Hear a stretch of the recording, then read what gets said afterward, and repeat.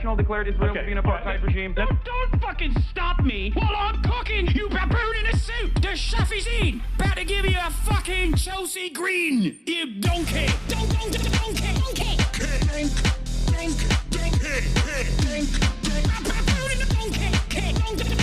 Listen to what I'm saying, and you will understand, perhaps, what I'm trying to imply. Patronizing.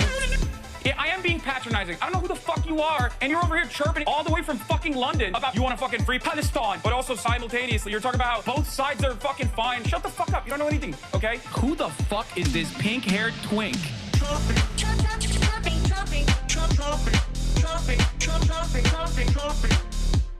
Dissolve the apartheid So what would you like to see happen, Hasan? Do you not understand the English language? What's going on, everybody? I hope everyone's having a fantastic evening, afternoon, pre-noon, no matter where you are in the world. I'm Hasan Piker, and this is HasanAbi broadcast coming to you live from gloomy, mostly cloudy California, Los Angeles. Folks, we're live and alive, and I hope all the boys, girls, and MBs are having a fantastic one because today's a beautiful day. Today's a wonderful day. Today is Wednesday. It's hump day. Ladies and gentlemen, it's Wednesday. It's hump day, and I am early. I'm early. Early bird catches the worm. And I hope you guys are going to catch the worm as well. I don't know what that means. Anyway, we have a lot going on in the world. Immediately, people are in the chat going, please cover Jonathan Joss's murder. No one else is covering it. I just started. It's 9 minutes in. We haven't even gotten through the introduction yet, and people are already like, you have to cover this, you have to cover that. Anyway, it's 10:58 a.m. Okay. There is a PlayStation event that's imminent, that's going to happen later today. I'm obviously going to watch that because otherwise people would lose their minds, even though half of the people don't want to watch it. So there is that as well. But don't worry, fear not. We'll have a little break from news coverage to do the PlayStation event. But as far as personal news goes, this is a part of the broadcast where I tell you about my personal news. That's right. It's in the title. Wednesday, June 4th, 2024. It's a debate that's taking place for the New York City mayoral race. So there's that. There's so much going on. But ended the broadcast last night after 7 hours. Okay, ended the broadcast after 7 hours, another half day. You already know. What is this? New Thirst Talks. Let's take a look.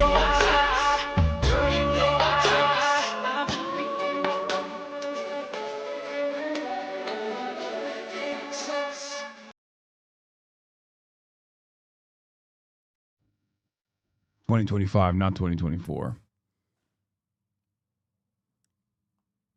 Bros living in 2024 is true. Bros out of control. Bros living in 2024. All right. Quick self glaze.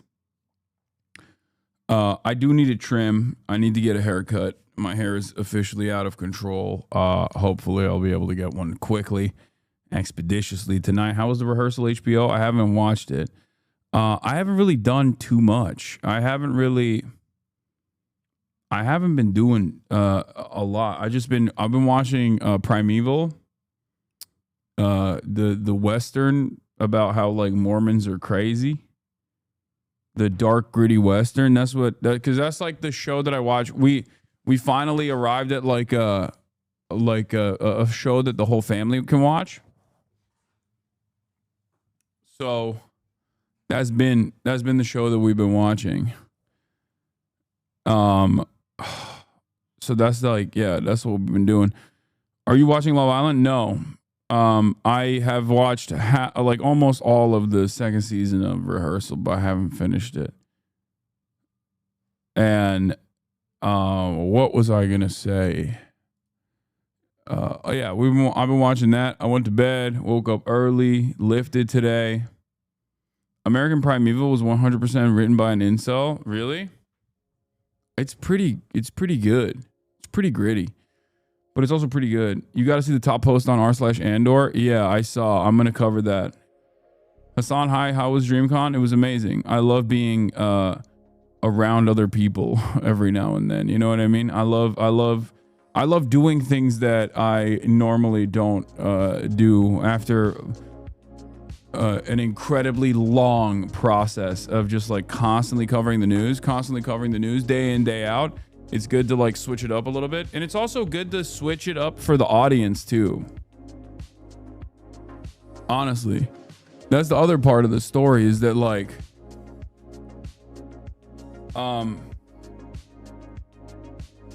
because the audience is entirely invested. The audience is entirely invested in doing news and commentary, and then they get like annoying. They don't have, there's no diversity to it. The Chris Hedges interview was fantastic. One of your best. Yeah, I've been getting a lot of good comments about that. My mom said she sat down and watched the whole interview, which is pretty crazy. She's like, normally she can't even figure out how to watch stuff that I do on YouTube, but she was able to watch that whole entire interview. She watched every moment of it and liked it. So that's cool. I'm happy. Are you gonna get a low taper fade? Yeah. Are you going to the Animate Expo this year? Maybe. Maybe.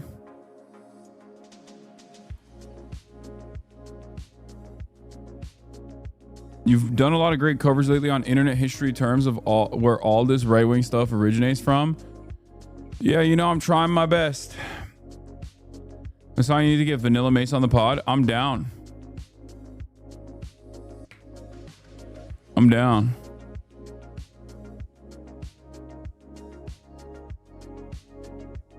Get that Andor villain on the show, Denise.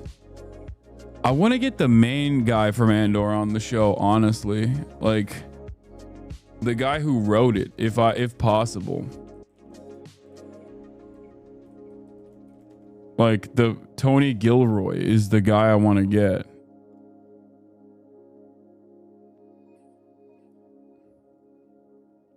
Anthony Joseph Gilroy. I feel like I need to see what my man is cooking, like what he wanted to say. Because it's very obvious what he wanted to say. I just want to know what, I don't know. Why is chat so empty? Where is everyone? I don't know. They're gone. They left you. He's been on a few pods. You can do it. Yeah, I would love to. Does he have a Twitter?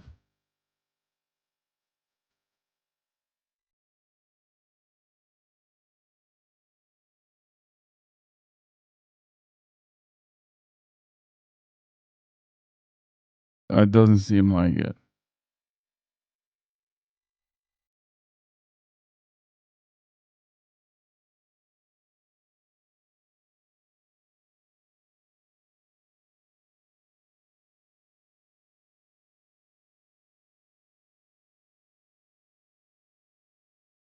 Have you seen Greta on?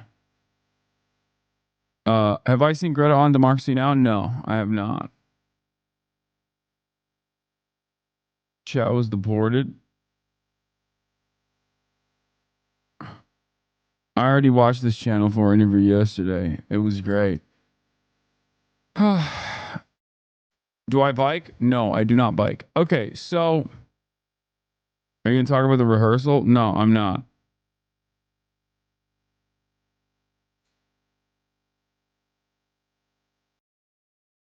Any chance of gaming later? Potentially, yes. How do you manage to not let the world's politics bring you down constantly? I've been struggling with this. Honestly, I just focus on my life and goals that I set out for myself and achieving said goals. And that gives me a lot of confidence and it gives me a lot of hope. It makes me happy. That's it. That's usually That's usually how I deal with it. All right, let's blast off and let's get started. All right, let's do it. Playlist. Thank you to Macias for the playlist. All right.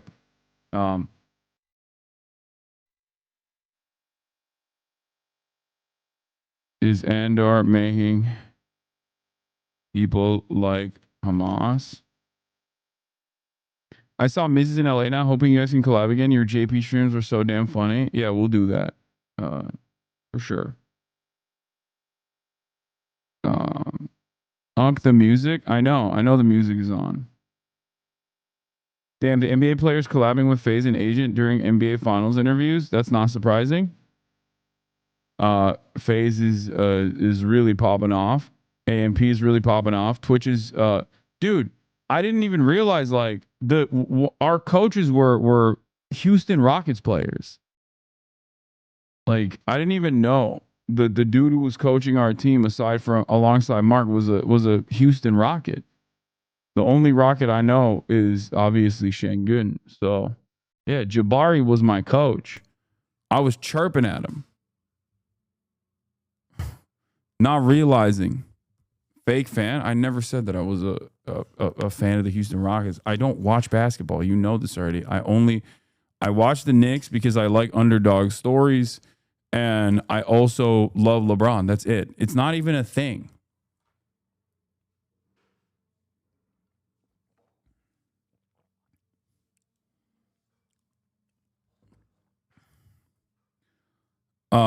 Only rocket I know is Dongfang missile that I'm getting tied to.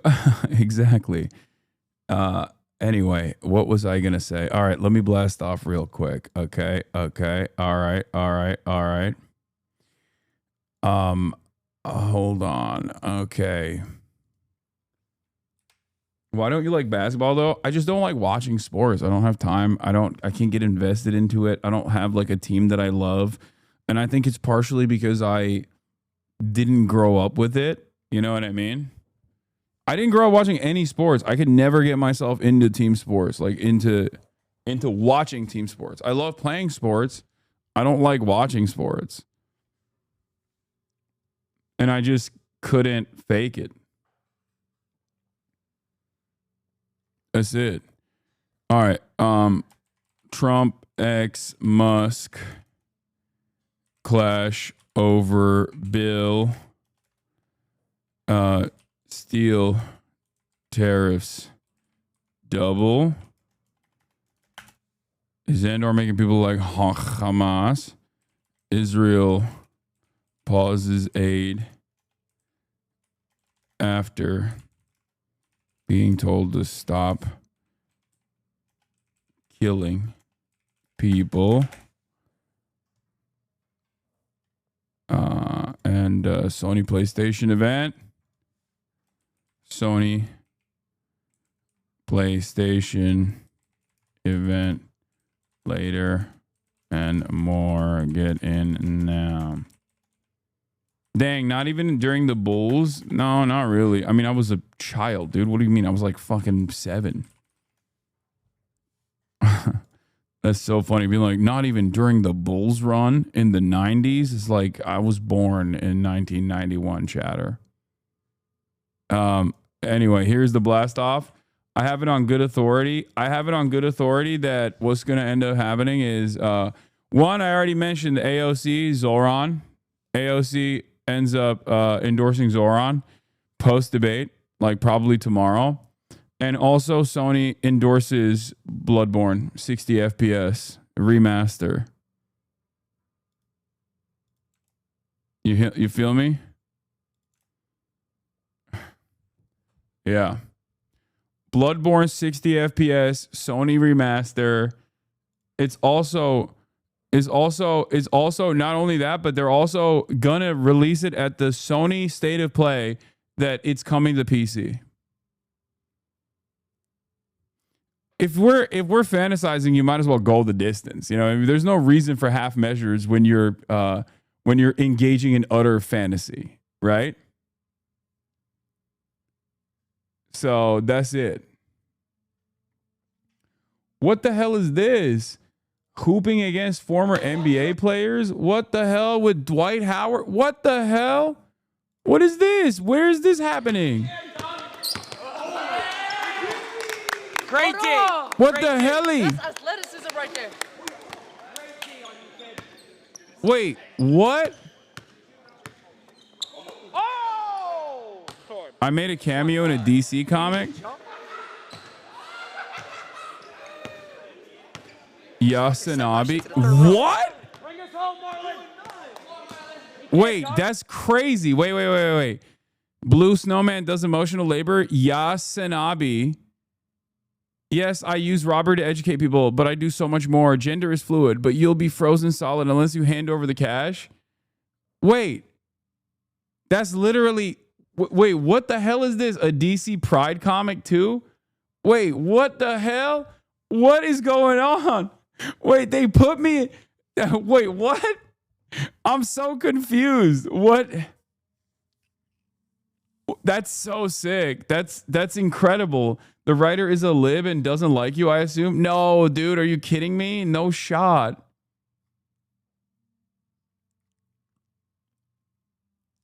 That's not... Wait, what?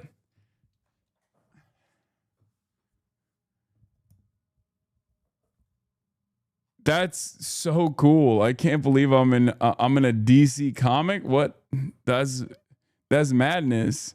That's madness. Amazing. Wait, so where are these boys? Do we know where these guys are at? They're playing basketball against former NBA players. Sports Illustrated predicts gamers versus greats event. God, he necked us. You necked us. Oh my God. I was invited to this. No. They actually let you play basketball against these people? Bro, okay, do you want to know why I said no to this? I have a really good reason. I have a really good fucking reason. I was invited to this. I said no to it. Do you want to know why? Let me explain why. I have a really good reason. Because the way that it was presented to me is that we were supposed to literally do like, not just like play basketball against these guys. They didn't tell me that at all. They told me that we were supposed to do like trivia, like sports trivia with like actual ballers. And then it would be gamers against like actual ballers doing sports trivia shit like that. And I was like, I'm not going to make a fool of myself. I don't know anything about sports. I don't know anything about sports trivia. I would get destroyed. So I said no. If I knew that they would let us play basketball with Dwight fucking Howard. What year were you born? 85. Damn. We're done with the 80s. Cutie was right. Cutie was right. Okay, everybody calm down. Everybody calm down. Everybody calm down. This is not... The reason why I said no to it is because I thought it would be ridiculous if they had me try to do trivia. That's what they told me. That's what my management told me. I didn't realize it was actually playing ball against the ballers. That's crazy. Oh my God, this is my fucking dream. Oh, I'm so stupid. Dwight Howard has been on every stream in LA but yours. Just DM him. Bro's too locked in on basketball. You're focused on the wrong gaming, brother. Yeah, you make a fool of yourself talking about things you don't know every day. Why would this be different? Oh, shut the fuck up. Take a week off, dumbass. Okay. Your management fuck you on that? No. It's not even their fault. Dwight is pro-Palestine. You could definitely have him on stream. Go drive over there right now. Yeah, that's not going to happen.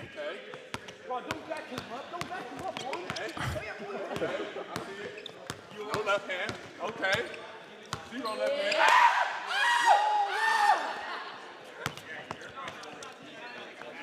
Huh? That's a change of possession. Oh, we're going to take him to the dungeon. We're going to take him to the dungeon. Oh my God. What is happening? Yeah, Ron! Good D. I like that D. That D, Ron. I want another one. Hold on. This is madness, bro. I swear to God, this is crazy. It's the only way. It's the only way. Oh, yeah. The NBA came after Dwight for being pro-Palestine. Damn, these guys are not dropping any buckets, dude. It's like Marlon's going to cook them. That's crazy. If you're wondering why your favorite athletes remain silent or worse, publish Israeli propaganda, listen to what happened to Dwight Howard tweeted Free Palestine. So I tweet Free Palestine. Less than 10 minutes after I tweet that, I get a call from the commissioner of the NBA. Stop it. Agents, people like working with my foundation at the time, Texas, you gotta erase this tweet. You gotta take this down. You're gonna get it. I'm like, what did I do that was so bad? Can somebody explain to me? Yeah, can somebody explain? You know, and it was just like because I went against the grain. I said something that people didn't like, and I, you know, now Not people didn't like, they didn't like. So now it's like I gotta stand on what I believe and how I feel, and not go back on it. Yeah. And when you're in the league, you be in that place where if I say too much, or if I say something, I may not get a job. When he says they, he doesn't mean Jews, okay? Stop fucking jumping over the gun. He means like the administration, like management, okay? Calm the fuck down. He's saying NBA, as in the people are obviously on board with the message of Free Palestine, but the management and the NBA is not on board with that message, okay? He doesn't fucking mean literally the Jews, okay? Not everything has to always mean the Jews. He's talking about like the commissioner and owners of the teams and people who want to continue making as much money as possible. Like the capital owning class. Bro, someone that's actually a funny meta. Like imagine you're like trying to be woke and trying to be as like polite as possible by using gender neutral pronouns, only to have someone go, wow, this guy's being anti-Semitic.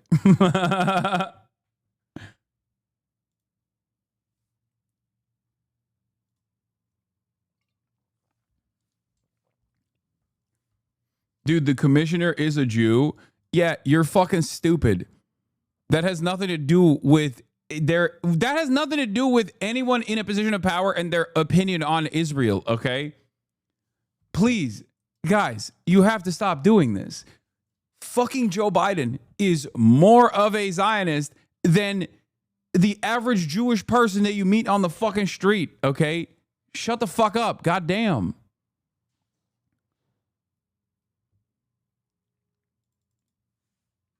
Y'all are so stupid.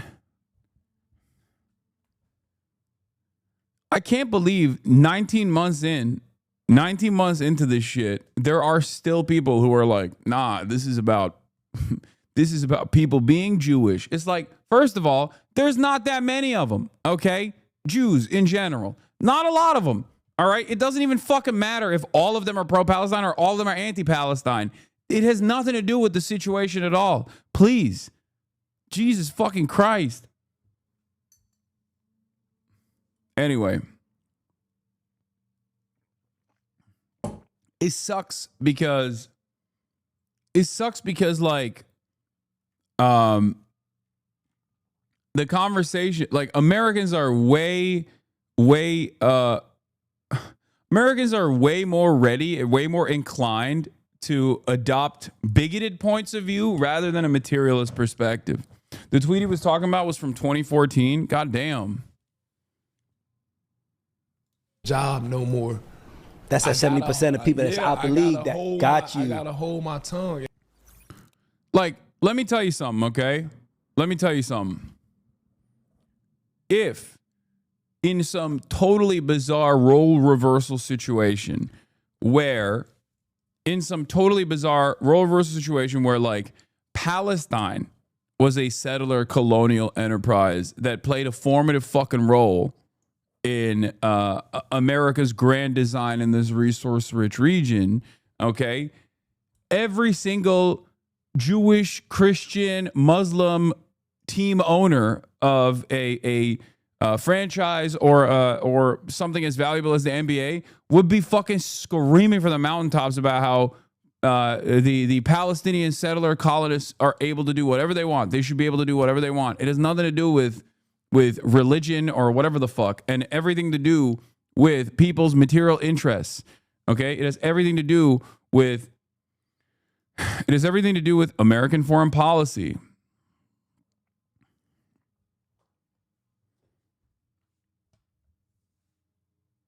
Here, also, Kyrie Irving was pressed about it. Obviously, he's always been on board.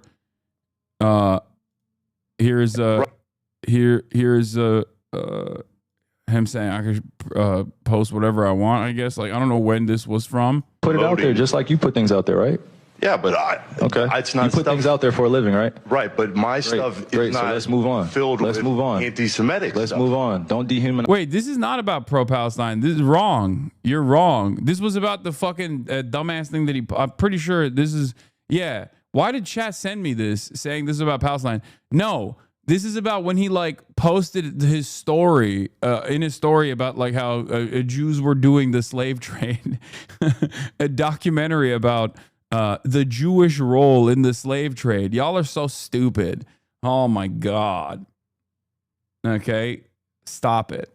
No, this was actually when he was like, I don't even think I've said this before. I said this when this stuff was coming out initially. Like, I don't think Kyrie Irving is like a anti-Semite more so than the kind of guy who wants to know like secret knowledge.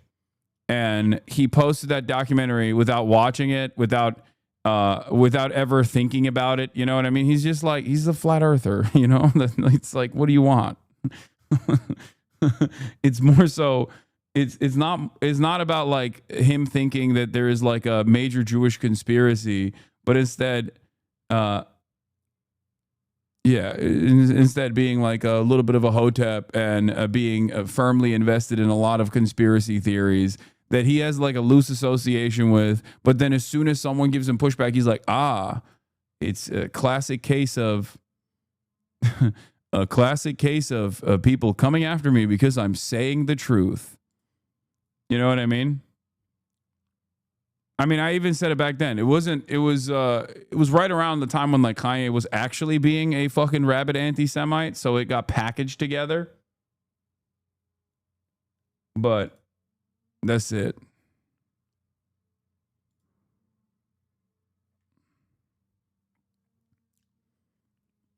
Jonathan Greenblatt, CEO of the Pro-Israel Lobby Anti-Defamation League, calls for strict censorship on social media platforms like X, Instagram, and TikTok. He says it's time for companies to knock the anti-Zionists off the platforms once and for all. Again, he fucking name dropped me again. This dude is going on every broadcast, brother. Holy moly. And I know there's you bought his shoes after that? Yeah, his shoes are bomb. Okay. Yes, I did. He got canceled, and then his shoes were obviously about to be discontinued. So I bought as many of his shoes as I possibly could, because once I find good shoes, once I find good basketball shoes, I realize that they're never going to make them again, I have to buy as many as possible. You don't understand how that works, do you? Kyrie Irving. Yeah, I got hella Kyries for cheap. It was like $30 a pop. Are you kidding me?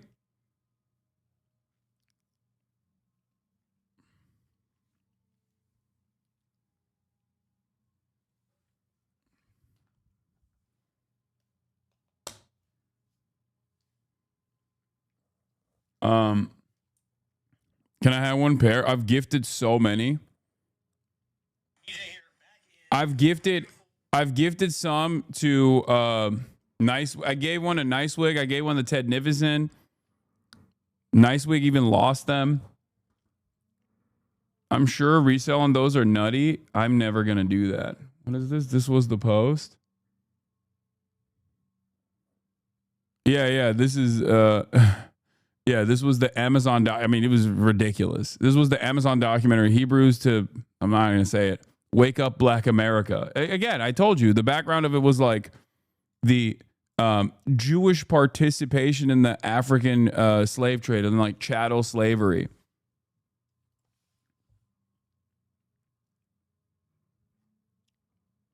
Was this before or after Ted tried to poke your eye out? This was before. But I've balled with him since he tried to poke my eye out.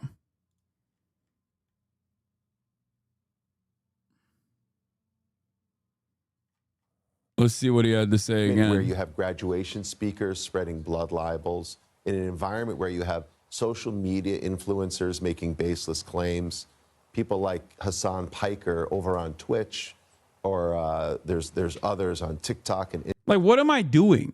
Can you just say what I'm doing, other than just lying and being like he is saying exterminationist rhetoric about Jews? Like, just fucking, because the reality is, if you were to turn around and be like, people like Hasan Piker on Twitch.tv are saying Israel is doing a genocide and it must be stopped.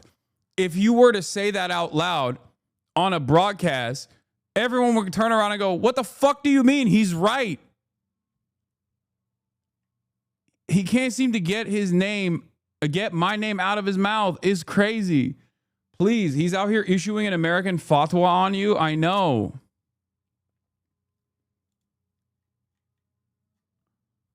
It's crazy. I'm sorry for making fun of him for being bald, okay? I apologize. Jonathan, get my name out of your mouth. Oh my God. I don't have an issue with you being bald, bro. Go to Turkey. Go to Turkey.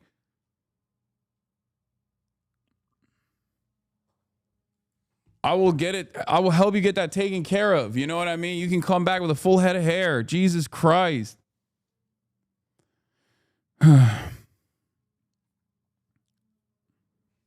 Instagram saying wild, baseless things about Jews, about Zionists, about Israelis. Vlad, I worry that this... About Jews, about what? About Zionists, about Israelis? I think it's wild because when he says, like, I say wild shit about Jews and about Israelis, like, and then people encounter what I'm saying about Jews and about Israelis and they go, wait, he says that Judaism has nothing to do with Israel. Israel is a state, okay, in and of itself, and is totally separate from Jews who are not a monolithic force. How are you going to be at odds with what I'm saying? One, you're Jewish. Two, you're American. Nothing I've said is things that you would disagree with. Why the fuck are you constantly saying? Why are you constantly saying I'm saying anti-Semitic shit? I mean, I know why. It's because, again, I am anti-Zionist unconditionally and uncompromisingly, but also simultaneously am not an anti-Semite. That's what it is. It's so funny because you literally cannot sue them for defamation because, if anything, you're getting more popular because they're making you sound base by saying you're anti-Israel, not by saying you're doing blood libel, of course. I mean, it's getting to a fucking point where it unironically is like anti-Semitism is on the rise, okay? It is becoming fashionable. So being branded as a fucking anti-Semite is unironically becoming a fashionable thing. But of course it doesn't matter because most people know. Most people know that, like, the actual anti-Semites know I'm not anti-Semitic. That's why they fucking hate me. It's like whenever annoying shitters, right-wingers will, like, concern troll or virtue signal like they care about trans people, to turn around and say I'm transphobic. And it's like, yeah, if I was actually transphobic, you would be a fan of mine. You wouldn't be fucking complaining constantly. You know what I mean? And it's the same as like anti-Semitism. If I was actually anti-Semitic, half these people that are chirping would actually love what I have to say. It's so goddamn annoying.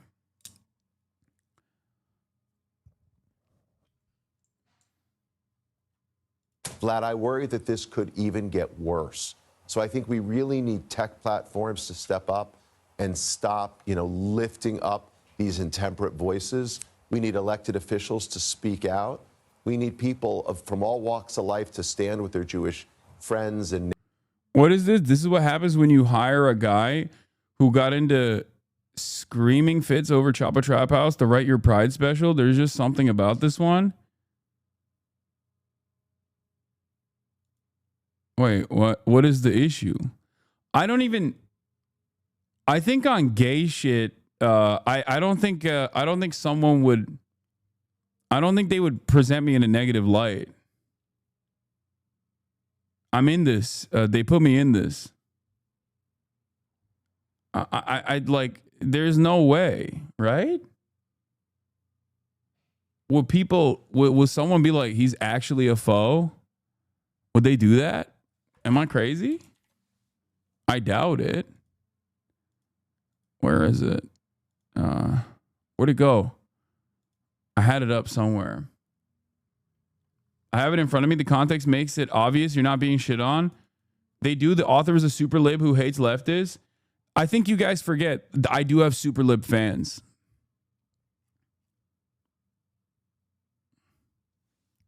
Like,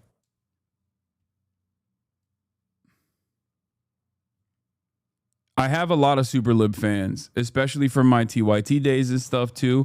So, there are, especially when it comes to like defending queer rights and stuff like that, I have a lot of super lib fans. People that might not like Chapo, will still like me a lot. They might think that like Chapo Trap House is like too anti-woke or something, but then they'll say like HasanAbi Piker is woke.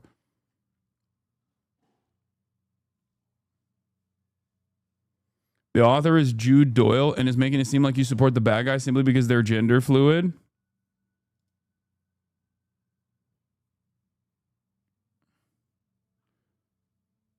They really hate Bernie Sanders? Wait, what? Once my dad spent a few hours making a pot roast, and when he thought it was slightly overdone, he picked up each plate on the table and flung it at the wall. We didn't get to eat that night. Yeah, I guess you were lucky that your associations with men yelling were positive. Wait, what? What the fuck? I don't know. I don't care. I'm happy about this, okay? There is no need to investigate further. There's no need to fucking find out what the actual political perspective of the comic book author is. I'm happy to have been referenced, even if it's a negative or even if it's a positive. I'm literally barely in the fucking frame here as HasanAbi, I don't give a shit. I don't care. I'm in the DC universe now, officially, okay? Shut the fuck up. Yeah, SpongeBob pointing at TV meme. Look at me. I'm in the DC universe. I don't care.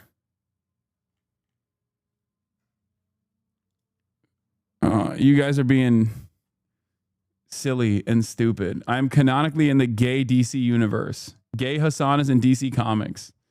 Exactly.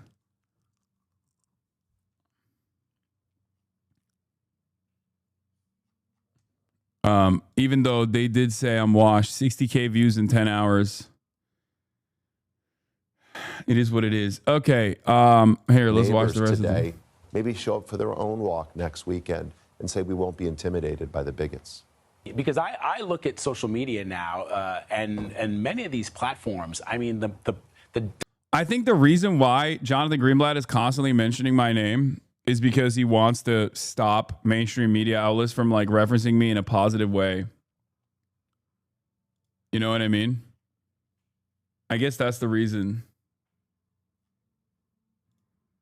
That's probably what's going on. A characteristic that I see is what you're describing: anti-Semitism, racism, misogyny, and the spread of misinformation. So how to combat that? What is the ADL doing? I mean, are you having conversations with the leaders of these companies to at least try to remove that nefarious content from their platforms? Yeah. Like, this guy has no fucking clue who I am. You know what I mean? I am just a name that he just dropped. He will forget about that in the immediate aftermath of this conversation. He will forget. He does not give a shit. He's like, well, you are the guy. You're the guy who takes out vicious anti-Semites. So are you doing anything to deal with the vicious anti-Semites? Yeah, Vlad, we've talked about this before over the years. And it's kind of weird because, like, on the one hand, regular media outlets, like mainstream media outlets, are now also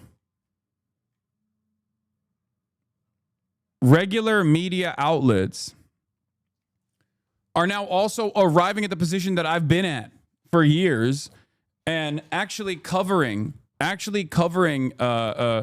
Israel appropriately.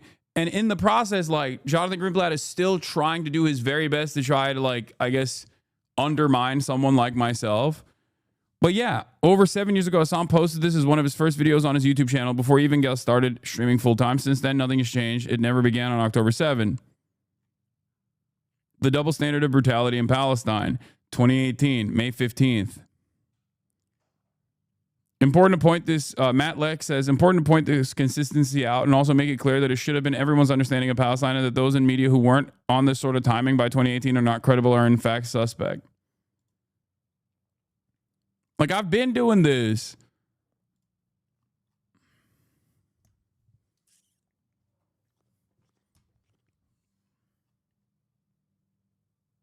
Do these networks not invite you on for like table discussions? They would.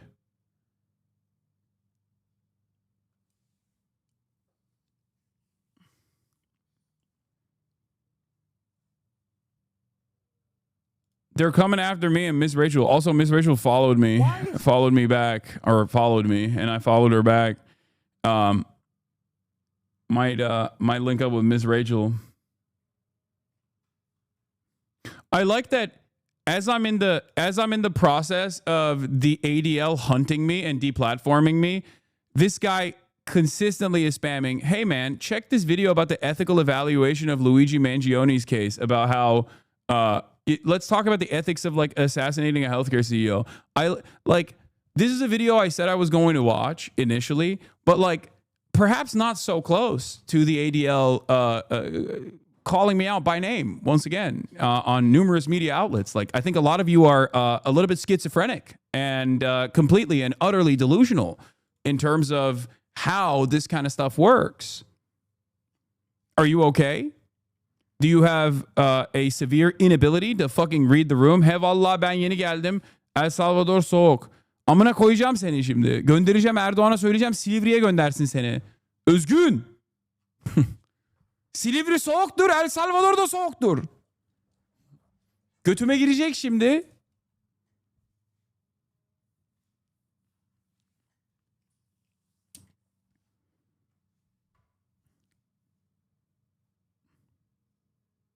Anyway. Pardon, babush. Bro, you got 5 stars on you, GTA style right now. It's fine. It's not that. It's not that bad. It's not that significant. It's all good. We're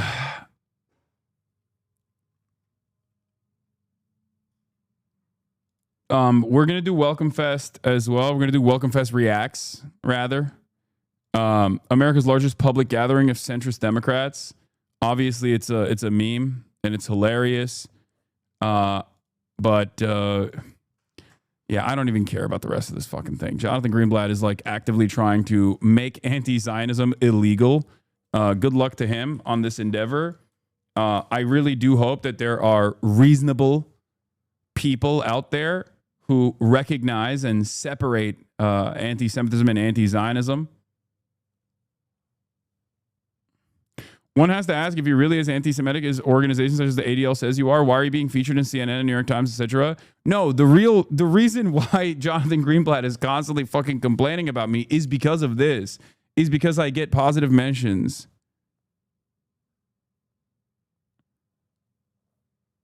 Is because I get positive mentions in a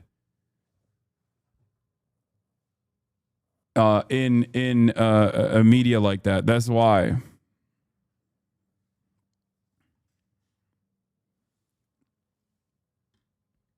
Hasan, have you already covered the One Piece Season 2 event casted for Netflix Tudum with Chopper reveal? No. Hey, yo, Thomas Foolery. Thank you for the 20 gifted subs.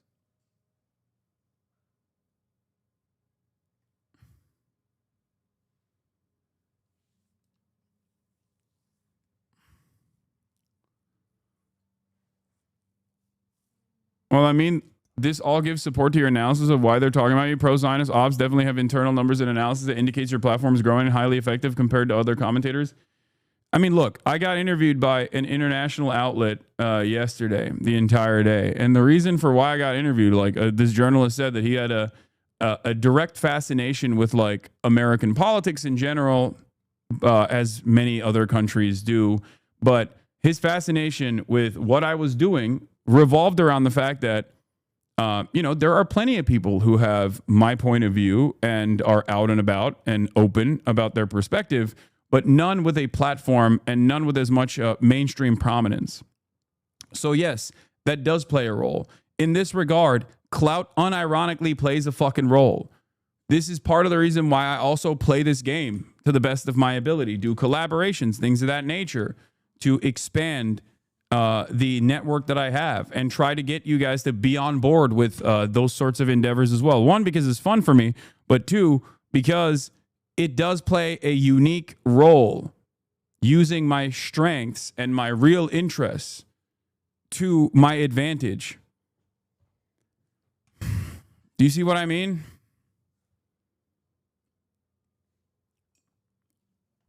Because in the aftermath of that, in the aftermath of things like that, the mainstreamification of things that I do, you get newcomers who come in with charitability.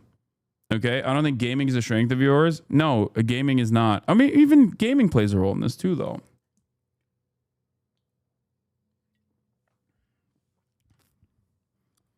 It's not artificially crafted.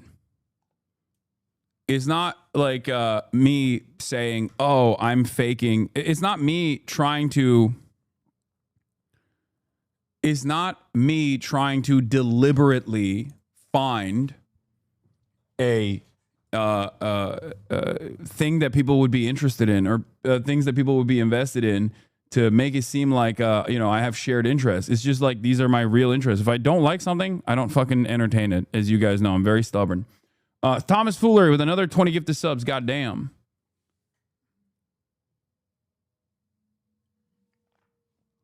For me, my worldview and spreading this message comes first. Everything else I'm doing is in service of that. Everything else I'm doing is completely in service of that. All right. Arroyo, who is the entertainment reporter for Fox News, goes on Laura Ingraham to talk about Miss Rachel. Miss Rachel is once again under fire.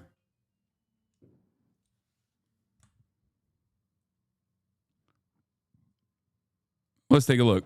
Laura, why is everybody suddenly an activist? Now she's kitty care at the Foreign Relations Committee. No one wants to hear that from Miss Rachel. Mr. Rogers in our day, he didn't start lecturing kids about Russia or Iran or the nuclear threat. Mr. Rogers absolutely did political messaging. Okay? That's also not true. He did. But even if he didn't, even if Mr. Rogers never did, why is it bad that Miss Rachel is doing it right now?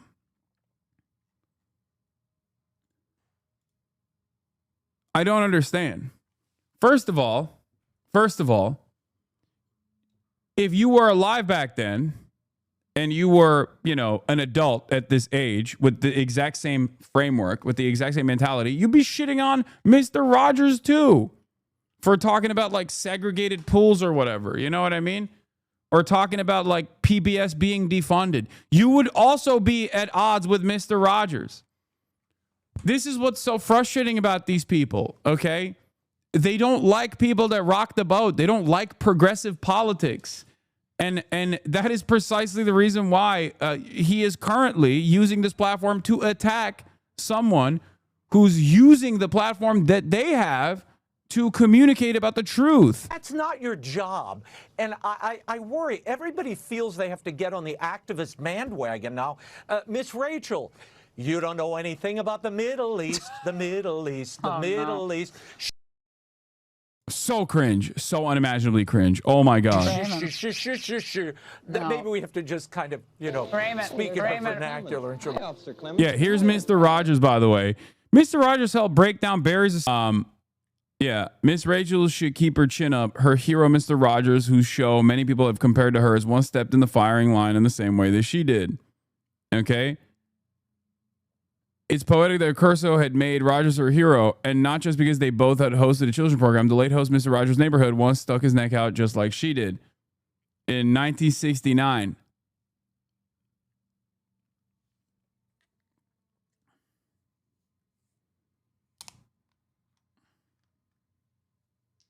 So the idea that like these other people were not on the right side of history in the past is also incorrect.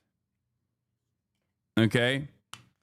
Mr. Rogers also defended funding PBS in front of Congress. There have always been people who have unconditionally and uncompromisingly stood on the right side of history, no matter what the odds are. You all play a different role here. We all do. Progress is sometimes not inevitable, okay? People need to be pushed in that direction. And it's good that a lot of you are keeping up the pressure in a similar way. And that is part of the reason why I will not stop no matter how much they fucking attack me. It's that simple.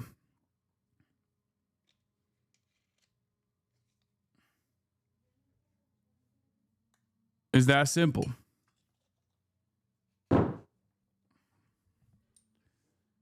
Sometimes society regresses when people get too comfortable. There's also that as well, for sure. Yeah.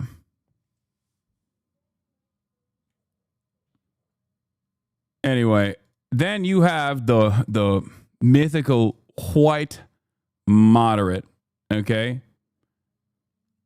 The white moderate running an incredible show here, okay? Michael from Pennsylvania calls it out. Welcome Fest is happening in D.C. right now.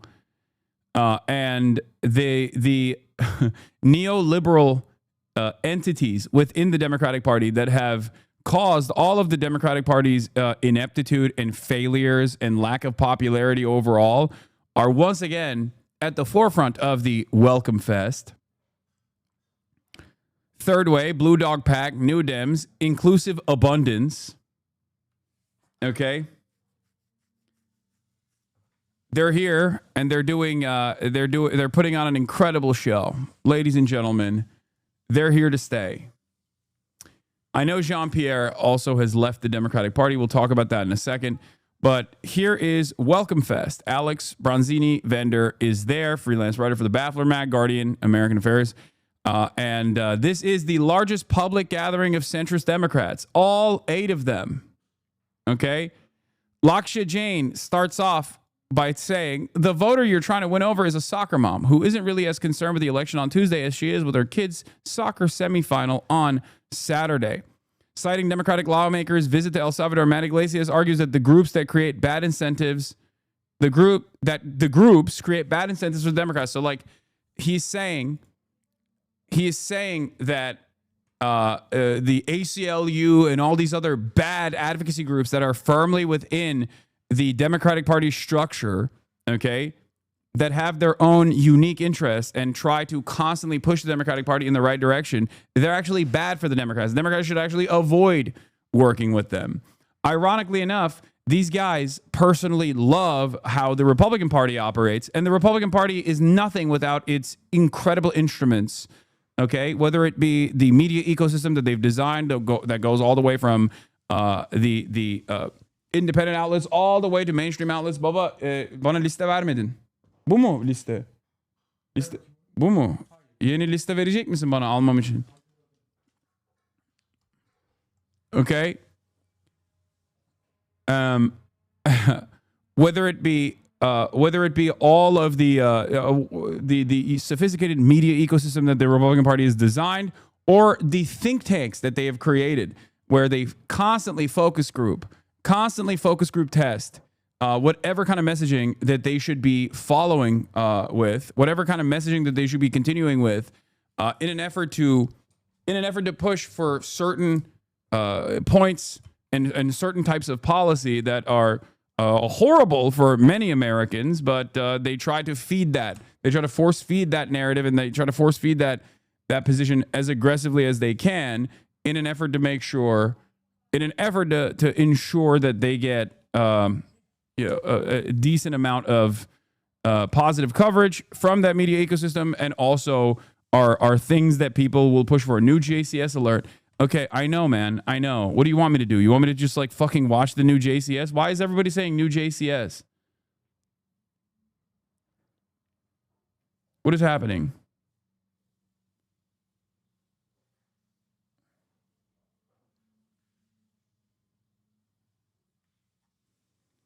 Huge news. Did you hear Trinity College in Dublin was the first university in the West to fully divest from Israel? I will be visiting Trinity College in the fall. It's unsurprising. Oh my God. Can you try to interview Rima Hasan? I'm going to shoot myself. I'm going to strap myself on a fucking rocket and shoot myself into the sun to never have to deal with my own community ever again. You guys love repeating the same shit over and over again that I address a million times over. I have already tried to establish communication with Rima Hasan. She's currently on a ship that might get fucking blasted by the Israeli Air Force. She is a little bit busy right now, okay? She's busy.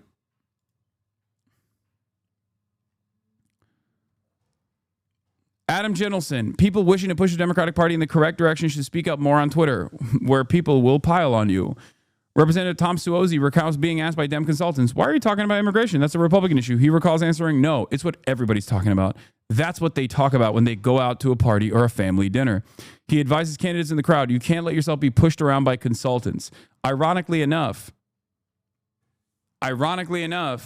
these guys refuse to abide by any sort of popularism standards that they have created, that they've cultivated, okay, when it comes to the issue of Israel. Because there is overwhelming support for a ceasefire, and yet they never listen to those calls, surprisingly enough. So there's overwhelming support for Medicare for all, and yet they don't listen to those calls. So maybe they have nothing. They have no interest, no investment whatsoever in actually dealing with popularism, okay? And I will tell you exactly why. I'll tell you what they are right about. The Democrats on culture war issues that don't actually touch the pre-existing hierarchies of capitalism are losing, okay? Republicans are destroying the Democratic Party on the culture war stuff. They are guiding the conversation. They are killing it. And because the Democrats themselves don't want to do anything that genuinely changes the pre-established hierarchies, genuinely don't want to do anything that genuinely harms capital owners and their profit margins, because they are they refuse to do anything about that. They want to hyper focus on culture war shit, but Republicans are dominating in the culture war sphere because that's the whole purpose of culture war shit to begin with. It's a distraction away from genuinely improving the material realities of the American working class. That's why culture war exists. It's purely and utterly reactionary. And if the Democrats don't do anything, if the Democrats don't try to change the trajectory, don't try to actively become a party that is identifiable by certain policies that are incredibly popular, they are never going to be able to win. They're always going to lose. Because at the end of the day, with culture war narratives dominating discourse, Democrats are ultimately not going to be able to present a strong showing on the culture war front and inevitably yield to the Republicans on specific culture war issues like fuck trans people, fuck immigrants, all this stuff. And then they will give even more leeway to the Republicans on these issues by conceding to their framing. It's that simple. Yeah. And I talked about this extensively, so it's fucking insane that Matt Iglesias is using this as a negative thing. Insane point to make, given that this work, Trump's approval on immigration, went into the negatives for the first time while this case was being highlighted. It bounced back since Democrats gave up on it. I have been saying this non-stop, okay? I use Chris Van Hollen and the 1 week media cycle that Chris Van Hollen was able to fucking create around the issue of immigration by hyper-focusing on Kilmar Abrego Garcia and how successful that was in terms of undermining Trump's most popular policy position, which was immigration enforcement.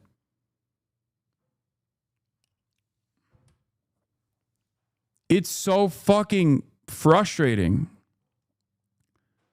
Democrats are such gross losers, man. It is.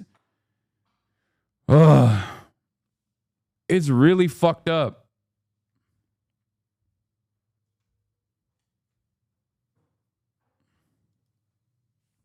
Sağ ol. Bu mu bütün liste? Bu mu bütün liste? Okay, peki. Here it is. By a 22-point margin, Americans say they want Abrego Garcia return home. Even bigger margins among moderates and independents. It was one of Trump's worst testing immigration policies, perhaps the worst. I wonder why. Because it was identified. It was hyper-focused on. I don't know how many times I have to repeat myself over and over again. And at the end of the day, I'm only repeating myself to an audience of like-minded individuals. I cannot breach the public consciousness with this stuff, even when it's literally happening in real time.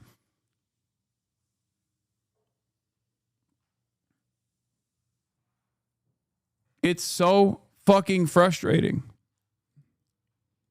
It's so frustrating to constantly have to repeat this to an increasingly shrinking audience that is bored of fucking hearing this shit and is completely and utterly checked out of politics once again until the next insane thing happens, and then they have to tune back in. This is my life. This is my fucking hurdle. Every single day, I have to fucking put that boulder up on the goddamn hill, only for it to fall back again, okay?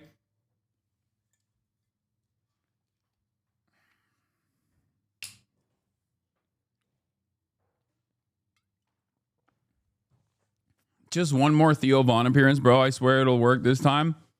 I mean, I'm not. What do you want me to do? Stop?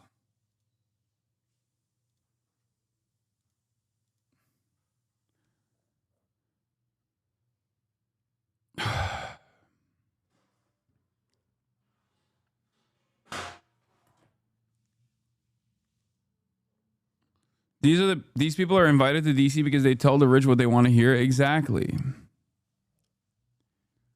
Exactly. We all do what we must. We all do whatever we can in the little but albeit meaningful ways.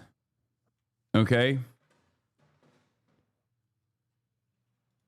But it's so frustrating to see the consulting class of the Democrats that are firmly committed to the Democrats being a controlled opposition party, consistently denying reality, okay? Consistently denying reality. Education Secretary says Holocaust denialism counts as viewpoint diversity. Linda McMahon is going to great lengths to defend Trump's war on Harvard University. Yeah, I oh my Lord. On the one hand, Holocaust denialism is educational diversity, but if you fucking, God forbid, say anything about Palestinians or Palestine as though they're human, then that is the maximalist anti-Semitism that you can do. There's also this, an outright denial of the abundance explanation in and of itself. In this viral clip, Ezra argued to Jon Stewart that the Democrats deliberately stuffed their rural broadband legislation with process obstacles in order to give local and other organized interest groups like environmentalists a chance to weigh in, and it backfired. Later, the Biden official in charge of the program, Bharat Ramamurthy, said that no, Republicans in Manchin Cinema had insisted on those obstacles at the behest of monopoly internet providers. So the poll asked a simple question: which explanation sounds more plausible? Ezra's story about the groups, or was it the monopolists protecting their own power? It was the monopolies 64 to 19%. It was the groups 36 to 19%. Here's the exact wording. The main reason internet service is too expensive is because the internet service companies have a lot of power, which they use to make sure they can keep prices high and block or slow down government action to expand internet access and provide more options. Strongly agree, 29.5%. Some would agree, 34.5%. Some would disagree, 14.3%. Strongly disagree, 5.1%. Unsure, 16.7%. As opposed to, the main reason internet service is too expensive is because organized interest groups and community groups work to block or slow down efforts by government to expand internet access to provide more options. Hyper-focusing on these other interest groups as though they are the major pathways, the major hurdles against development is so fucking weird to me. You're missing the forest for the trees almost deliberately.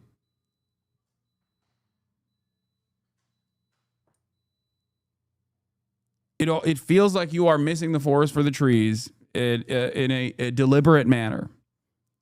Okay?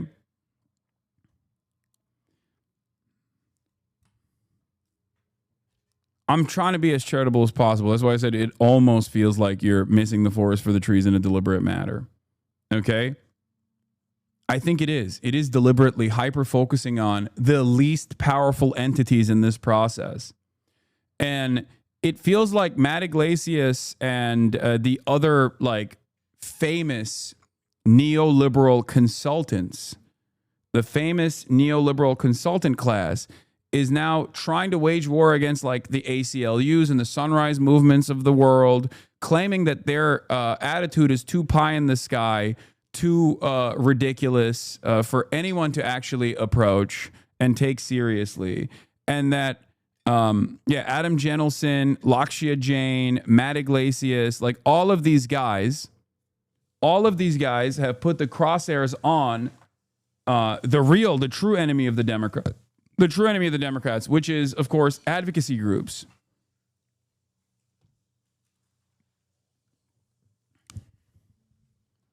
That is what the real problem is here. It's not necessarily the lack of progress by design on a lot of these issues that end up harming the interests of capital.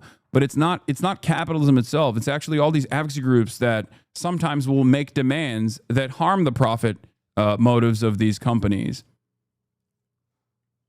The name of the conference is going on, I think, is like Welcome Fest. That's what it is. Yeah, sometimes I get 1 million to 2 million on videos. Tom Swazi at Welcome Fest. Truanon is there.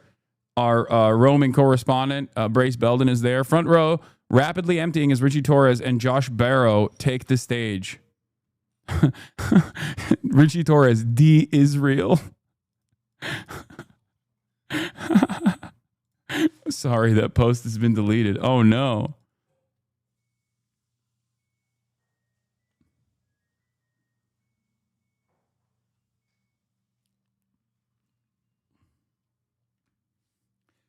Could you imagine if May Musk makes an appearance? What do you think Brace would do? He would... Am I being obtuse? I don't get why both answers are not correct. We know for a fact corporations are slowing down and blocking expansion, but the regulation bloat and minor groups also slow down progress a lot. The reality is both. These morons are ignoring corporations for capitalism. It's kind of like this.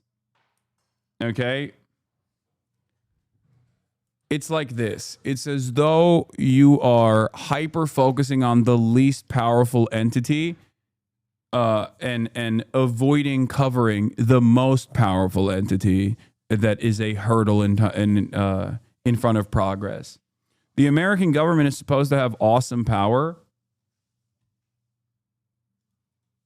and therefore, the American government is supposed to have awesome power, and therefore, local government, state government is supposed to be able to do certain things, but there is one more powerful entity, and that is capital.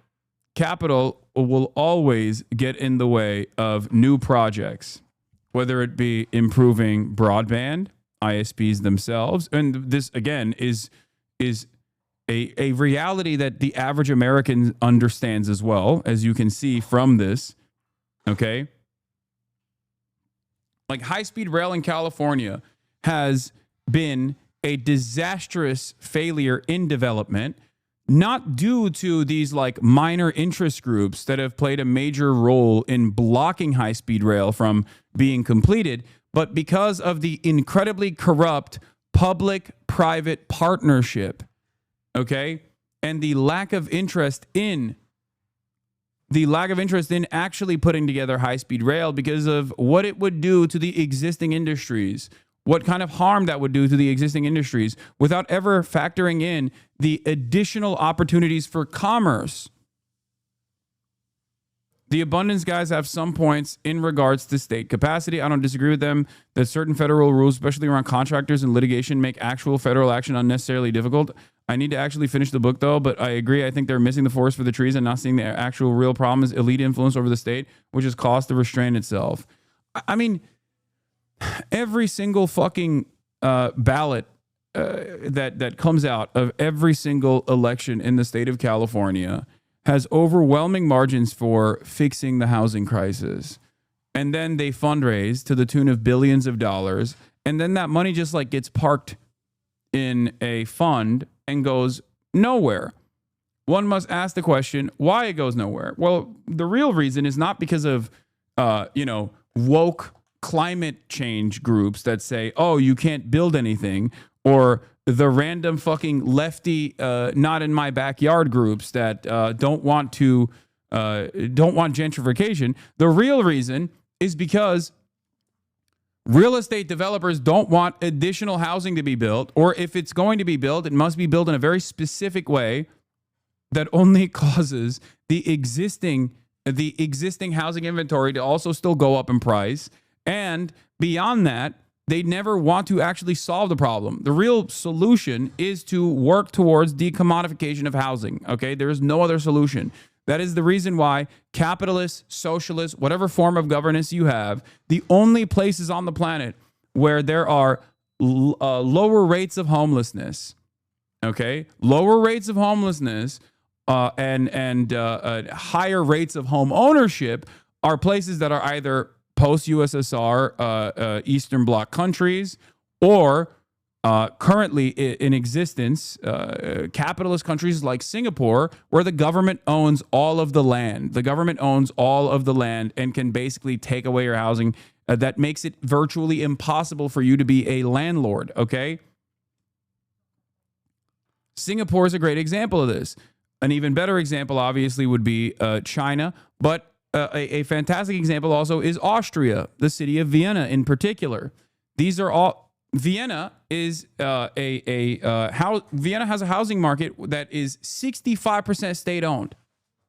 65% of housing in Vienna is owned by the fucking state. It's public housing. There are many different ways to solve this problem, but every single one of them revolves around the state basically making it as unprofitable as possible for you to own multiple units and to make money, to generate revenue off of the capital that you own. Private capital, okay? Private ownership of housing that you safeguard. That is what the current government has done. That's what the government has always done. Housing was an incredibly important part of the American dream, and therefore there were a lot of protections for homeowners. There was a lot of there were a lot of initiatives to help people purchase their first homes. And over the course of the past couple of decades, obviously, people have taken advantage of those existing protections to make housing one of the most valuable, one of the most reliable forms of investment. Because housing, on the one hand, is shelter. It's a necessity for survival. But on the other hand, if you both treat it as a shelter and a necessity for survival and offer it additional protections, it becomes the most valuable. It becomes the most valuable, the most significant way of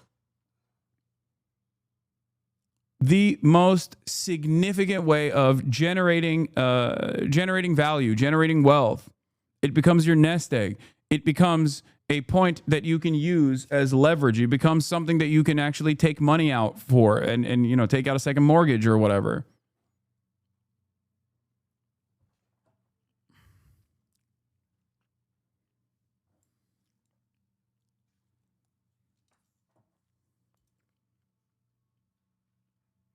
You understand?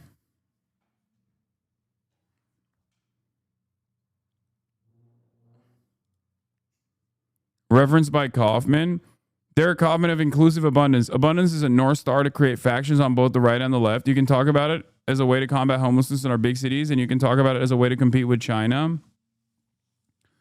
Kaufman, a former hedge funder, says abundance supporters should find like-minded candidates and give them resources to be competitive. Imagine a world where young people aren't thrilled by college Dems or college Republicans and join college abundists. What?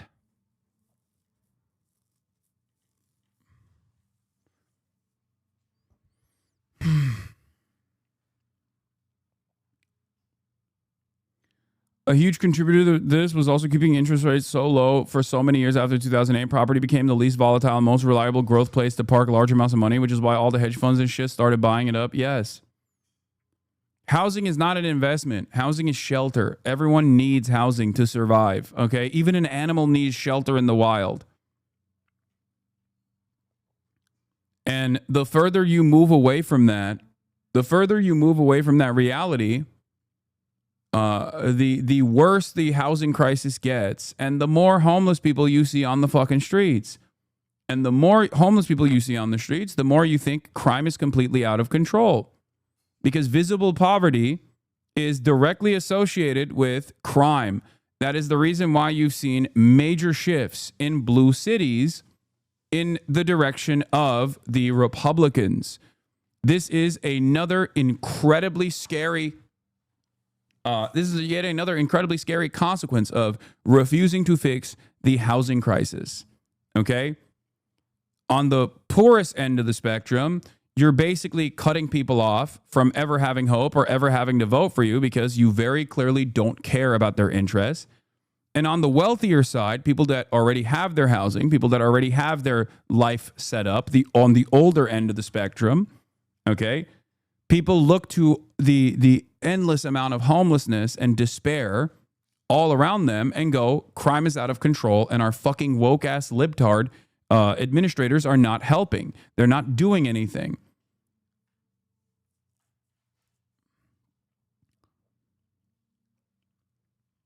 That's it.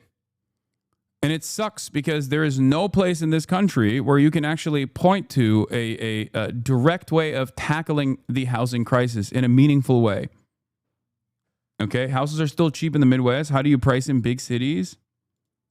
What? Yeah, okay, little bro. Houses are still cheap in the Midwest. How do you price in big cities? First of all, houses are not cheap in the Midwest as in comparison to how cheap they were fucking 20 years ago. Okay, 30 years ago. So you're wrong about that as well. They're just cheap in comparison to how expensive housing is in places like Los Angeles. Okay, what?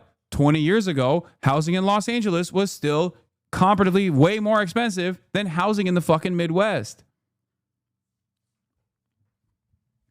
I understand that people's conceptualization of wealth and affordability is a relative phenomena. So you actually are constantly matching it up against like whatever you can see. But you are delusional if you think that housing is still cheap in the Midwest. Yeah, cheap as opposed to fucking Los Angeles, but it's always been cheaper in the Midwest as opposed to Los Angeles until climate change makes it uninhabitable. And then people have to rush to move into the Midwest. Okay?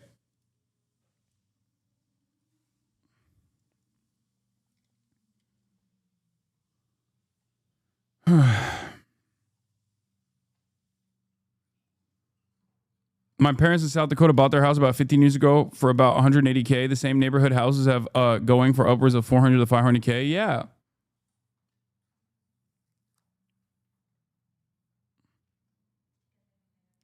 This, for the record, is untenable, okay?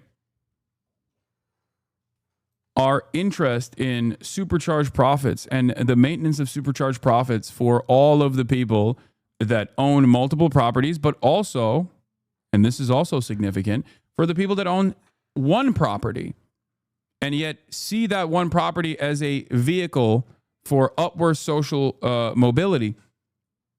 This is unfortunately something that they will never come to terms with.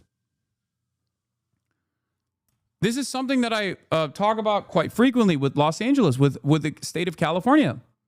Okay? What's the single home ownership rates in home ownership rates in home ownership rates in California? Home ownership rate California. What is it, like 44%, I think? It's the second lowest in the country. Okay. Not surprising. God damn. 55% in the state of California. 55% of families own their own home. Okay. 55%.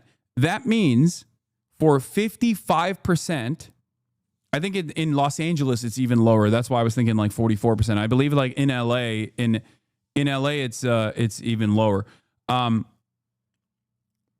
So one thing you have to consider here, okay, is that means 55% of people that own their homes, one, are constantly giving money to the bank because they didn't just like purchase it outright. Okay. They did not purchase it outright. Yeah, it's 47.94 in LA County. Thank you. That's what I was thinking of. So that means that 55% of Californians are, one, paying money to a bank to continue owning their home, right?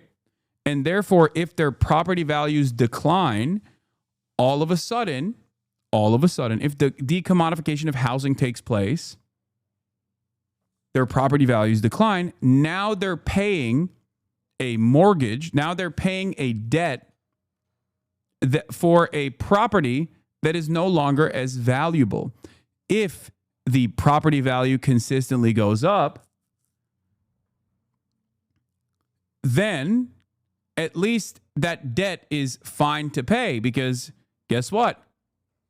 I'm generating value around this thing that I own. It's more valuable this year as opposed to last year, and the value will continuously go up. And by the time that like I retire, I can maybe even sell this house and have some money so that I can go and live somewhere cheaper and even leave a little nest egg for my children, right? There's that side of it. The other side of it is that when the value is consistently going up, like I said, it's your retirement fund. For people who own, for 55% of Californians, this is their retirement fund. Yes, I said children. I said children, dumbasses, because who the fuck do you think owns homes? It's not you. It's your parents. It's your grandparents. Those are the people who fucking own homes, okay? People with children that come from the previous generation when you could do such a thing. Unless you literally lucked out and became a fucking Twitch streamer and were immensely fucking fortunate to be able to be like a one in a multiple million shot lucky and were able to fucking purchase a home for yourself and your family before the age of 30.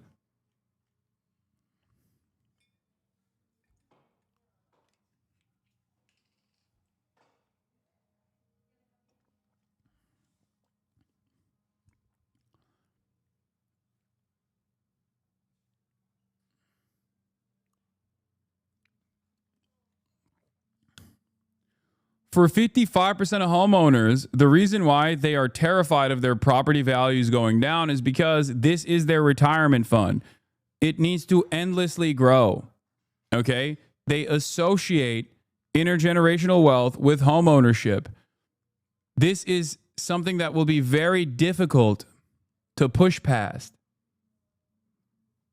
Do you understand? California's YIMBY Abundance faction is advancing a bill, AB 698, that would create a new bottleneck for affordable housing funding measures. This bill would require a legislative body of a city, as specified before it adopts any transfer tax of the sale of real property, to develop and post it on its internet website analysis that examines at a minimum the effect of that proposed transfer on tax, among other things, the production of affordable housing, including affordable housing produced by market rate housing projects. The bill would include findings that changes proposed by this bill address a matter of statewide concern rather than a municipal affair and therefore apply to all cities, including charter cities. Apparently, this bill is a response to LA's ULA, a 2023 voter-approved tax increase on property transfers over $5 million. Notably, the LA City Council retains authority to reduce or eliminate the tax without further voter approval, including to increase affordable housing production.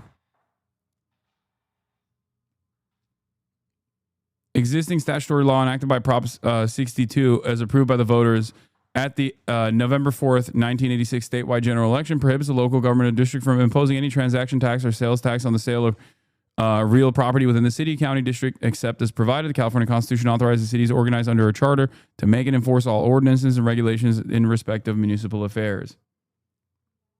How do we ensure affordable public housing is quality housing? By making the state build it and not using a private-public partnership, but just having a federal guaranteed jobs program or a state guaranteed jobs program with state resources.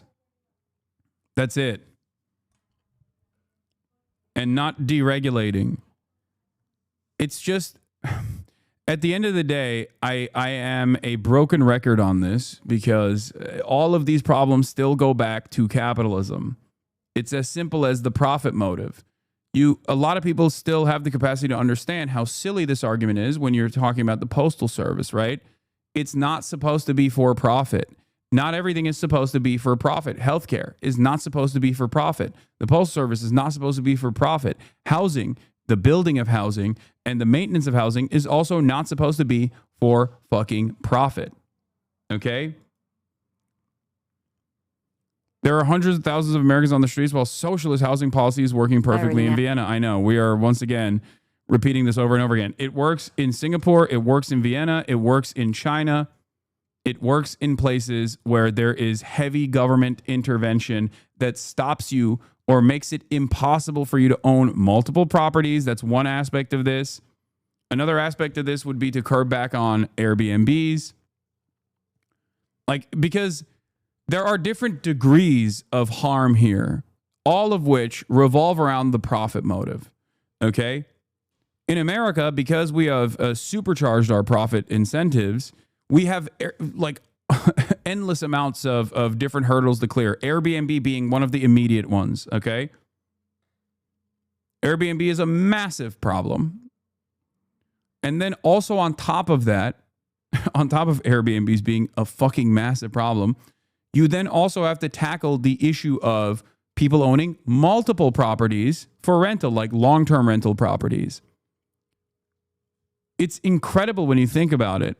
Like in Singapore, it is not illegal to own multiple properties, but it's virtually impossible to make that a profitable endeavor because of the heavy taxation that comes along with owning multiple properties.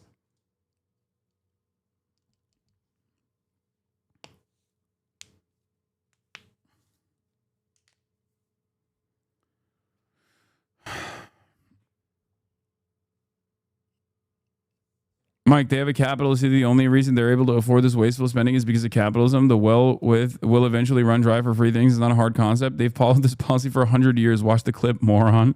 Recent years have seen land and real estate prices in many European cities spiraling out.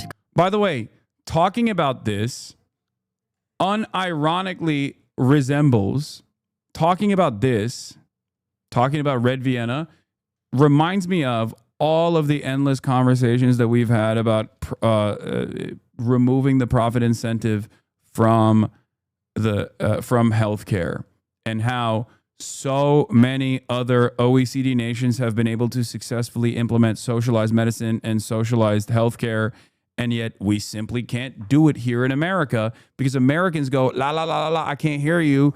That's not real. That's not a real country. France is not a real country. No way do they have socialized medicine. What the fuck are you talking about? It's actually so much worse. So much worse. Infinitely poorer nations are able to solve this problem when it comes to healthcare. But Americans do not want to fucking hear that at all. They just don't even want to. They just have deluded themselves into thinking, because intelligent people have told them, by associating it with like whatever the fuck they care about. Okay?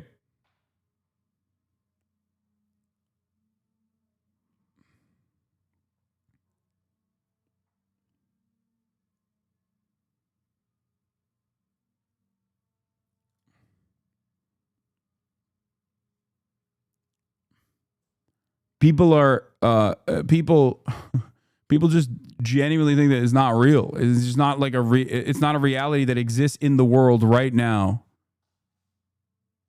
Control to To counteract this development, the city of Vienna amended its building code in November 2018 by introducing the subsidized housing zoning category. It's not really the Americans in general, though, is it? It's the donor and political classes? No, it's Americans as well, because of what I just explained. It's not... The donors are able to break the minds of the American working class as well. Like, it's kind of like how 401ks have basically made it so that the average American worker thinks that they have a investment in the stock market constantly going up, okay, in finance capital. Why do they have this? Why do they have this attitude towards the stock market? Because it's been basically universalized for every single American. Because the reality is, when the stock market is doing well, they are seeing meager gains in their 401ks. When it's doing poorly, they're seeing incredible losses in their 401ks. And therefore, they have associated themselves with the health of the stock market as well. The same thing goes for 55% of Californians that own their own homes. Kyoto recently made a 150% increase on the land value tax for empty homes. As a resident of Japan, housing is very affordable, not only because of a lack of zoning, but also because of public housing for middle class, banning gated neighborhoods, making housing not much of an investment because the property goes down in price instead of going up, strong tenant laws, etc. You need to have both upzoning and regulations. Exactly. But also the other part of it is, from what I understand at least, it's like the weird aspect of Japanese culture that is that dictates that like housing is supposed to be stop colonizing Japan. What? That housing is not like there's this weird attitude towards like not wanting to own someone else's home, right? Like there's not like houses are not built to last.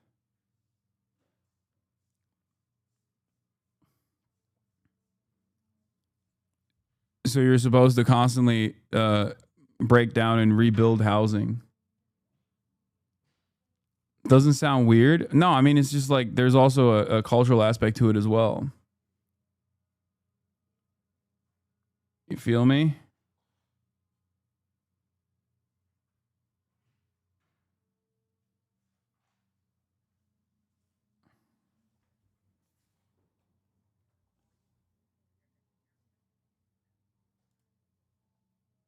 Anyway. If land is thus classified as belonging to a subsidized housing zone, 2/3 of the usable floor space created for housing purposes must be taken up by subsidized dwellings. This caps rents and safeguards that affordable homes will continue to be constructed across the entire city, and again, ensures a good social mix all over Vienna. All these measures provide for an adequate supply of good housing in Vienna, as well as the rest of Austria. Last but not least, these benefits contribute to Vienna being continually voted the city with the highest standard of living in the world. Vienna was ranked as the most livable city worldwide 10 times in a row. This includes Quality of Living ranking 2019 by Mercer, as well as being classified as the best place to live worldwide by the Global Livability Index 2019 through The Economist. In comparison with other big cities, Vienna has rather moderate rent prices. To maintain this, even in times when the housing market is under great pressure due to the financial markets and the ever-increasing population, the city administration invests, as mentioned, annually roughly 400 million euros in housing construction and renovation of older buildings. With this funding budget, around 7,000 good quality, affordable apartments are built every year, and over 5,000 apartments refurbished on average. Nowadays, the benchmark rent for a well-equipped municipal apartment is €5.81 per square metre. Excluding taxes and operating costs, the benchmark rent for a subsidised apartment is nearly the same. When we study how people live, we can determine that Vienna is a city of tenants. over 3/4 of Vienna's population rent accommodation, with only around 20% living in flats or houses that they own. There are mainly two forms of affordable housing in Vienna: the municipal housing apartments owned by the city of Vienna, and the non-profit residential construction buildings owned and operated by non- or limited-profit cooperatives or associations. Already, since the 1950s, parallel to the social housing construction of the Viennese municipality, non-profit housing construction has been making a considerable contribution to apartment production.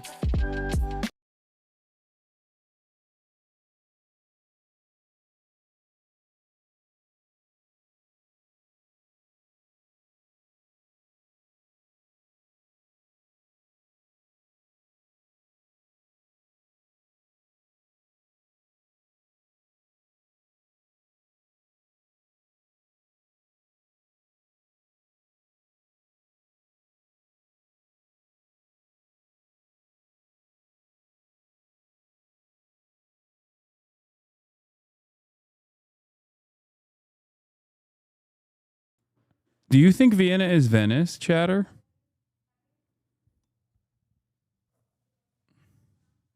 Is that what you think is going on? Do you think Vienna is Venice? Maybe. Japan's cooked. Australia does it better. This ain't it. Australia shits on Vienna housing. Australia has major issues with housing. You are so incredibly wrong. Australia also has massive problems with homelessness.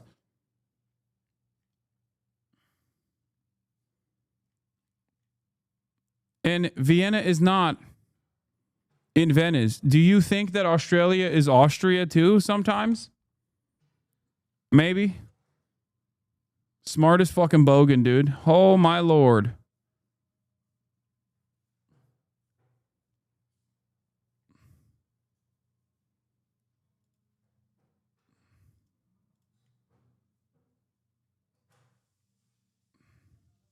Incredible. Put another fucking shrimp on the barbie, mate. Fucking hell. Fucking hell. Arnar. To your point, all you have to say to most Americans is you might not get to keep your doctor, and they immediately become raging fascists. Fuck the poor. We're so screwed. Yeah, Americans are very malleable. They are incredibly easy to manipulate, and that does definitely play a role. That does definitely play a role in the way that the capital owning class will routinely present certain issues in a way. I mean, they spend millions, tens of millions, if not billions of dollars trying to figure out exactly how to communicate these issues in a way that that universalizes the burden, in a way that actually makes people feel as though in a way that actually makes people feel like it's bad if they get nice things.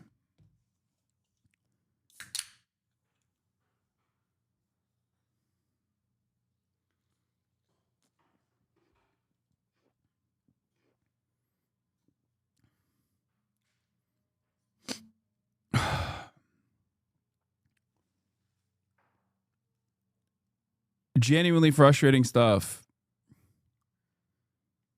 Anyway, someone who is invested in solving these problems with state interference and actually puts a dent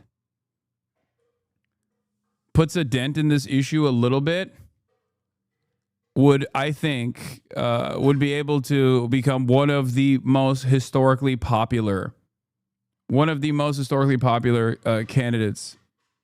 Would get an unimaginable amount of support. It's also about making people believe, though.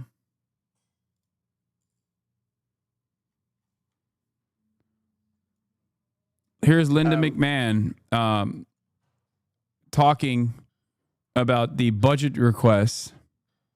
Very much. Senator Mullen. Thank you, Chairman. Madam Chair, what's the definition of insanity? Of sanity or insanity? Insanity. Insanity? Yeah. Doing the same thing over and over again and expecting a different outcome. Right. And what was we ranked in reading and math in 1979? I'm sorry, what? What was we ranked nationally in math and reading in 1979? We were very, very low on the totem pole. We're number 1 in 1979. Today. Oh, in 1979. 1979. Okay. In 1979, we were ranked number 1 in around the world. What the hell? Is Mark Wayne Mullen base now? What's going on? Yeah, also, that's not the definition of insanity. They're using fucking Instagrammable quotes from entrepreneurs and shit. It's crazy. Oh, new meta. DOJ says campus protester had contact with Hamas. Remember that incredibly schizo lawsuit that was launched? It's from Far Cry 3. No, that's not just from Far Cry 3, chatters. It's not. It's been around since before Far Cry 3, okay?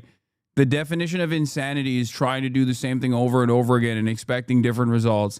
Has been a trope and a stupid fucking quote in perpetuity. It's not just from Far Cry 3.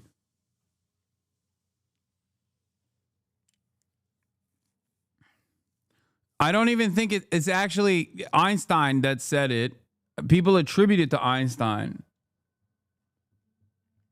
I don't even know if Einstein actually said that because it's a stupid quote.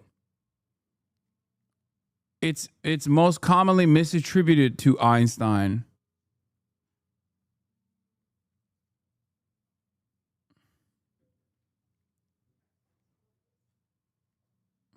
Anyway, but it's certainly not from Far Cry 3. It's from Far Cry 2. All right. Anyway, the definition of insanity is trying to defend Israel. That's what the real definition of insanity is. I'm going to be honest with you. Okay. And here is a great example. Speaking of Einstein, who was an anti-Zionist by today's definition. Going back to American politics and how insane we have gotten. Here it is. If you recall, a couple months ago, I covered briefly this lawsuit that was launched by one of the hostages that was released that claimed that Hamas was actually flexing that they had a direct line of communication with Students for Justice in Palestine, Columbia University chapter. Now, of course, if you're like a normal person, or if you have any remaining critical thinking skills, you hear something as insane as that and you go, come on, dude. But that didn't stop Zionist groups from advancing this lawsuit. Okay? And in the process of advancing this idiotic lawsuit, they made other erroneous and, dare I say, schizophrenic claims, such as the Columbia Students for Justice in Palestine actually reopened their account or became active on their account right before October 7, which, of course, is there is a very normal reason for such activities of a student-backed Instagram account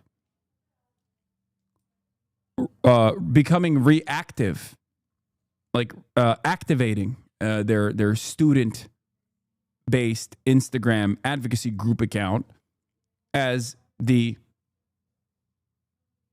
semester starts.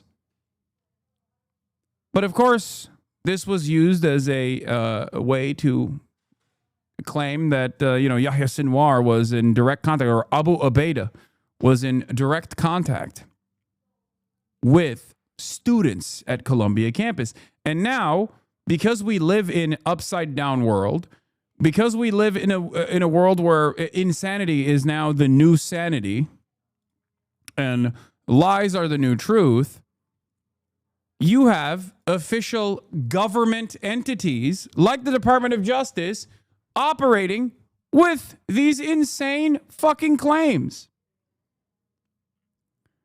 And here it is. The Department of Justice. Campus protester had contact with Hamas. The Department of Justice is basically like a New York Post writer at this point. You look at the protests in college campuses, and they say the same thing that these protesters said, that mutant that shot the couple in D.C. that shed, free Palestine. Then you find out about the protesters, and you say, were these all students at Columbia last year and a few months ago? And the answer is no.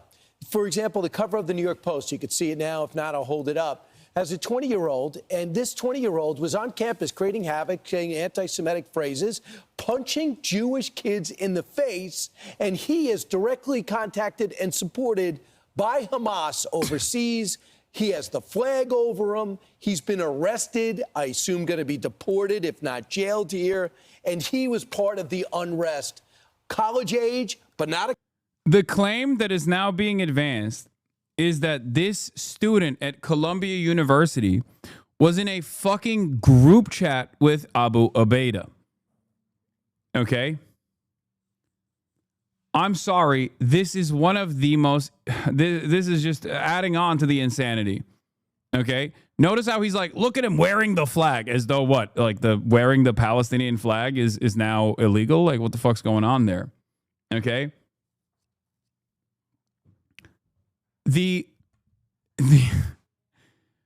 I suspect what they mean is he was following the Telegram communique channel for Hamas. That is not a fucking group chat with Abu Ubaida. Okay? It's like following... If there was an Instagram account for Hamas, for example, and you follow that Instagram, it's like saying, oh, he was following the Instagram of Abu Ubaida, which means Abu Ubaida was directly talking to him. Incredible stuff. Let's take a look. A college kid up in Columbia. Jew hater, contemplating setting a student on fire. Direct links to Hamas. He was chatting with this Hamas group on social media. Awaits trial, indicted on 3 federal hate crimes against Jewish people, and wore a green headband worn by Hamas. And a mask. So after October 7th, the show sent me to all these college campuses. And I'm asking all these students who are protesters, they say they're protesters, about October 7th. I'm dating Jennifer Aniston on Twitter. Yeah, exactly.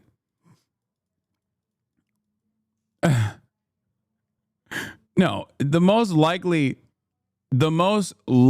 outcome here, the most likely way that they're trying to massage the narrative here is that he was in a Telegram. He was in one of these Telegram channels that is followed by hundreds of thousands of people that will post communiques from Hamas, like statements from Hamas, which, by the way, many journalists also follow. The claim that following one of these Telegram channels is one directly putting you in contact with Abu Ubaida is insane. Okay? And it's also a very dangerous claim that the Department of Justice is advancing. As in, if you follow people that the Department of Justice considers dangerous people, terrorists, threats to American security, then automatically that is a prosecutable offense is insane to me.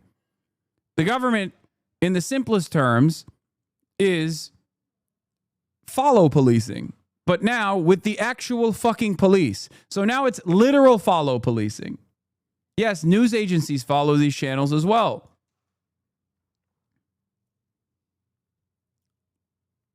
I follow a lot of Telegram channels the government definitely knows about and does nothing about because they're also feds like the Patriot Front clowns. Exactly. 7th. What about what they did to babies? What about the hostages? And they're all denying it. We're like, man. Regardless, this guy very clearly was an anti-Semitic piece of shit. The evidence is uncontroverted as to this. Yeah. Also, being an anti-Semitic piece of shit is not prosecutable unless it is unless it's a factor in a crime. Like, what are we talking about? Following Abu Ubaida on Telegram is also not a crime.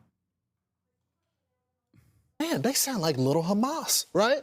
Well, come to find out they are. A lot of the leaders are. Now, there are some naive kids, but I think we've got to be smarter as a country. Either we're going to be little Gaza or we're going to be America. But we can't have people going down Midtown Manhattan or going downtown where they attack the towers with keffiyehs, with the flags of Hamas, calling for a caliphate. It just doesn't make any sense. And we keep saying First Amendment, First Amendment, First Amendment. Where do we draw the line? If the people say... Dude, it's look at Fox News.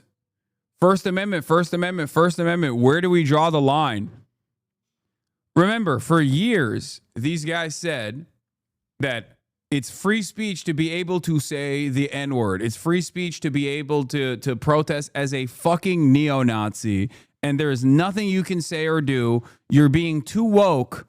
You are being too woke if you say college campuses should not be safe havens for neo-Nazis, right? You're too woke. At no point was there any government enforcement upon neo-Nazis, by the way. At no point was there any real government enforcement. And even outside of a severe lack of government enforcement, they still complain. Now they are demanding government enforcement, which is unironically an actual violation of the First Amendment. There was government protection for neo-Nazis against anti-fascists. These guys constantly cut propaganda. Mia Khalifa on HasanAbi soon. Wait, where did that come from?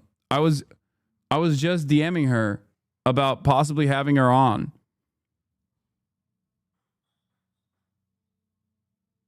Yeah. Where the fuck did that come from? That's crazy.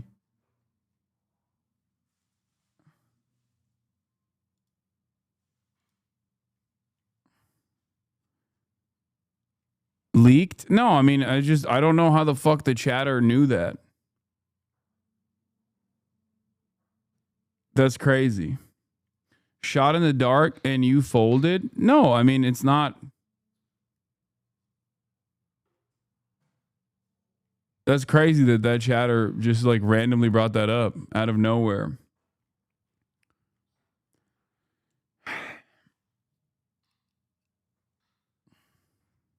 Sound like terrorists are saying that they want to destroy the country. Shouldn't we be? How did you get her number? I didn't. She's followed me for a very long time, and I DM'd her. I followed her for a very long time as well.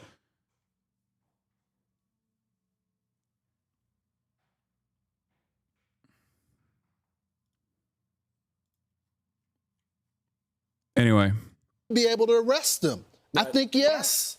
Former Secretary of State Condoleezza Rice, who teaches at Stanford and is running the Hoover Institute, said this about what she's seeing at elite institutions. Let me say, universities have made a lot of mistakes, including in the way that reacting to October 7th. You know, our kids chant from the river to the sea. Some of them don't know from what river to what sea. And so we have failed in terms of educating them about the Middle East, educating them about history, where we still talk about oppressors and oppressed, colonizers and colonized. The scientific research base of the United States of America is the research university. We made that decision 80 years ago. We don't have a plan B. And so I am a major believer in making sure that we are able to continue the kind of research that produced the stem cell revolution, that produced, actually at Stanford, the double helix, that produced the heart transplant. We just have to make sure, especially at a time when we are being challenged by China along the technological front. Dr. Rice is totally right, Brian, and she makes a strong case. But Universities have to decide. Either they're going to commit themselves to the research and saving lives, or they're going to commit themselves to the anti-American Hamas rhetoric going after Jews on college campuses. But either you want to be activists or you want to be scientists. But you can't do both and get our money. Yeah, they're all complaining. You're taking away our research money, cancer research.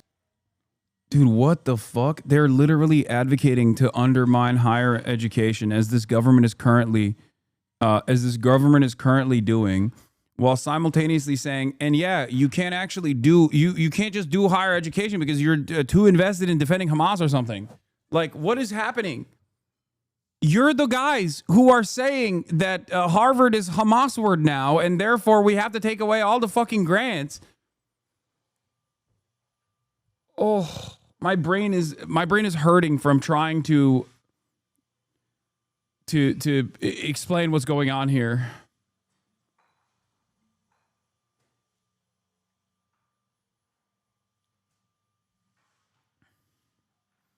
What do they want these universities to do? They all called the cops to have them beat the shit out of the protesters anyway. I know.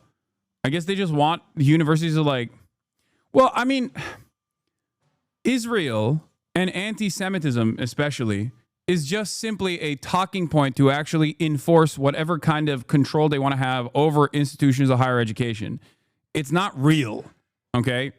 It's not a real concern. It's fucking completely made up.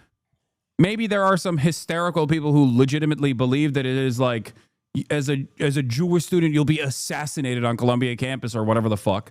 Okay, you know, you can't deal with people's hysteria, unfortunately.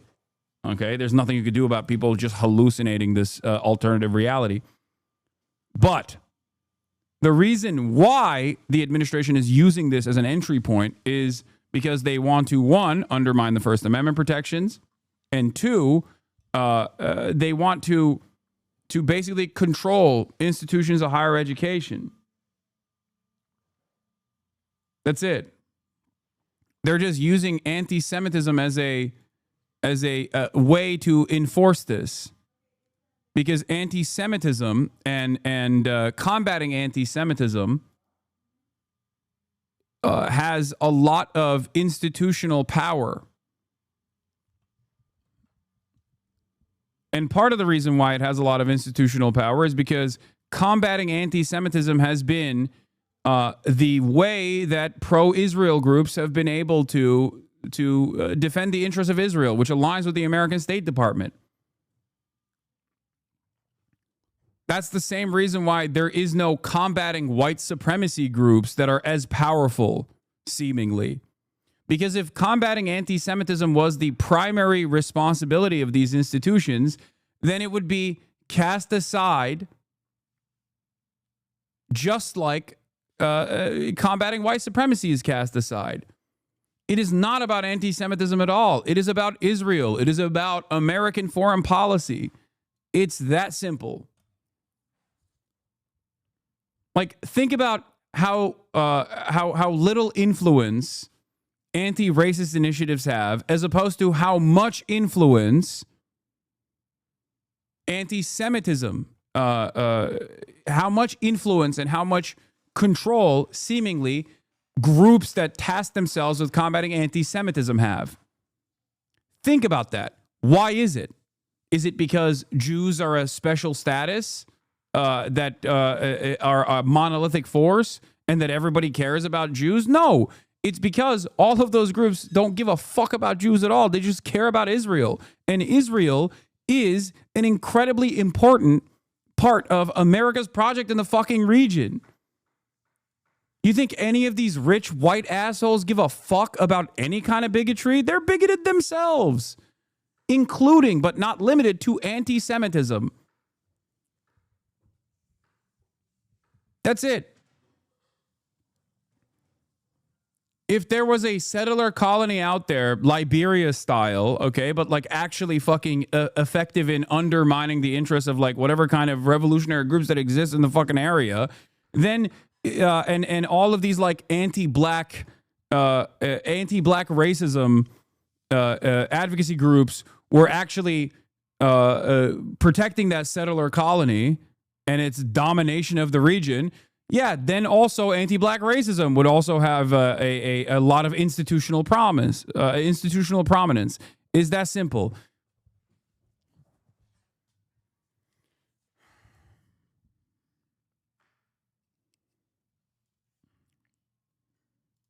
Then don't be silent about this. Silence leads to violence. If you want that money, you got to follow. Look how woke they are. Silence leads to violence. Your silence is deafening. The law. You can't allow terrorism to happen on your campus. And don't sue the president. You sued the president double and triple and down. Now you're going through the courts. Now it's a brawl. So that's what the president, that's what the former Secretary of State said. Woke MAGA, baby. Soy right. Ugh. Gross, dude. Fucking gross. Speaking of which, that's still not changing the dynamic, obviously. Here is a new poll that shows Israel's unpopular across the West. Even in Hungary, where state propaganda and paid Orban flunkies like Rod Dreher promote it, it's still minus 17%. The Western country where it's the most popular is the United States of America, minus 8 net popularity. There it is. In the Netherlands, Israel has a 45% very unfavorable. 40% very unfavorable rating.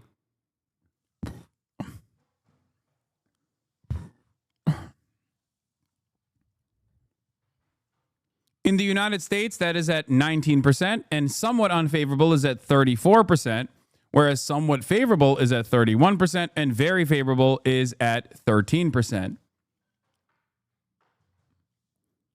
In Germany, which is the only country that I think is closely resembles America's interest in Israel, like that's how aggressive they are. Even in Germany, it's 15% very unfavorable, 49% somewhat unfavorable.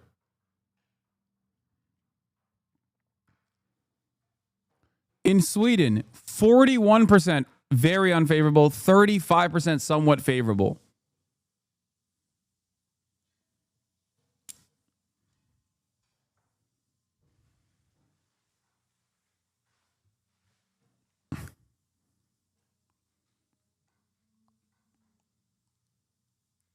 '24 country median is 69% unfavorable. Nice.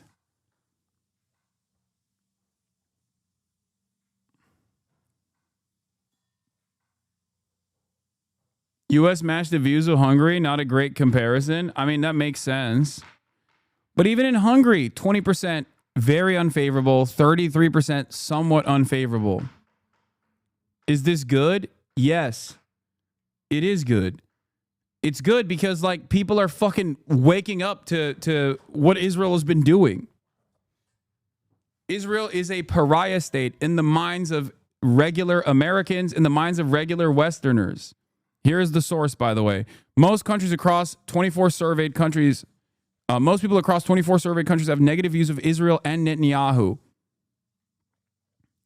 Turkey, 84% very unfavorable view of Israel. Holy fuck.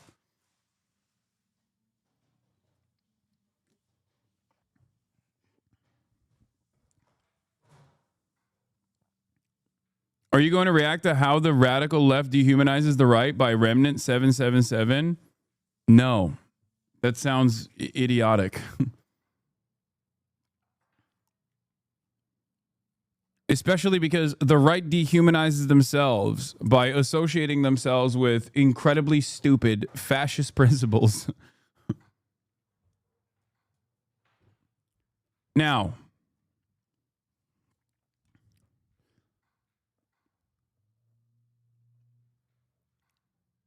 Nigeria, what the fuck is Nigeria on, bro? Kenya and Nigeria, 32% favorable, 19% very favorable in Kenya, 35% favorable, somewhat favorable, 24% very favorable in Nigeria. What happened? What an insane, what the fuck? Evangelical Christians, is that what it is? They don't got internet? What the fuck?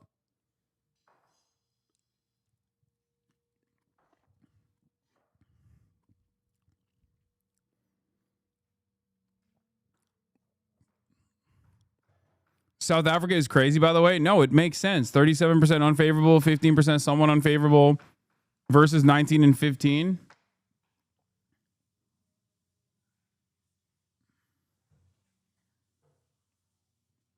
As a Nigerian, Israel is seen as a friend of Christianity. Oh.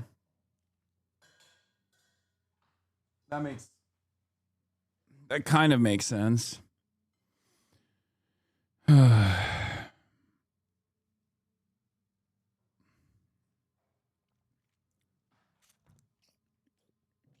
Explain Turkey. I'm losing my mind. What do you mean?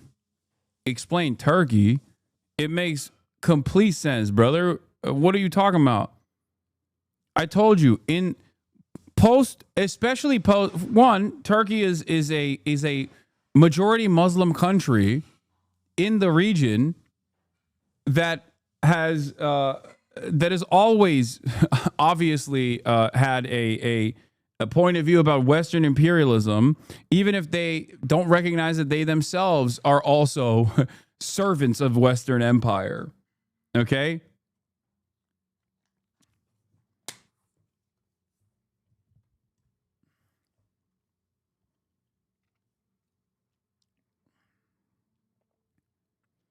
The 10 countries with the most negative views of Israel were Turkey at 93%, Indonesia at 80%, Japan at 79%, the Netherlands at 78%, Spain at 75%, Sweden at 75%, Australia at 74%, Greece at 72%, Italy at 66%, and Germany at 64%. Amazing. We got to get those numbers up.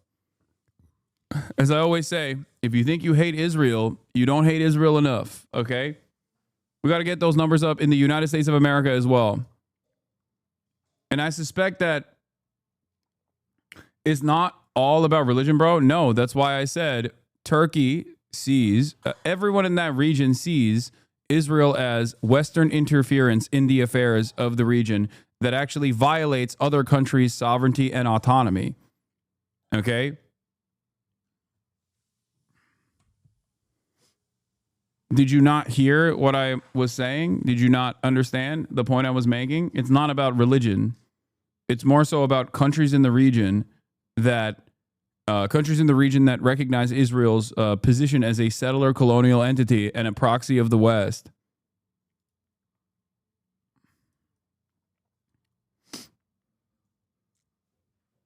Yeah.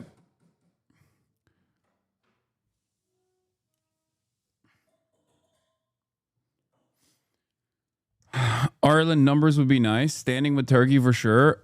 Yeah, most likely. And it's not shocking that Irish people have that kind of opinion as well. So if not for NATO, Turks would have already formed a coalition of the willing. I mean, if not for NATO, Turkey probably would be a fucking communist bloc country. So if NATO didn't exist in Turkey, Turkey would be a socialist country right now. And who knows what America would have done to Turkey in that process. Turkey would probably resemble Iran in some ways, being shut out from the EU entirely, as it already has been, and also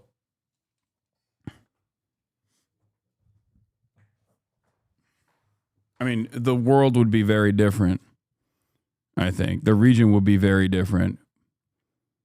Turkey has always been an extension of American empire as a consequence of NATO, and a very valuable ally in the Cold War. If Turkey was not a NATO nation, the Cold War would look different. The USSR might still exist.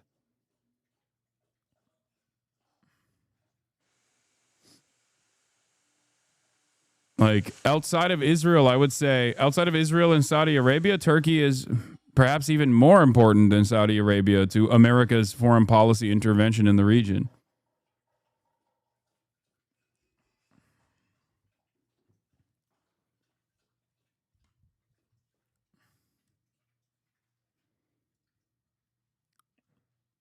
More like as a consequence of their post-World War I nationalist origins, yes, that was the starting point for sure of Kemalist attitudes. Okay. Having said that, there was still a lot of socialist mobilization in the country. There still is more socialist mobilization in the country of Turkey as opposed to somewhere like the United States of America.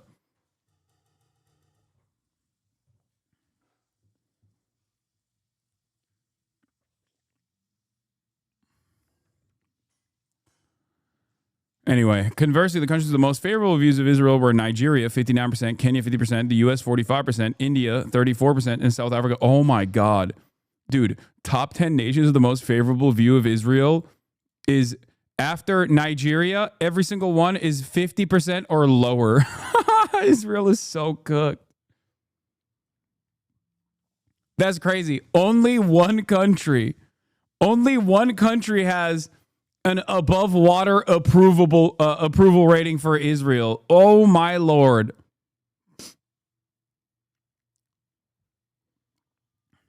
Biggest mistake of Kemalist libs is their love or fetishization for the Western civilization, which ended up with Turkey joining NATO and practically becoming a pair of tongs to deal with Middle Eastern issues. Yes.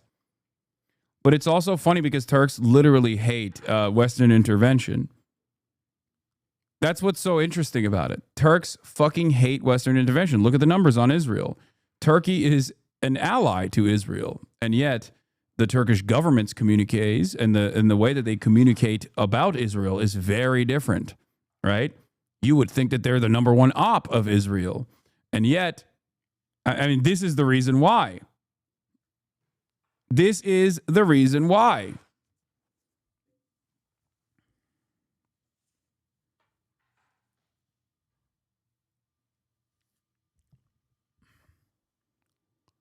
Turks hate Western intervention and don't recognize that they serve Western interests and are a firm and committed partner in Western intervention in the region. Is that simple? Like Turks would be like, oh fuck, fuck Yankees coming into this country and doing crazy stuff in the region, and then they won't even ask the question why there's so many American military bases. Look. Sen bizim hakkımızda konuşma. Hizbullahçı. Bak. Hizbullahçı. This guy goes, don't talk about us, you Hezbollah supporter.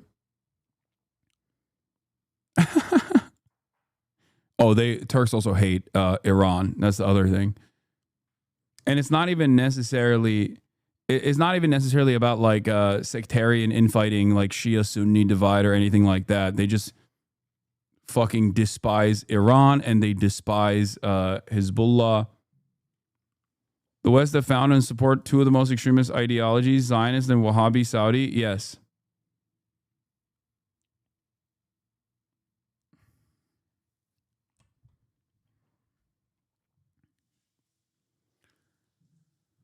Who don't Turks hate? Name one neighbor they don't. Azerbaijan. Easy.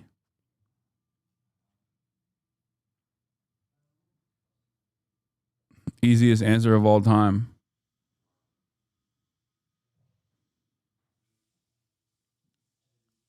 Anyway. Obviously,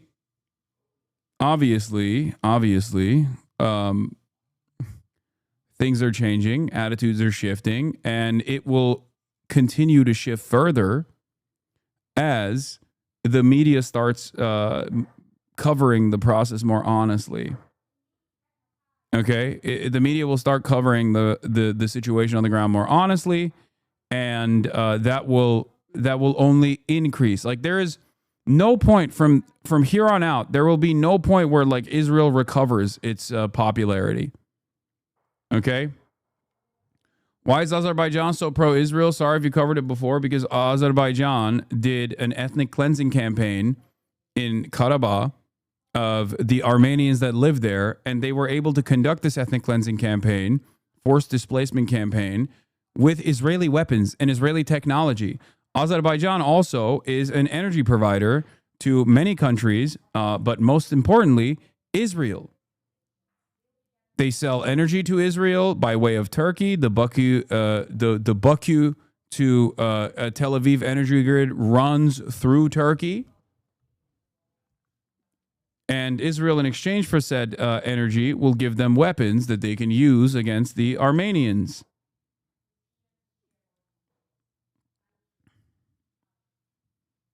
Yeah, Artsakh. Azerbaijan is also a forward operating base for Israeli covert ops into Iran. Yes, there are many Azeris that live in Iran. It's a major ethnic group. Okay? And therefore, there is a direct entry point into Iran as well by way of the connection through Azerbaijan. So Israel will utilize Azerbaijan as a forward operating base for intelligence operations, covert operations within within Iran. There are more Azeris in Iran than there are in Azerbaijan. And Azeris, of course, are Turkic. That's the other thing. So there is that connection with Turkey as well. There are many nations all around Asia that are Turkic. Turkey keeps obviously keeps tabs on all of these Turkic nations, and also will offer logistical support, training, and intelligence to the Turkic nations and their militaries.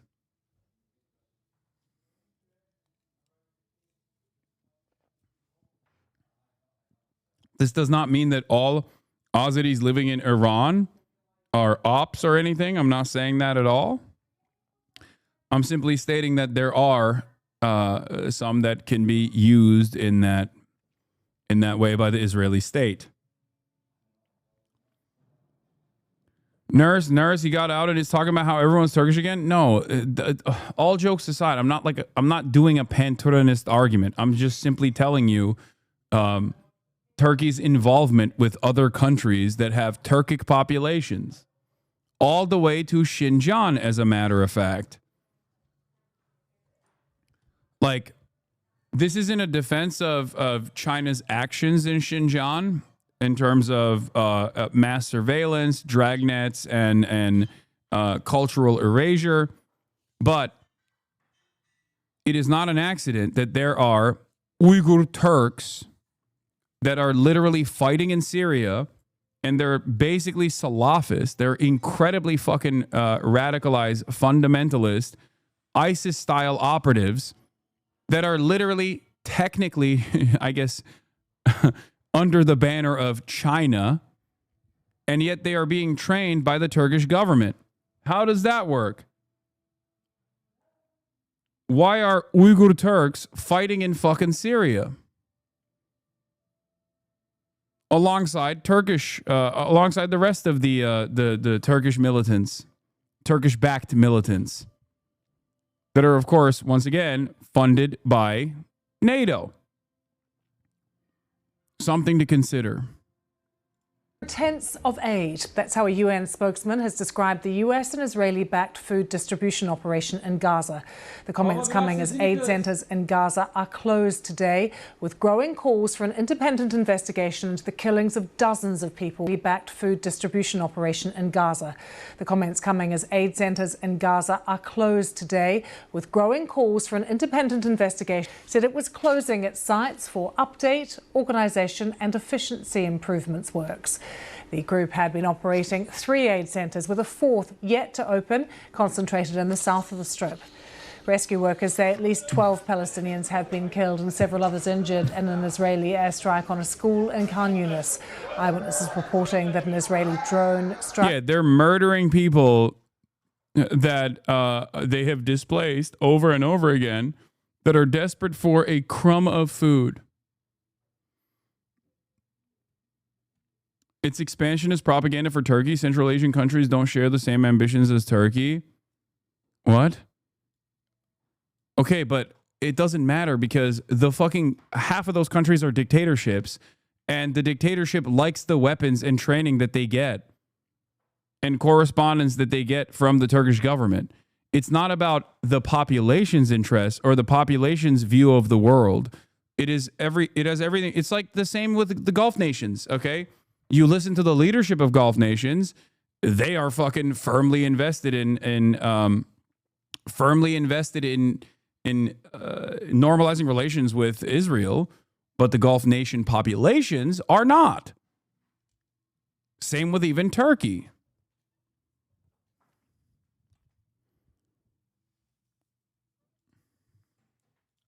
Two tents, which were housing dozens of displaced people, including women and children. The Civil Defense Agency said rescue workers had recovered the bodies of 2 children. According to the UN, the majority of Gazans facing catastrophic malnutrition are actually in the north of the territory. That's above the Netzarim corridor, a strip occupied by Israeli forces. The GHF has not set up a centre north of the strip. This Palestinian family said they feared travelling south to get aid. What will the children eat? How are they going to stay alive without this food? My daughter died of malnutrition. We were told to come take food from the soup kitchen, and now the food is gone. This aid, for me as well as many others, is considered a glimpse of hope. But unfortunately, in light of the lines of humiliation and insult the people are facing in the south, in light of the mass crowding, in light of the daily killings of people who go to get aid, the unjust distribution of this aid, and the lack of enough aid for people, I did not even think about going to get it. The president of the International Committee of the Red Cross has told the BBC the situation in Gaza has become worse than hell on earth. She's been speaking to our international editor, Jeremy Bowen. You were in Gaza earlier this month, and in April you made some remarks, and among those you said that Gaza was hell on earth. Has anything changed? It has become worse. Humanity is failing in Gaza. It is failing. We cannot continue to watch what is happening. The U.S. appears to have backed a plan by the Syrian government to assimilate thousands of foreign rebel fighters into the Syrian National Army. Reported on Monday, an estimated 3,500 foreign fighters, mainly Uyghurs from China and Central Asia, would join a new unit called the 84th Syrian Army Division, also comprised of Syrians. 3 Syrian defense officials told Reuters. Yeah, they're bringing the Turkish-backed troops under the banner of the Syrian army. All of the I wouldn't say that they're ISIS style. They're not ISIS directly, but they're ISIS style troops. And many of them are incredibly radical. There are numerous different groups that are similar to ISIS in their ambitions, in their fundamentalist principles, even if they're not ISIS, or even if at times they have fought against ISIS. Like HTS is another great example of this, obviously. Almost all of them are funded by either directly or indirectly by way of NATO and Turkey by the United States of America. It's surpassing any acceptable, legal, moral, and humane standard. I don't think I would describe East Turkestan fighters as ISIS, probably more like the Taliban. Okay, sure. Okay, like the Taliban. I'm saying that they're incredibly fundamentalist, incredibly violent, engage in beheadings, things of that nature, things that you would associate with ISIS. That's why I'm saying they're like ISIS style. Standard. The level of destruction, the level of suffering. Also, ISIS and the Taliban are directly comparable as well. like ISIS and the Taliban are also directly comparable. What are we talking about? ISIS is basically the new Taliban meta. How the fuck did the Taliban come to power? What happened with the Taliban? Okay, the Mujahideen were also funded and were offered tremendous logistical support by the American State Department.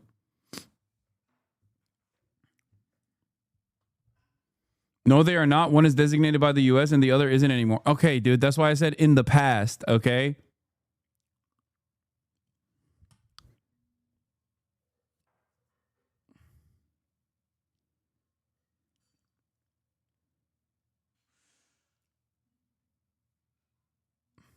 But more importantly, the fact that we are watching a people being entirely stripped of its human dignity should really shock our collective conscience. Israel, of course, says it's acting in self-defense. Every state has a right to defend itself. And every mother has a right to see her children return. There's no excuse for hostage taking. There is no excuse for depriving children from their access to food, health, and security. There are rules in the conduct of hostilities that every party to every conflict has to respect. So you are talking, though, let's be clear about this, about the consequences of Israel's offensive. It's the consequence, as far as I'm concerned, of the whole world watching a type of warfare that shows utmost disrespect for civilians, that deprives civilians of their dignity entirely. Today we are in it. Today we can reverse it. We can save lives today. That's why it's important to act now. State leaders are under an obligation to act. I'm calling on them to do something and to do more and to do what they can, because it will reverberate. It will haunt them. It will reach their doorsteps. Really powerful and passionate interview that Jeremy conducted there with the president of the International Red Cross. He joined me from Geneva. Yeah, whenever people say it's a war and not a genocide, it blows my mind because it's like, it's a war against children, okay? Half the population is fucking children, okay? Half the population of the Gaza Strip is under the age of 18.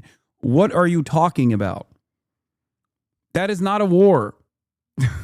You can't say, I'm going to war with toddlers, okay? I'm going to war with toddlers that I have held captive in an open-air prison that I have shut off all access points into. And Geneva to reflect on the conversation. I felt she spoke with a great deal of moral clarity and authority, not just backed up by the weight of the organization that she heads. The International Red Cross has been helping alleviating the suffering of civilians and victims of war for more than 150 years. I think it's because she would absolutely say they're not taking sides, that they are a neutral organization. That's how they operate.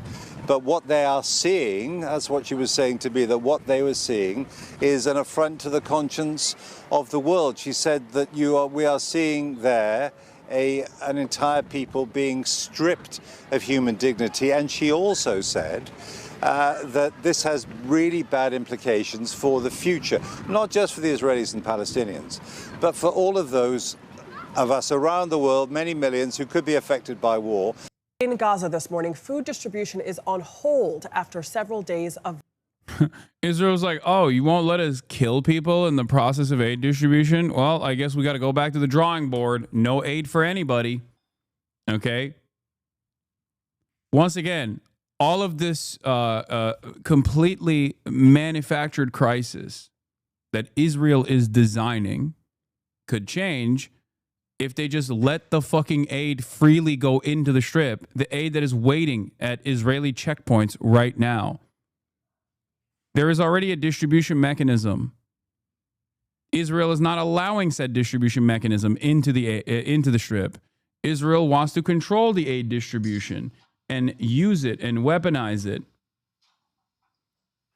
Israel wants to weaponize the aid distribution to the starving population that it itself starved for months at this point, to continue to ethnically cleanse the population, to continue to fucking kill people that are in the process of trying to receive aid. None of this is a war. This is a Holocaust. violence. Dozens have been killed, allegedly by Israeli forces, while trying to pick up food as a designated checkpoint. The cutoff follows another round of deadly airstrikes in Gaza. Imtiaz Tayeb reports. A CBS News team was there as Palestinians rushed to rescue the survivors of an Israeli strike on a destroyed bank in Gaza City where families had been sheltering.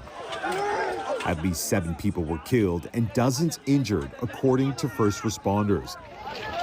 The attack followed an announcement by the U.S. and Israel-backed Gaza Humanitarian Foundation's decision to halt operations following 3 consecutive days of mass shootings. I can't believe it. I'm seeing Eye on Palestine Instagram account posts on CBS Mornings.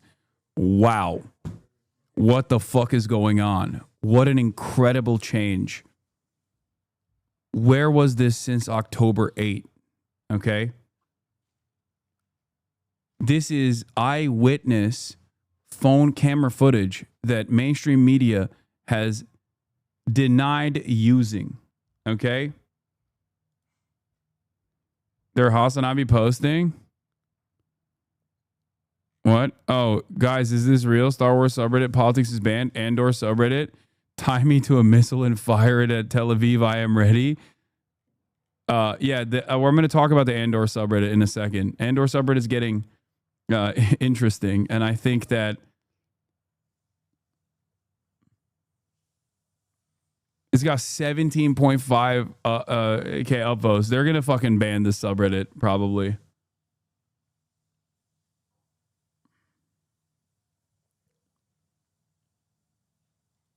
Near its southern aid distribution hub in order to, quote, enhance security measures. GHF, which is staffed with heavily armed American private security contractors, did not exist up until a few months ago. But one of its affiliates, Safe Reach Solutions, which employs several of the contractors, has a publicly available address in Israel. We went to the central Tel Aviv building to see if we could talk to someone from the... This is crazy. They're actually doing journalism. Are my eyes deceiving me? Am I seeing CBS Mornings do actual journalism? Actual investigative reporting? What the fuck is going on? Doing actual investigative reporting on Israel, the most moral nation? How is this possible? What the fuck is happening? They do news now? They're doing reporting. This is an incredible shift in attitude, not just in tone and demeanor. This is like they're actually doing real work for once.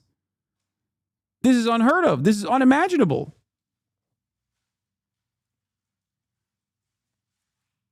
What a market shift.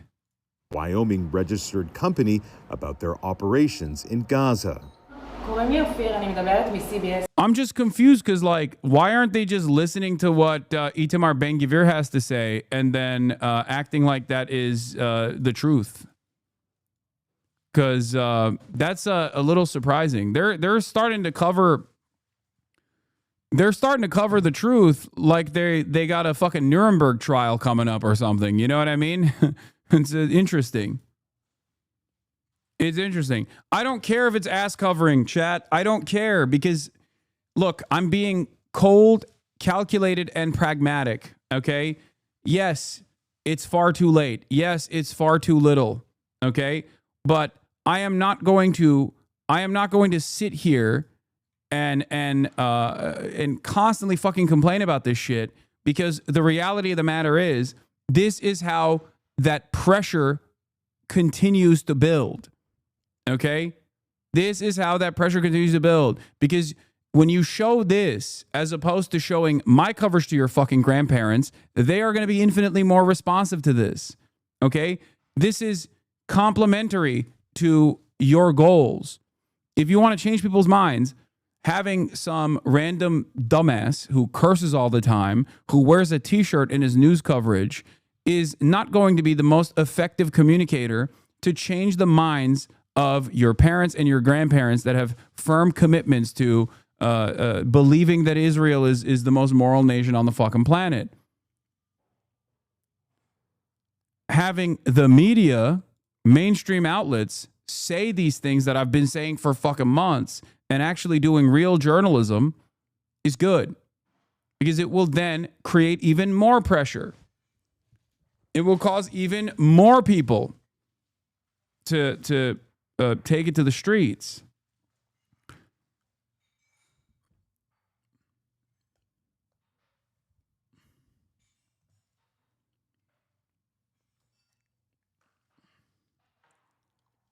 I never would have imagined that this level of actual investigations would ever take place in mainstream media, I believe that you will see more and more people even using the G word. You might even start seeing mainstream media use the G word, maybe in like 3 months, 4 months from now, depending on how this issue is trending.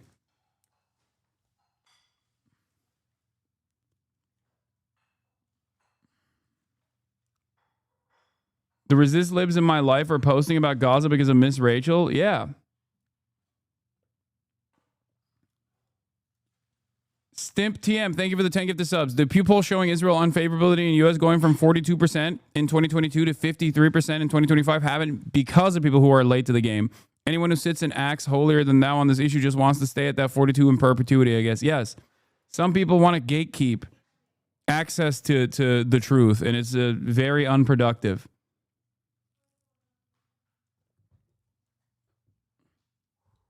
That's all I'm saying.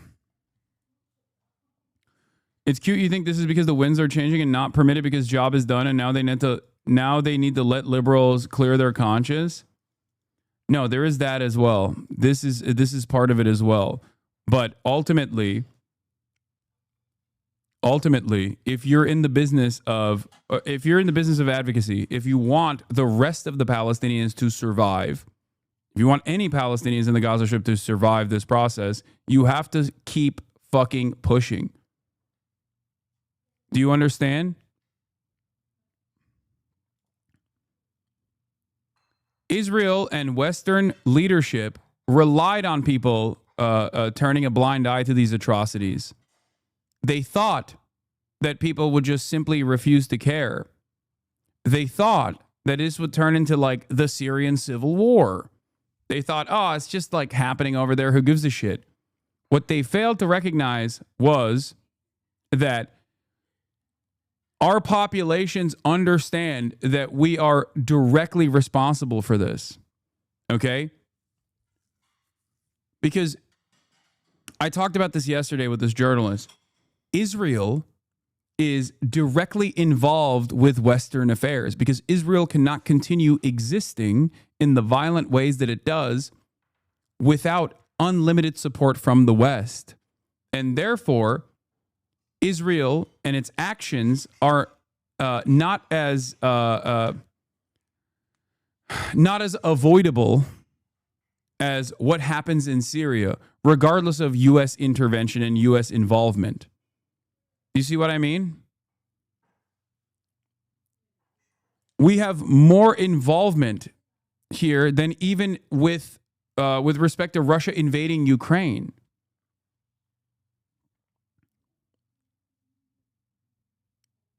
This is precisely the reason why it never actually went away. Even Ukraine and support for Ukraine went away. Despite the fact that liberals loved being on the right side for once of any fucking global conflict, even if it ultimately was for the wrong reasons, even if it ultimately was not to save Ukraine at all, but instead to shift our military budgets away from Afghanistan to a new area where now even soldiers don't fucking die. It's fantastic, right? Bro, Hasan, I really can't stop this infinite charity thing. If we let libs come over to our position after cheering for genocide for 20 months, is ideological genocide. These colonizers get to do this with no rhetorical or material opposition. There's no justice in that. Oh. Brother, you will never find me casting aside any person that arrives at the correct conclusion, even if it's fucking months late, okay? Months too late. Because I understand that in order for change to take place, especially in order for people to recognize that perhaps the previous ways in which people have actually been able to implement change in our supposedly democratic process is not working.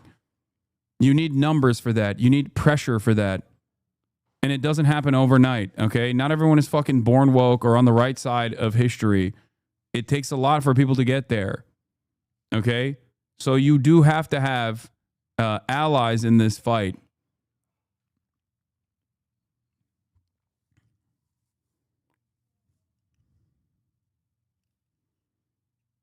It's a struggle, and it takes a long time to get people on board.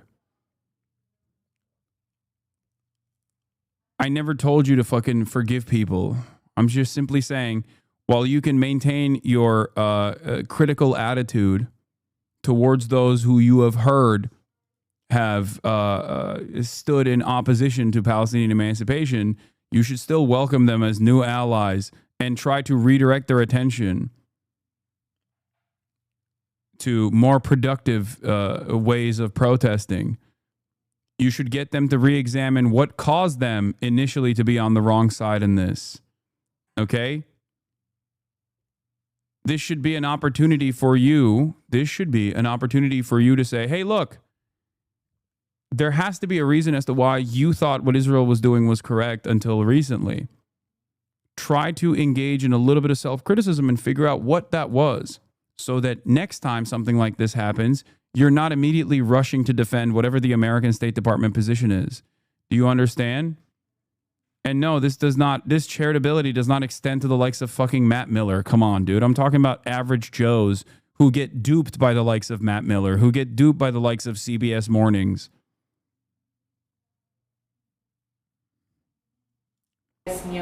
What we've been told is that, by the women we've spoken to, is that there's only one person, one family in this building. She asked us to obscure her identity to protect her privacy. The woman who lives in this building didn't want to speak to us on camera, but what she did tell us is that there is an apartment in this building that is rented out as an Airbnb, and that a group of Americans, well-dressed Americans as she described them, stayed there for a few nights, but that she hasn't seen them for the past 10 days. Almost as long as the group has been on the ground in Gaza. Now, very little is publicly known. Also, another thing you have to understand is, like, this is still ongoing. This is not the same as, like, liberals basically saying, after championing the Iraq War and its continuation, turning around and being like, yeah, maybe it wasn't the best idea after it's done. Okay? This is still an ongoing issue, and therefore, it's still an ongoing ethnic cleansing campaign, and therefore, you need every fucking ally you can get. Do you understand? Many of you are late to the game. This has been an ongoing atrocity for 77 years. Do I ever sit here and tell you how late to the game you were as opposed to someone like myself? No. A lot of you learned about this process recently, as opposed to Palestinians who have been advocating for their own emancipation for a very long time, or even someone like myself who has been a advocate for Palestinian emancipation for the past 10 fucking years, 12 years at this point. Do I sit here and tell you, haha, like in the aftermath of October 7, did I sit here and tell you, oh, look at that, you finally arrived at the correct conclusion? No, I don't. So you should also carry yourself in a similar way.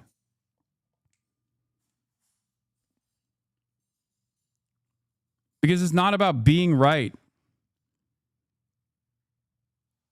It's not about gatekeeping progress. It's not about fucking gatekeeping process. It's about literally bringing as many people as you possibly can to your cause, with the hopes that eventually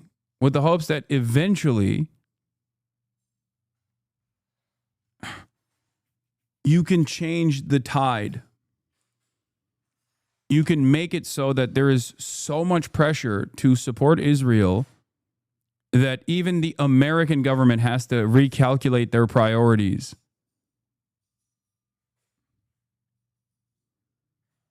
I never do that. Anyway, let's talk about HasanAbi Vindication Month.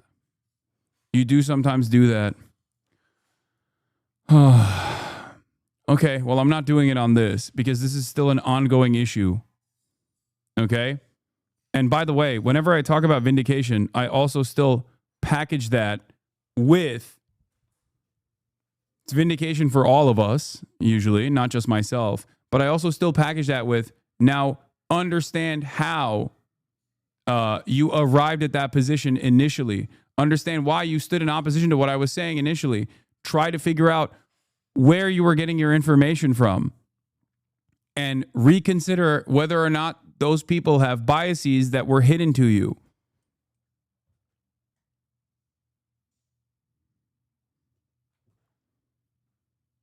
I was a lib pro-Israel guy because I didn't know anything, even thought, of course they should defend themselves. Only after my girlfriend introduced me to you a few months ago, I finally realized what was really going on and learned about the Middle East. Yeah, there are always new people coming in here. The goal is not to fucking shut off people from learning.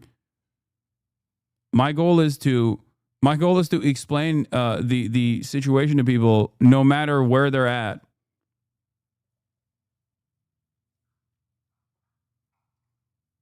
Don't attack allies. About the Gaza Humanitarian Foundation and Safe Reach Solutions. But a CBS News analysis has found that both companies are registered in Delaware and Wyoming, respectively. Now, we asked a representative of GHF about the source of their funding, but he would not say. Nate. MTS Tayyab in Tel Aviv, thank you. Democracy depends on a free press. Please support our independent journalists shipped to deliver humanitarian aid. The boat is called the Madeleine, named after Gaza's first fisherwoman who ran her father's fishing business after he was injured in a 2009 Israeli attack. The Freedom Flotilla Coalition initially planned to sail from Malta last month. Yeah, this is a great take. Chatters are emotionally focused on the punishment of perpetrators rather than the liberation currently desperately needed. It's a misdirection of energy. Lock-in chat is correct. But their ship was damaged after it was bombed by drones in international waters.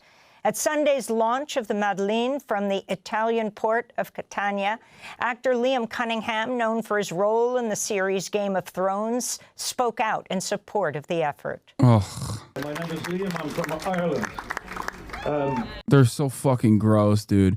Hamas is doing everything possible to prevent it and is spreading lies, but Gaza residents are voting with their feet and with smiles. Civilians in Gaza arrived again this morning to collect aid packages from the Gaza Humanitarian Fund.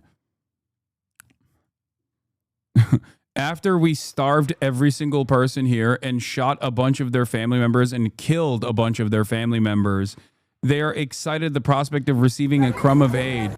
They love us. Also, we're going to keep shooting at them. Incredible. The reason I'm here, as far as I'm concerned, the heart and soul of humanity is in Gaza. For me, this attack, this genocide, is not just on Palestinians, it is on the whole human race. These wonderful, brave people who are setting off on this boat are heroes.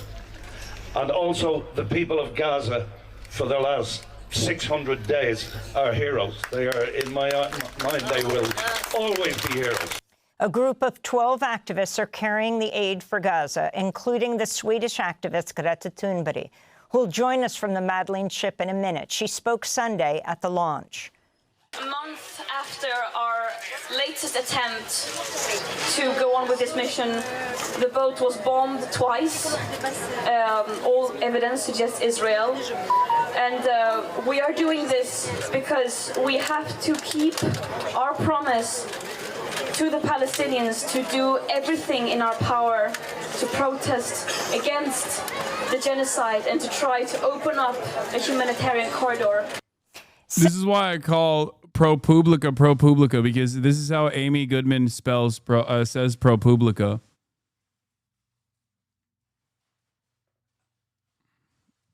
I get all my notes from Amy Goodman, my queen. Greta Thunberg. Since setting sail, passengers on the flotilla have faced many threats, including from U.S. Senator Lindsey Graham, who wrote on X, quote, "Hope Greta and her friends can swim," unquote. The Gaza Freedom Flotilla has also been shadowed by at least one military helicopter and have reported drones circulating the ship. This is Thiago Avila. Hello, everyone. This is a new alert. We can clearly see a drone right now to our left. It's gaining on us a little bit. Please share this alert. Second alert of the night. The third day of our journey to Gaza to break the siege and create a people's humanitarian corridor on board the Madeleine. Please share our location. We're sending the exact coordinates. In 2010, Israel conducted a deadly raid on another Gaza-bound aid ship, the Mavi Marmara. Israeli commandos stormed the boat in international waters, killing 9 people. A 10th died after 4 years in a coma. For more, we're joined from the international waters by Greta Thunberg, the internationally renowned Swedish climate activist known for inspiring the global youth climate strike. In 2019, she received the Right Livelihood Award. She's also been nominated for the Nobel Peace Prize. Greta is speaking to us aboard the Gaza Freedom Flotilla's vessel Madeleine, which is on this voyage from Sicily to Gaza, again carrying life-saving aid in an attempt to break Israel's siege of the Gaza Strip.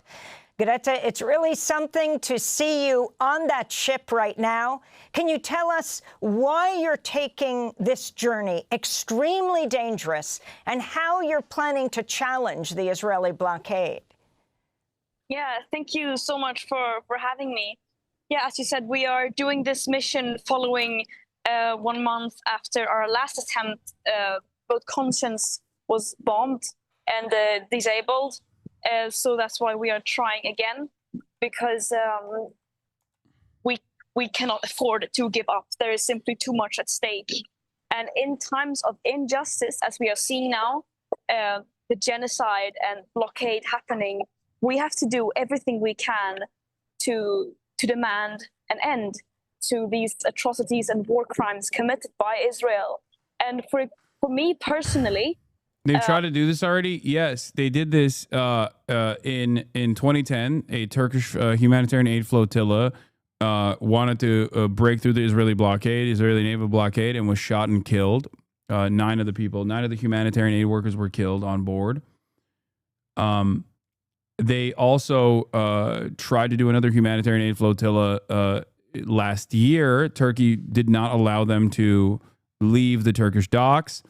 Then they try to do it from Europe, and Israel struck their boat off the coast of Malta. This is yet another attempt. Now with Greta Thunberg and numerous other people. Was she even alive in 2010? No, she wasn't. It's not the same people, chatter.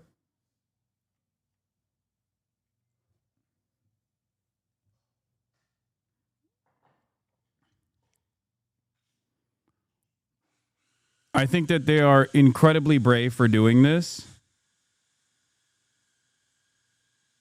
And I hope that Israel does not actually end up striking this humanitarian aid flotilla, but they most likely will try to apprehend it. Like the Israeli Navy will most likely try to commandeer the ship.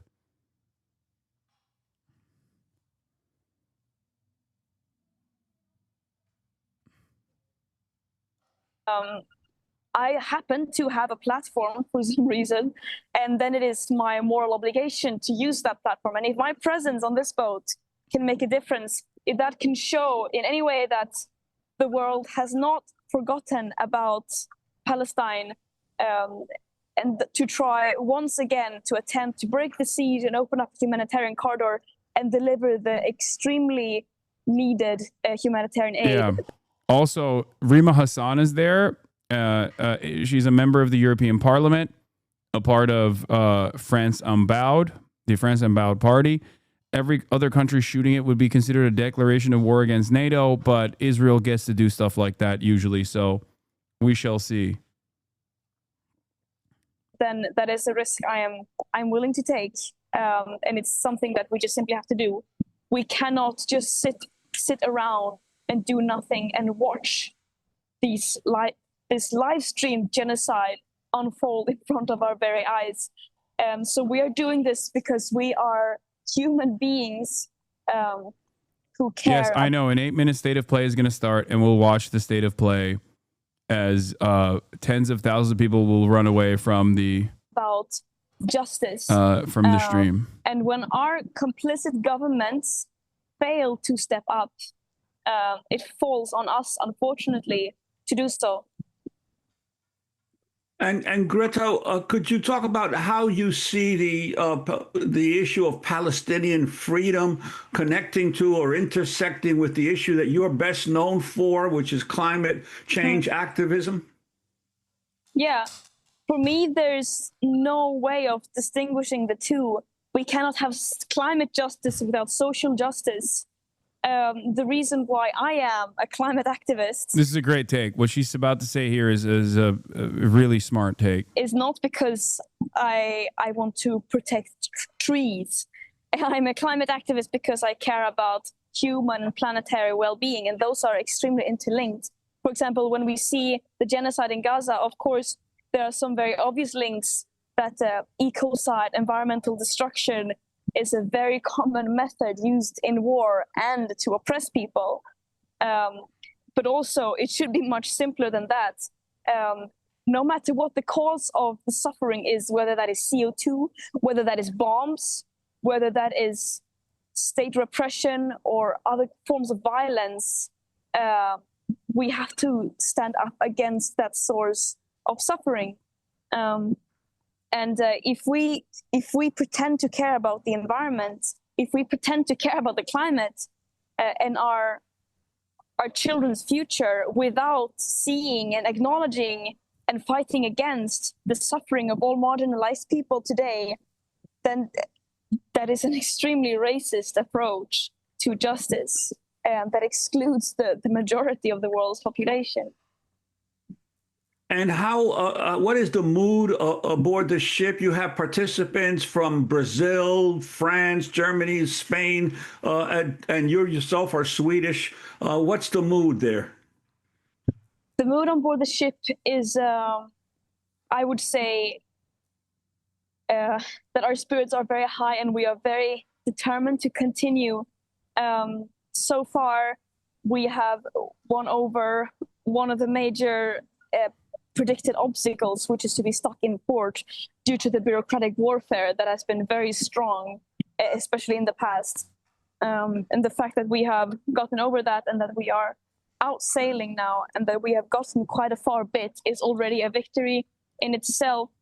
And of course, this mission includes many risks, and we have done many risk assessments. But of course, we deem the risk of silence and the risk of inaction to be so much more deadly than this mission, of course. And we are 12 peaceful volunteers who are not carrying weapons. We are carrying food, medical supplies, and sanitary products and other very needed humanitarian aid into Gaza following the blockade. And we will meet whatever is thrown at us with non-violence in any scenario. They're planning on reaching the Gaza Strip by June 7th. So we are trying to prepare and to maximize our safety and the success of this mission as much as we can. Greta, as you attempt to bring in baby formula, medical kits, flour, prosthetics for kids with amputations, the Israeli military has threatened to block the Freedom Flotilla. The Israeli army says it's prepared to raid your ship. We know what happened to the Mavi Marmara with the Israeli raid and the killing of 9 activists on board. Ultimately, a 10th died. So are you seeing drones? How are you prepared to deal? Yeah, we are seeing drones. Last night, there were 2 different moments where there were drones circulating above us. And we have safety procedures that we will use. Is there a manifest of the supplies? Yes. What will stop Israel from claiming that Greta is just smuggling guns? They have said that in the past with Mavi Marmara as well. They literally had the audacity to present all of the tools that they found on the ship as weapons of war that they were trying to sneak into the Gaza Strip. The tools that they found on the ship were literally like screwdrivers and kitchen knives. Okay? Like, it was insane. They drop shipped commandos from a fucking helicopter onto this humanitarian aid ship and slaughtered 9 aid workers, and then had the audacity to just show all of the cutlery on the fucking ship to say, oh, these are the weapons that they used against us. Yeah, here it is. Look at all the scary weapons that they had.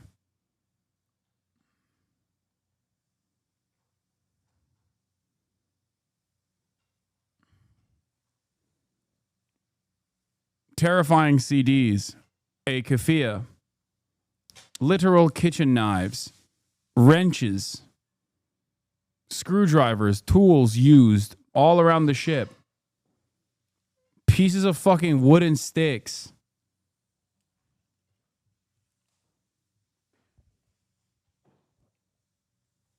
Sanding discs, not CDs. Okay, sorry. Oh, that makes it extra scary. I apologize. Especially when you present it right above, like a hook. There's a hook here, a keffiyeh, sanding discs. I mean, obviously these are tools of mass destruction, worthy of immediate retaliation. And we have different scenarios that we are prepared for to try to maximize our safety in a non-violent way. So we are trying to do our very best, and it shows quite a bit that peaceful volunteers who are carrying humanitarian aid and necessary for survival is being threatened to be raided, intercepted, or attacked. I think that says quite a lot about the priorities and approaches of Israel right now. But we must also remember that this mission is not about us. It is not about the voyage or the people on board. This mission is about Palestine. It is about the genocide, the occupation, ethnic cleansing, and the other methods of war and oppression that are being used by Israel against the Palestinians. And we do not only need humanitarian aid to be let into Gaza. We do not only need a ceasefire. We need an end to the occupation. How do you plan to break the military blockade around Gaza? Sorry, what did you say? How do you plan to break the military blockade around Gaza? We are planning to continue sailing until we cannot sail anymore. It is very difficult to predict what scenario it will be, but as far as we know, we are planning to continue as we are now. And what is your message to folks around the world, especially to young people who throughout the... I'm going to move into the PlayStation event and then, of course, go back to the same. I'm going to go back to my coverage after. We have an hour. We have an hour where we will cover the PlayStation event.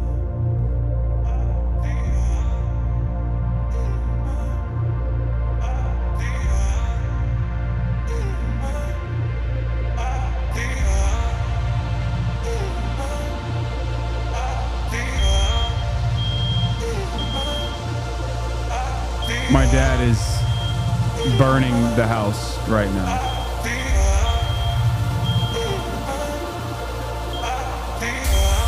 Emotion running through our veins. Heartbeat. Love is making waves. Emotion Yardıma ihtiyacım var mı? running through our veins. Heartbeat. Love is making waves. I'm facing my fears, not backing away.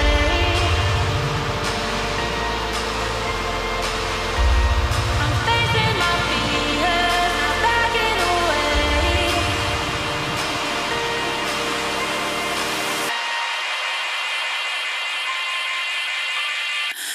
We're touching skin to skin, the bodies that we're in. We're feeling everything, we're only human. No superheroes can save us all in the end. We'll break away one man, we're only human. Emotion. Is this fucking Sony Tetris? Heartbeat. Love is making waves. What the hell? What the helly? Hello from Enhance. I'm Tetsuya Mizuguchi. ディレクターの石原隆です。ルミネスアライズのトレーラー楽しんでいただけたでしょうか。この秋、プレイステーション5、PSVR2 対応で発売予定です。ルミネスアライズはバラエティ豊かな曲と美しいビジュアルが没入感を高め、いつまでも遊びたくなるゲーム体験となっています。その世界はとても心地よく、プレイヤーを共感覚の世界へと導きます。よくある普通のパズルゲームってことだよね。テトリスエフェクトを一度遊んだことがある人はわかると思いますが、ルミネスアライズはただのパズルゲームではありません。夏にシングルとマルチプレイの体験版を配信予定です。Don't worry, we will also sometimes tune into the Asmongold chat to see what the Asmongold community has to say, to see if games are woke and gay.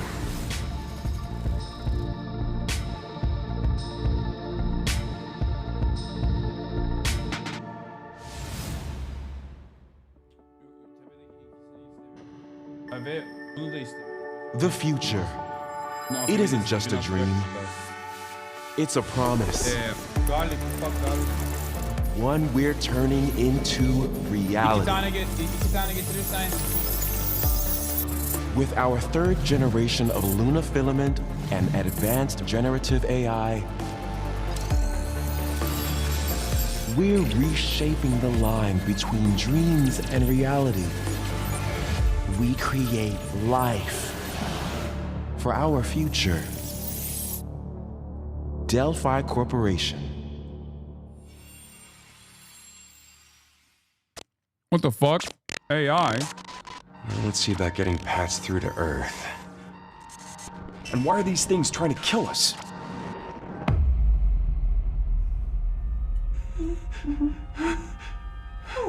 Oh, it's There you are.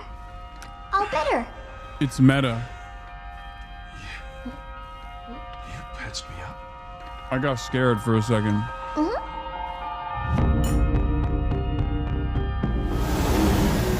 I am DI03367. They are pragmatic. Hang on a second. Don't you have a name or something? Good. Get behind me. Is this woke? It's a child, but she's a blonde and white. A female child. Targets identified. Neutralizing threats. Neutralize us? Looks like we're gonna have to fight our way through. What the? Bypassing first and second firewalls. Hooking control protocols. Initiating hack.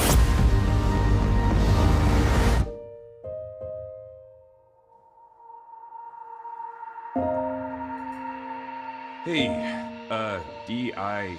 I said I am DI. Okay. D.I.? Look. D.I.? How about we call you Diana? Diana?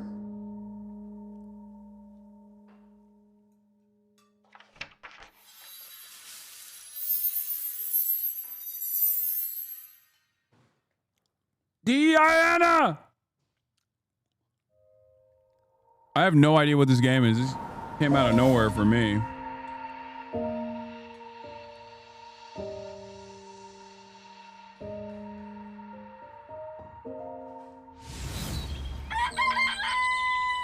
Oh, hey, today is Saturday, which means curry time. Awesome, I love curry. Speaking of curry, apparently the current president is actually a humane. What does that mean? It's okay, I'll get it. Fun curry time. Romeo, stay with me. Grandpa, I'm gonna die. Romeo, listen up. You're gonna die in about 15 seconds. Seriously? Seriously, don't worry. I made this just in case. The Dead Gear Life Support System. Don't move, okay?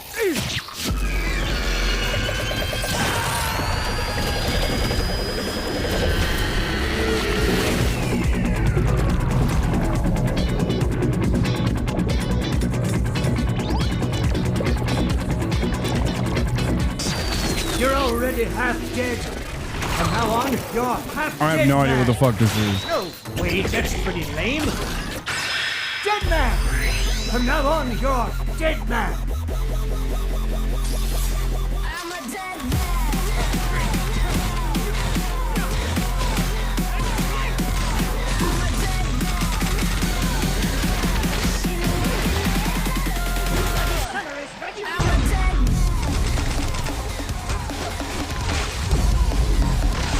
says like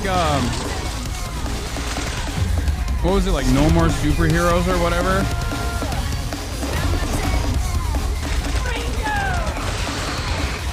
It's Dead Rising. It's similar to Dead Rising.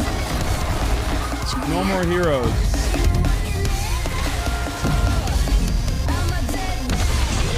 Dude, Japanese games are so funny. Dead Man is awesome as a name. Romeo is a dead man. Coming 2026. I don't even know if this is Japanese, but it comes across very Japanese. I guess it is Japanese. That was Grandpa's voice. Dead man. Are you like a spirit? I'm on your back. What?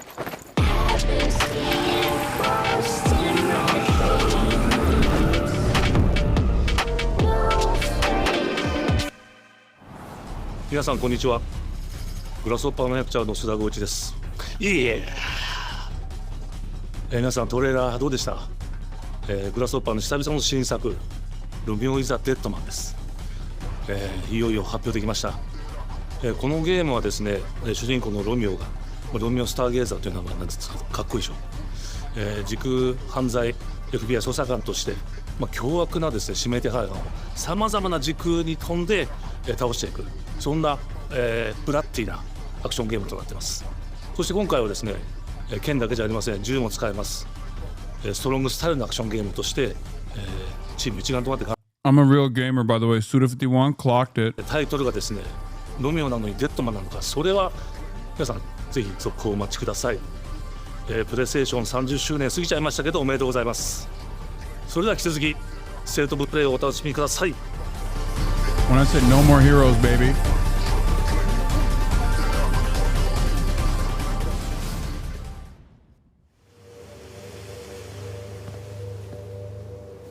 Holy fuck, all the games are Japanese. どこ行くの？ I love it. こっち通るの珍しいね。今は誰かと喋りたくて。私も後から行くね。うん。じゃあね。裏切り者。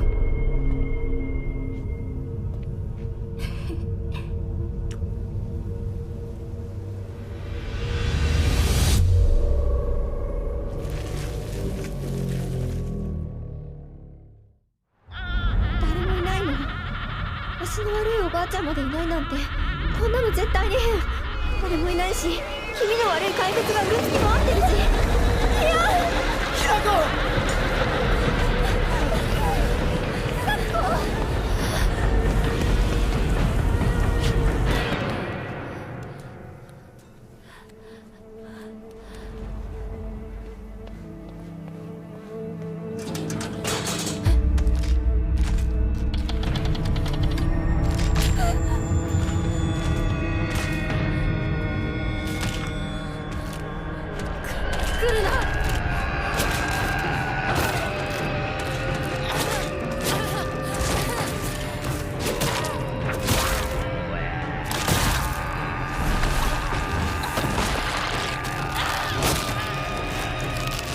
！I will probably never play this, even though people will want me to play it because it's scary as fuck.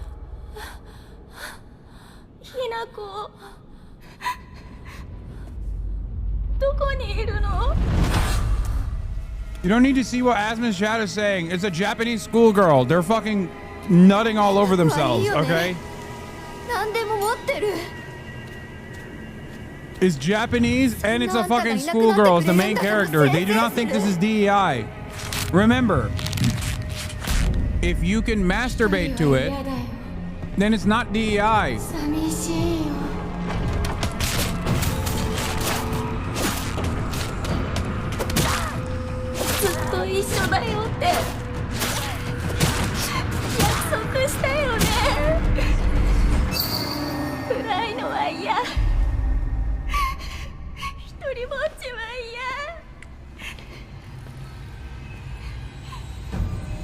It's not a challenge, it's a promise.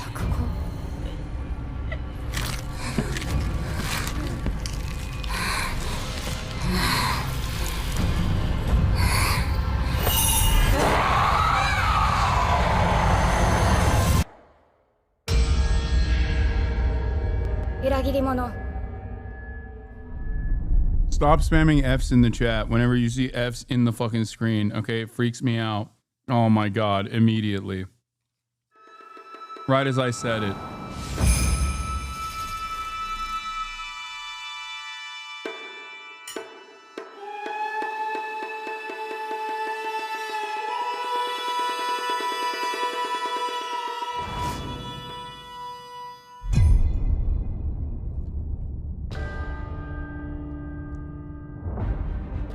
The castle has been sighted again. The Church's orders are absolute. These human sacrifices must be stopped.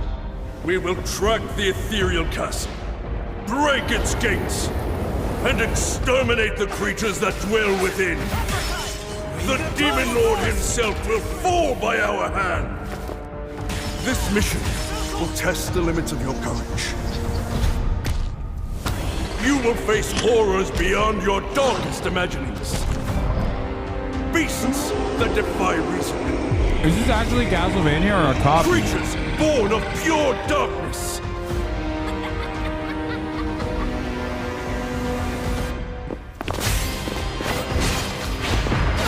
Thousand Blossom! Die! Oh,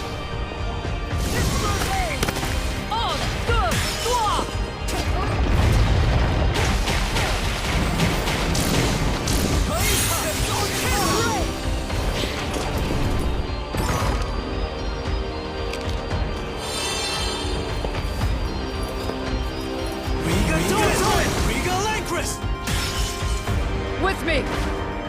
Cross Reaper! Tonight, we start our mission!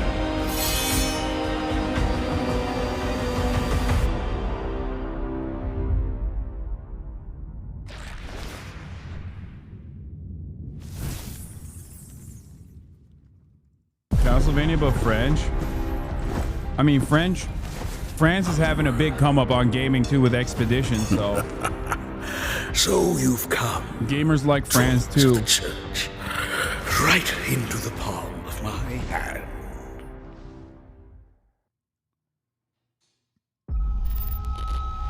The visuals of Shinjuku that I'm seeing are a hellscape I can't quite put into words.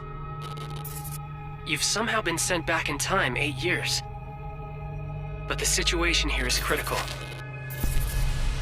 I'm counting on you, Agent.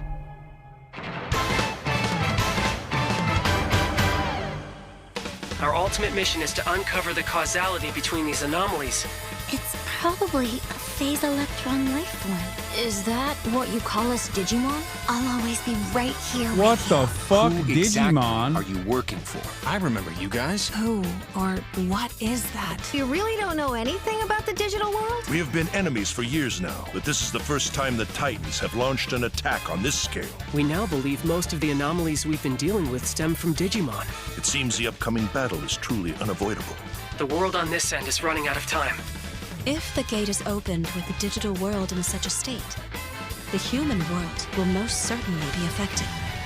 Do the Titans not care about the end of the digital world? Stop it! That I guess people in Japan still fuck with Digimon. Is that what it is?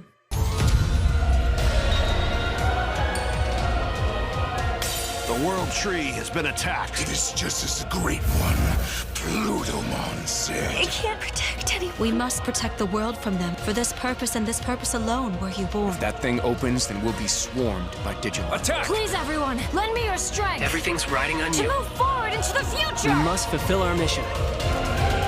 Agent.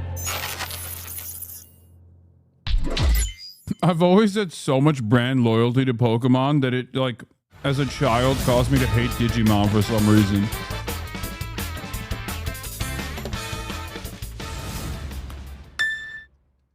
I don't know why. It's just so stupid. But it's just something that I had internalized. Oh, Father, abandon not your wayward children of Ivalice, but deliver us from our sins, that we might know salvation. If you feel wronged, blame yourself or the father. Why do you fight? Why walk this path of subterfuge and conflict? The powerful must rule the weak. It is our duty. Heavens fall upon your crown! This vile charade has gone on long enough. It ends now.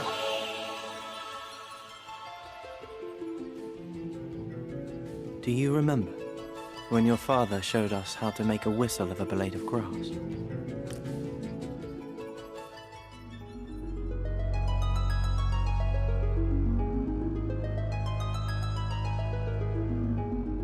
Final Fantasy does nothing for me. Hi everyone, I'm Sean Benson. And I'm Sid Schumann, here to deliver news and release dates for games coming to PS5 later this year. We hope you enjoyed that first look at Final Fantasy Tactics: The Evil East Chronicles. The game will include 2 versions of the original PlayStation Classic. The enhanced version, which features improved graphics, fully voiced dialogue, refined gameplay, and much more, as well as the classic version, which brings a faithful recreation of the 1997 original to modern consoles. Final Fantasy Tactics: The Evil East Chronicles launches on PS5 and PS4 September 30th, and will be available for pre-order later today. This next game is something really special. When I first played it, I laughed so hard I almost barfed. Let's check it out. But is there maybe just toilet? Toilet? Yeah, I just need to pee. How badly? Just normal. Bad. Just go behind this bush, I'll wait. I can run away. Pee shy? No. Yeah, no, you don't want me watching. You can watch. In baby steps, all you have to do is carefully place one foot in front of the other, which is easier said than done. Main character Nate requires some pretty deliberate movement to make even the simplest progress. It's a captivating open-world experience filled with oddball characters. Here we go. Knock up. Oh, no. You found it even without a map. The best toilet on the mountain. Isn't this the fucking guy who makes Definitely those? check this one out when it comes to PS5 on September 8th. Streamer focused games?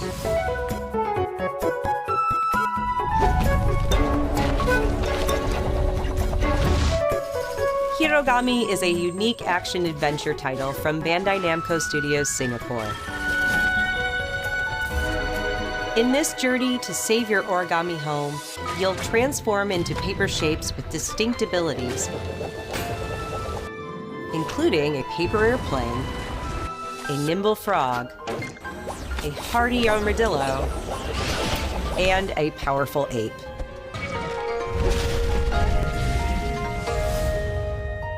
Master the art of folding when Hirogami arrives on PS5 later this summer. Sid, why don't you tee this next one up? Thanks, Sean. The Hot Shots series has been with PlayStation from the very beginning, and its latest installment, Everybody's Golf Hot Shots, boasts its largest character roster ever. Compete in courses from 10 different regions around the world. This is woke.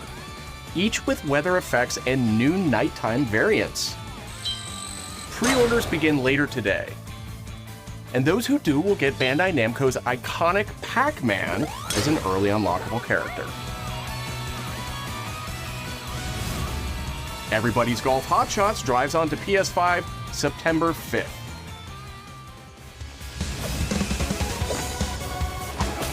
Ninja Gaiden Ragebound is a challenging new entry in the long-running action franchise. From the makers of the Blasphemous series, Ragebound stars dual protagonists from rival clans, forced to combine their souls and skills against a demon uprising. And longtime fans will really love the pulse-pounding soundtrack featuring guest composers from the original series.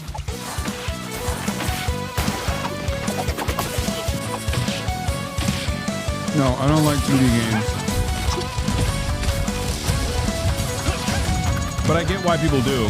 They're Ninja very Gaiden mechanical. Ragebound arrives July 31st on PS5 and PS4.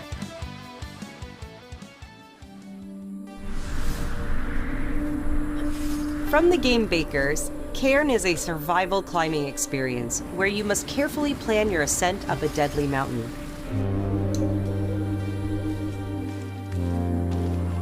Manage balance and stamina to discover secrets. Hey! Hey, wait for me! Encounter other climbers. I'm Marco. Nice to meet you. And survive the harsh conditions of the climb.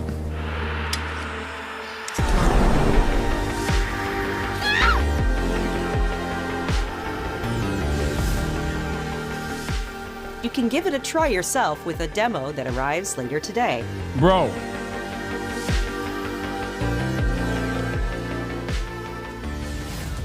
Hideo Kojima has bricked the entire industry. Everyone was like, oh, strand type games, they'll never take over. Every game is a strand type game. Nothing can prepare you for their next collection. They basically took like different parts of Death Stranding and hyper focused on one aspect of it. Play, people were excited about it. The most rewarding part of it is just seeing people react to it. We knew that we were onto something. It was such a shock to see this game. I was like, I can't believe this game exists.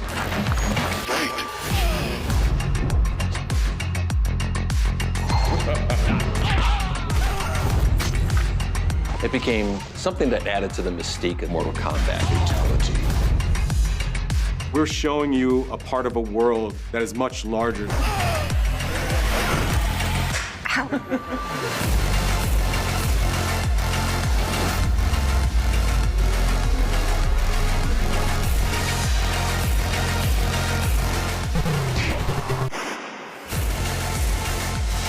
There was no template to make the games. It's a bit of the Wild West. Every part of that game is an So many expression remasters, of bro. who we were and what we wanted to do. Flawless victory.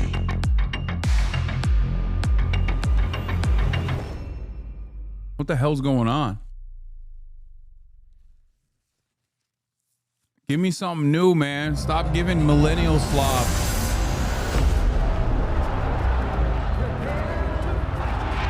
Or if you're gonna give me a remaster, give me Metal Gear, the entire franchise, and also Bloodborne.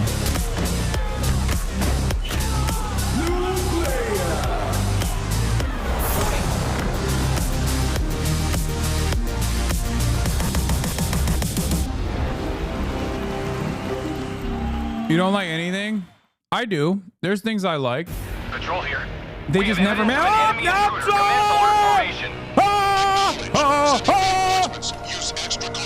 There you go. There you have it. Things I like. I know he's close. Right after I said don't, they're all remasters. The enemy. Find him. We're under fire. Enemy position unknown. Loading like this, it's a revolution. All right, Commander. Oh my god. Oh my god. Oh my god. Oh my god. Oh my god. Oh my god. You won't get away from me. Time for you to taste some real pain. What's the matter? I'm over here. Go back to your own world. See you in hell. I'll grind you into nothing. What the? Oh my god. Oh my god. Yes, remake. Okay, that was a good remake.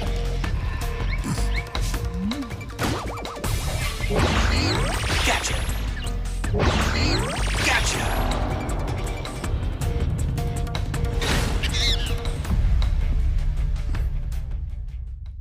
Fuck, man. That shit is gonna be, oh, that's gonna be so good.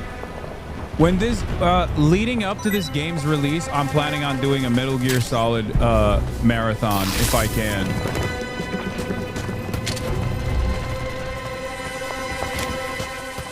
I have the GameCube console for it. I have Twin Snakes here as well. Spirit stones. Shining stones imbued with humankind's never-ending dreams. Yeah, I'm not gonna do MGS1. I'm gonna do Twin Snakes. Since time immemorial, this power has been the impetus for human wars.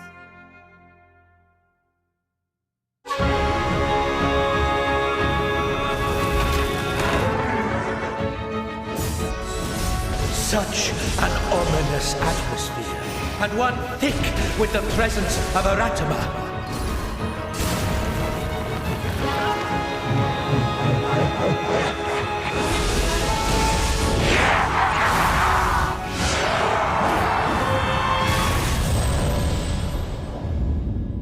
What makes a shogun? Here is my answer.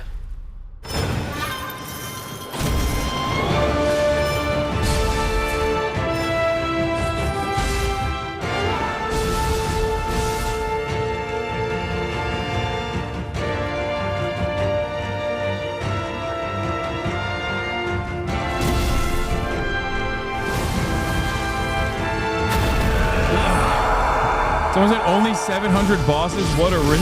How foolish of you to have entered the depths of hell.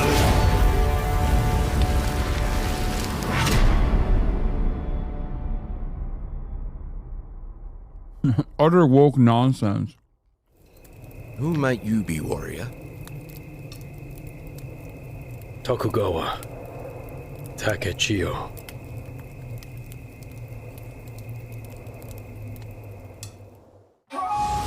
皆さんこんにちは、チーム忍者の安田です。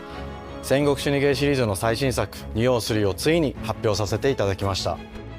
今作のアクションはシリーズおなじみの侍スタイルに加え、新たに忍者スタイルを追加、より多彩な戦闘を楽しめます。ステージもオープンフィールドとなり、探索や攻略の自由度や没入感が大幅にアップしています。本日よりプレイステーション5で体験版も配信いたしますので、ぜひプレイしてご意見をいただければと思います。2026年の発売に向け、続報にもぜひご期待ください。I'm not, yeah, I am scared of Neo.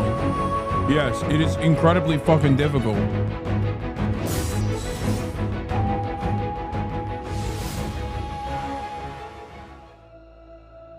No one knows how old the city really is. For me, it's all I've ever known. My whole world.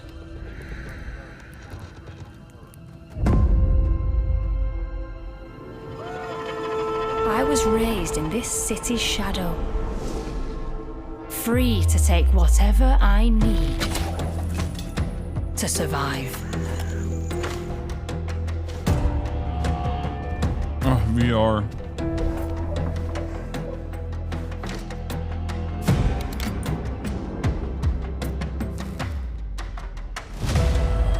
This city hides many VR. lost and legendary treasures. Locked away, waiting to be found, waiting to be taken. But some treasures come with more trouble than others.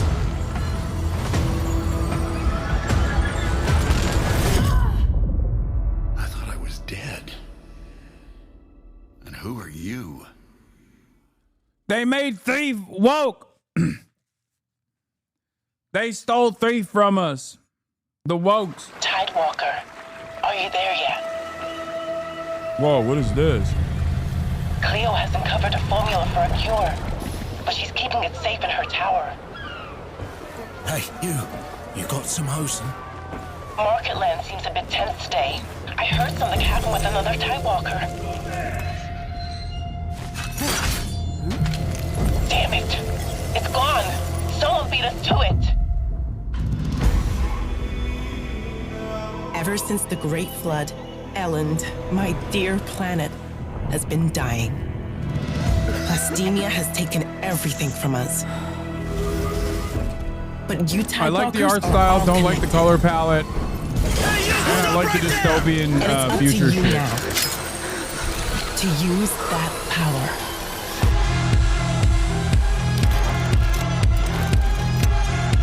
Oh, I love dystopian climate change future. This is our new recruit! Please, help me. Get down! Soundtrack is incredible so far as well. Guys, I love Waterworld.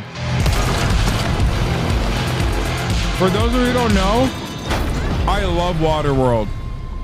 I think Waterworld, if you didn't watch it back then, but you watch it now for the first time ever, you will literally love Waterworld. I think Waterworld is one of the most criminally underrated movies of all time.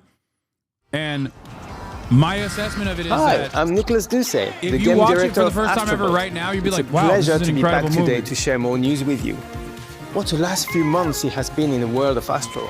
Astrobot launched last September to such encouraging feedback, even receiving a few honors we are truly grateful for.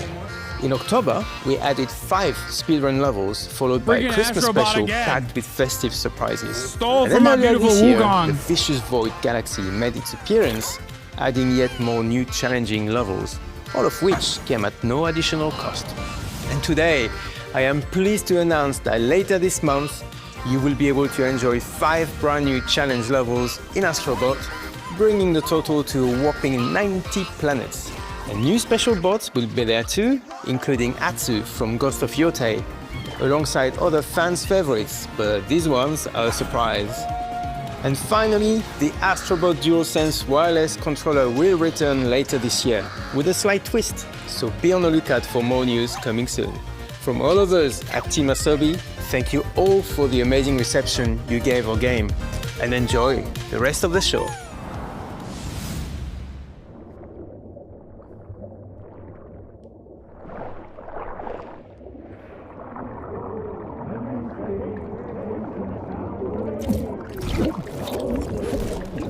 Oh my god, what is this fucking... My old man always said to me, he told me, get a ship. Then it hit Someone said water slop. no old man. It looks kind of cool. Got a ship. I just don't like the purple, like all the color palette annoys me. I don't know why. But I like the art style again. It's Sea of Thieves, isn't it?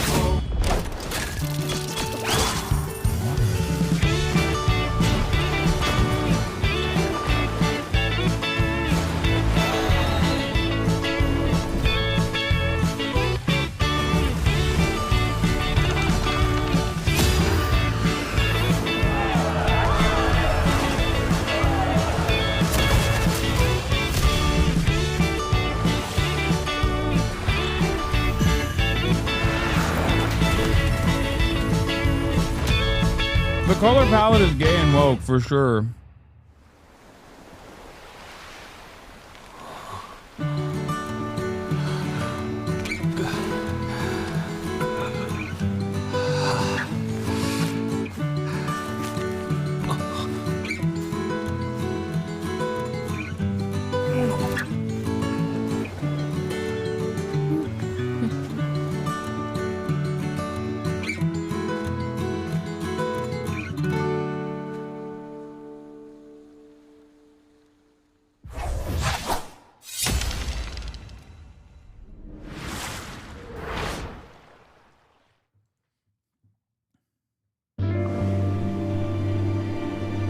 Saturation has to be 200%, or the iPad kids literally can't distinguish colors and shapes on the screen. Wait, is that why?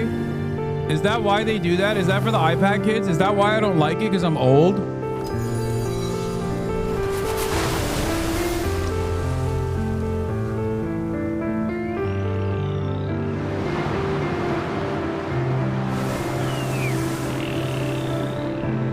Like, it's like the post-Fortnite world. It's this post-Fortnite universe where like all the fucking color palettes are so base boosted. Even if I like the art style, the color palette is so saturated that it like annoys me. It looks blown out.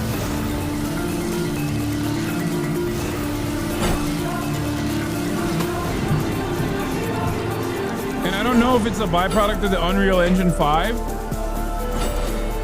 or just like what the next generation's taste look like now.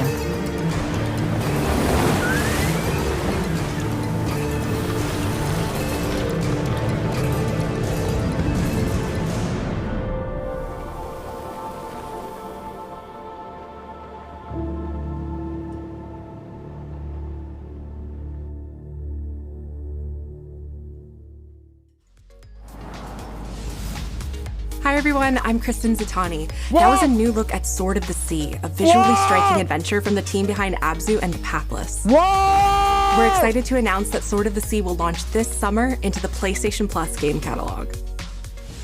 I gotta see the Asmund child. On June 17th, Remedy brings otherworldly action to game catalog with FBC Firebreak.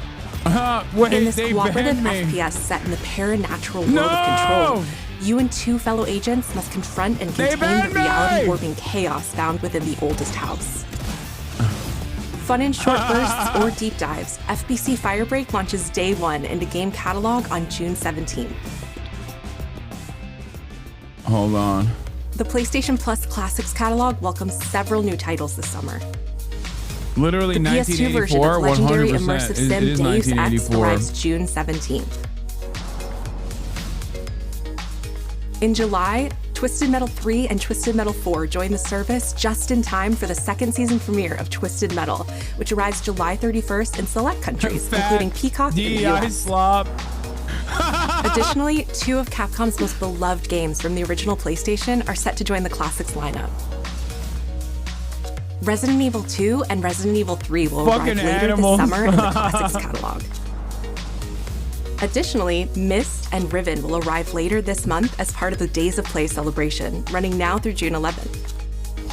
Days of Play is a 2-week event that includes bonus PlayStation Plus content drops, great deals on software and hardware, and more. Visit PlayStation Blog and PlayStation.com for full details. His parents cut their own rope to save him. He watched them fall, then found his way off that mountain. Dude, gamers are so fucking disgusting. Like, unironically, they are such. Of every major boarding school in Britain. They are so gross, dude. Always at odds with authority. Same thing in the Navy. His superiors all praise his instincts. And they're all in need of early retirement. Nobody knows what to do with him, James Mom. Bond is good? No. James Bond with a black and brown character is bad. Way. But what he did in Iceland. What he did in Iceland was insubordination. It was ill-disciplined, utterly reckless. He only survived thanks to blind luck. Only one good reason to put him in the program, Mom. I think you just covered them all, Greenway. It's really quite simple. Is she Indian? Is a bullet without a target. Let's give him one.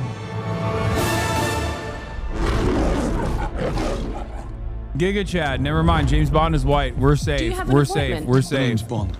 Gamers, we're fucking safe. He's with me. And you are? Don't think we've had the pleasure. Now let's not get ahead of ourselves, James.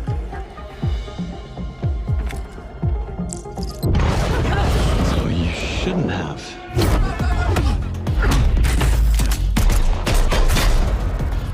We're facing a situation of the utmost delicacy. I need all my pieces on the board. 009 is a master manipulator. Whatever the end game is, we won't see it coming.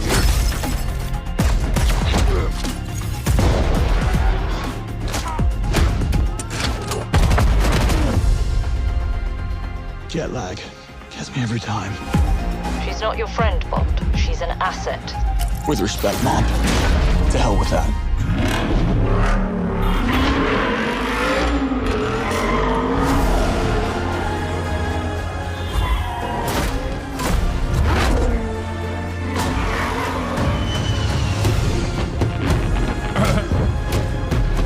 Something the game looks fire despite the DEI. Headhunting.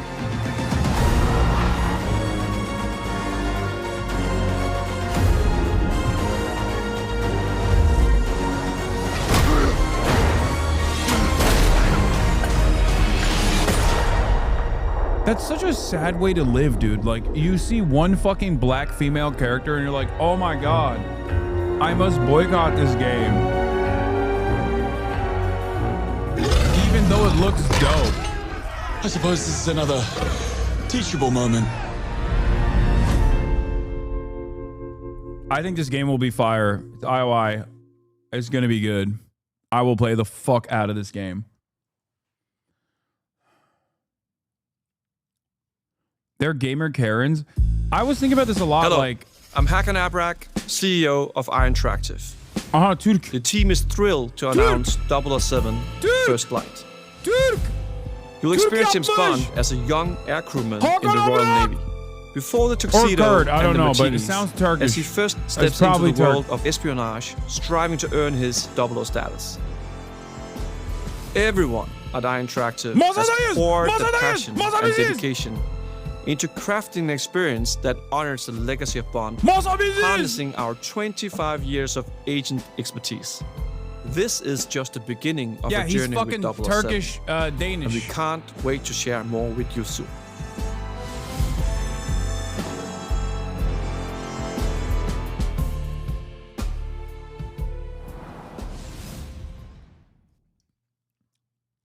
Howdy are these? Howdy are these? We are everywhere. Oh shit.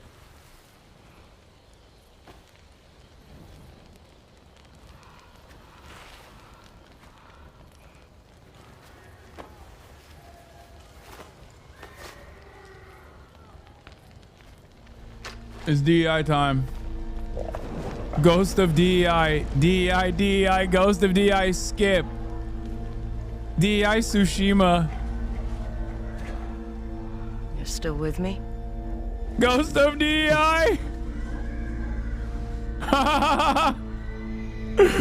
Oh, they're such fucking weirdos, man. It's awesome.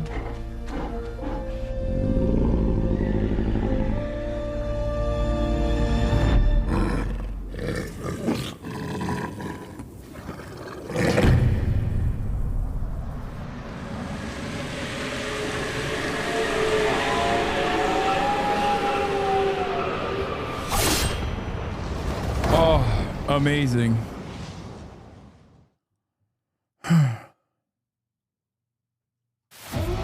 I saw the Unreal Engine demo for Witcher. It looked fucking amazing.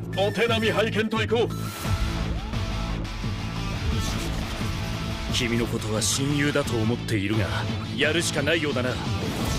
ビブラニウムのシールドだけでは私のアーマーには勝てないぞ。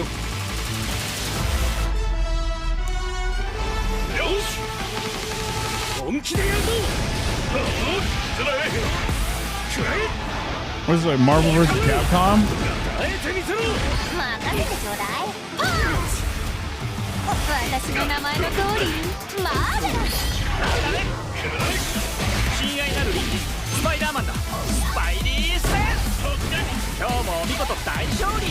Spidey sense!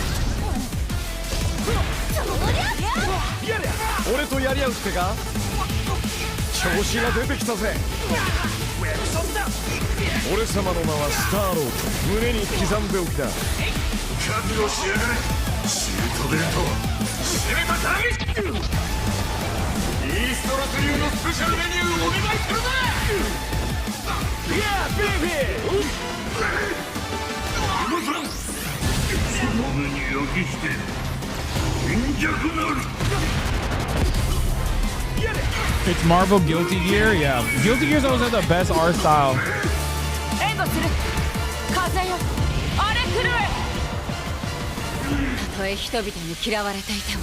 I've never played it.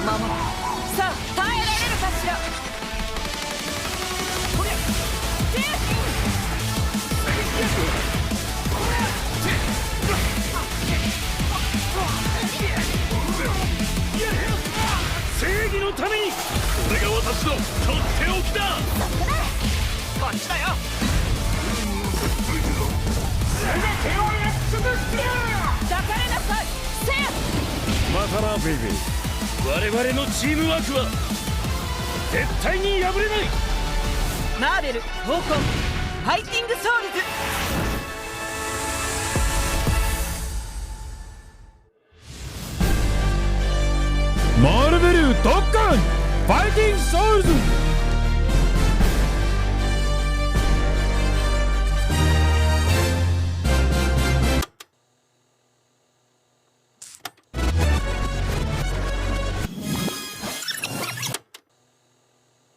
Wait, what? Back to back.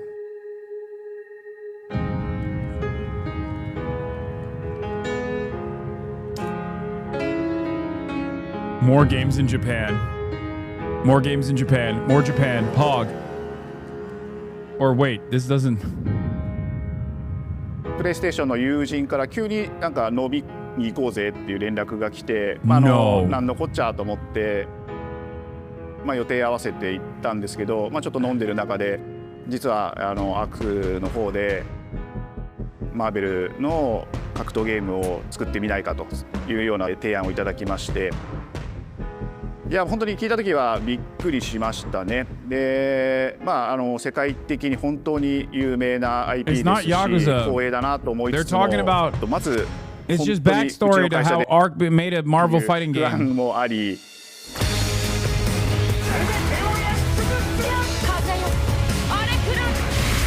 Japan #1 No politics here. No politics. The inspiration for working on this project really came from a place of pure fandom and wanting to say, why isn't PlayStation in this space? So PlayStation approached us with this vision to bring Marvel back to the forefront of the tag fighting genre. And that got us really excited because we had worked with them before on successful stuff like the Marvel Spider-Man franchise with Insomniac. When it came to approaching Marvel, we had to kind of first float the idea and let them know, hey, we're thinking about approaching a company like Arc System Works to make a fighting game. We'd love to partner with you to do this really great collaboration. Would you be interested? When they named the developer, that really perked up our ears. It's always refreshing to work with a team that will take on the challenge of tackling Marvel, putting their own spin on it, and they're just uppercutting that challenge into the stratosphere. And that's what you get with this team. I mean, they couldn't make something boring if they tried. 社長からも本当に作れるんだったらぜひやりたいでっていうことを言われました。話を受けてしまった以上これは私がプロデューサーなのかなっていうところで。The tricky thing is that most fans, including myself, see this as a sacred genre for Marvel. The tough part is finding a partner that's crazy enough to take on the task, because you either do something like this big and bold, or you don't do it at all.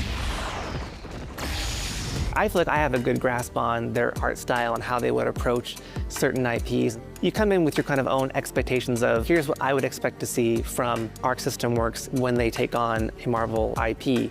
And what came up was something that went beyond that.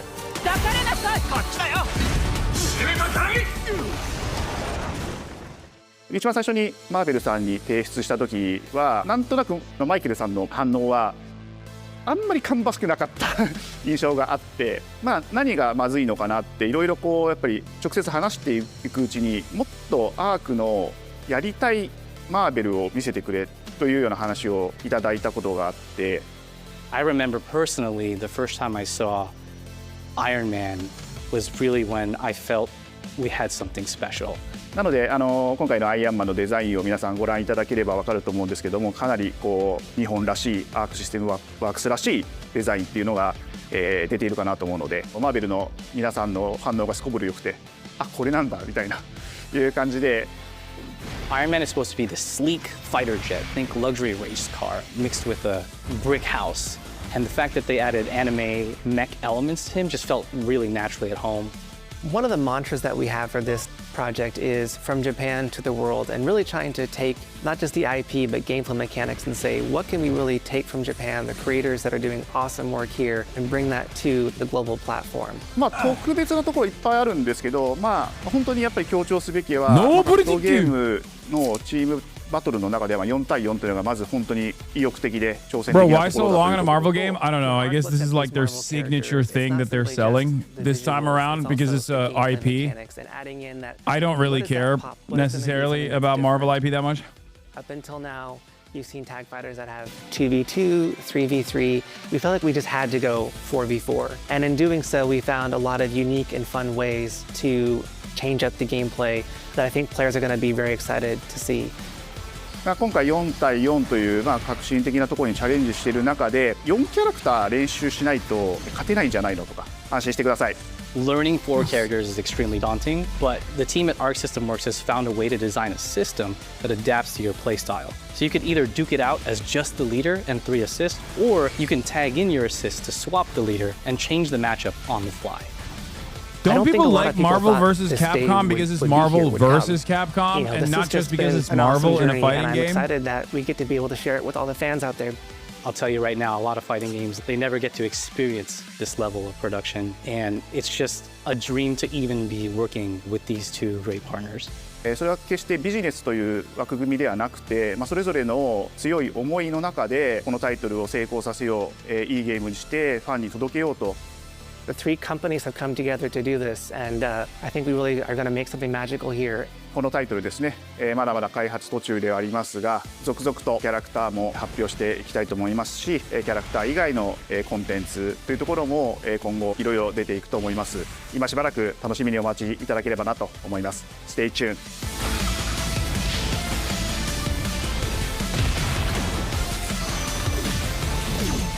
I mean, this looks pretty cool. I'm not a big fighting game guy, as you guys know. It looks cool. Who knows? This is the end, I think. No Bloodborne, it seems, by the way. You're still with me?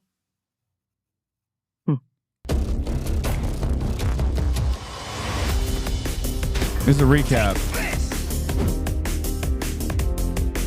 It seems the upcoming battle is truly unavoidable.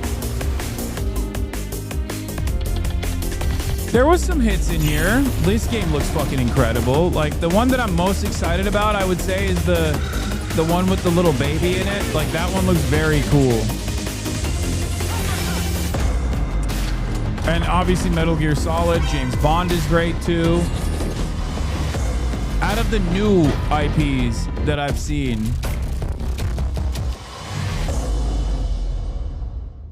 Pragmata, yeah. That one looks very, like, I like the art style.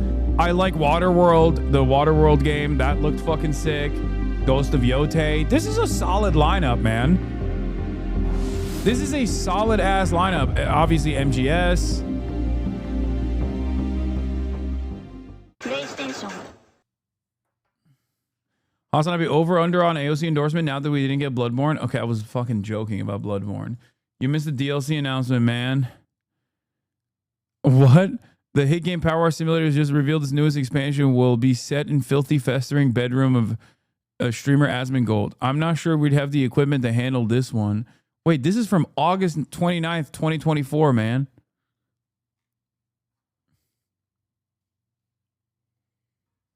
Gabe Newell traveled down on his yacht for an announcement during this week's events. Get hyped.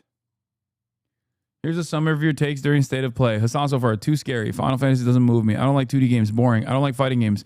Mortal Kombat is millennial slop. Don't like the color palette. Gay and woke. Gamers are disgusting. Claims he's doing a Metal Gear Marathon and says he'll play the 007 game. I don't care about Marvel IP. Rival sponsored, by the way.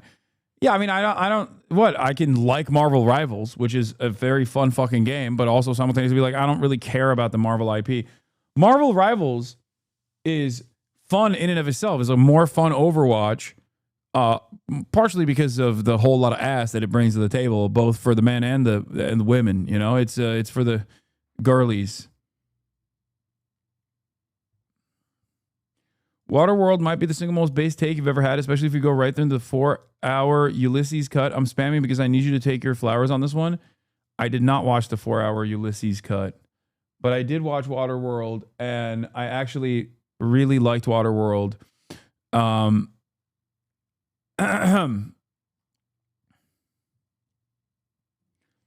What game first in your MGS marathon? Twin Snakes. I'm going to try to put together a MGS marathon starting off with Twin Snakes and then MGS 2 and then MGS 3 and then MGS 4. I'm going to play all of them. Instead of MGS 1, I'm going to do Twin Snakes. Oh, come on, you know why not MGS 1. You know why. You know why. And no, I'm not going to start with the original Metal Gear that was like top down or like whatever, the 2D one. The reason why I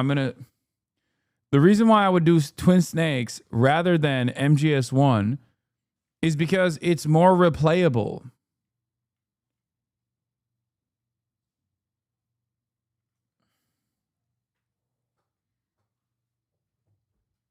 Chat, like, you are once again claiming that you know what's best.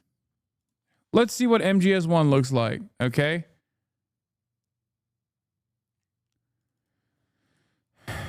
MGS 1 gameplay. And I'm sure this will be like an emulator and it'll be touched up too.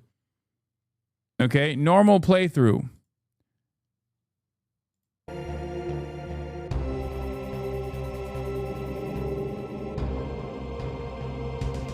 And are headed your way.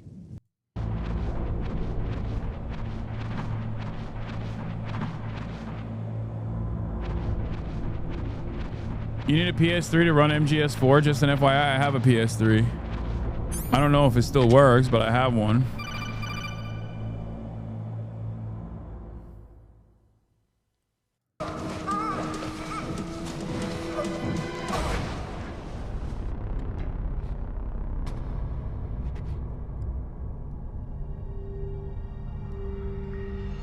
I'm pretty sure that is this the high definition remake or something?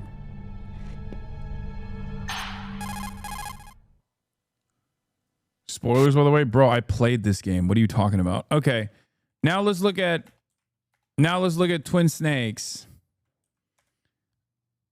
Okay, Metal Gear Solid, Twin Snakes, GameCube remake. That doctor. Hold on. Oh shit, I fucked it up. Except for your binoculars.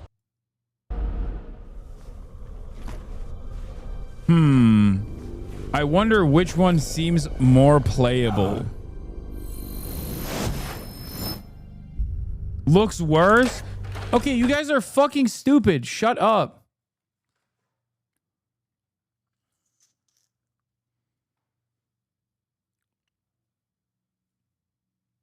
Twin Snakes was chopped up because it's a Nintendo product. Was ass. Don't fall for the graphics.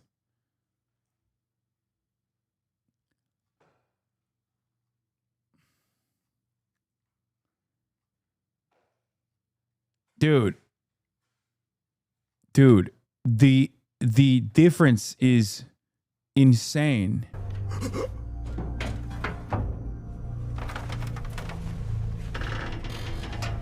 Kojima wasn't involved with the making it Twin Snakes. Okay. Kojima is not involved with the Metal Gear Solid remake either. And I'm going to play the fuck out of Snake Eater. So, what's the point?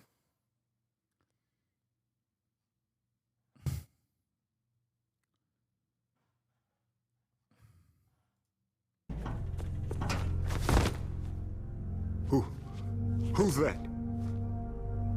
I'm here to save you. You're the DARPA chief, Donald Anderson, right? Dude, you are being the same as audio pedophiles, Mr. Graphic Pedophile? That's crazy. Dude, you are insane. Visuals are a major part of the fucking watchability of any game. The voice acting is different in Twin Snakes. They changed the script from the original too. Okay, I didn't realize I had this many fucking weirdos in the chat.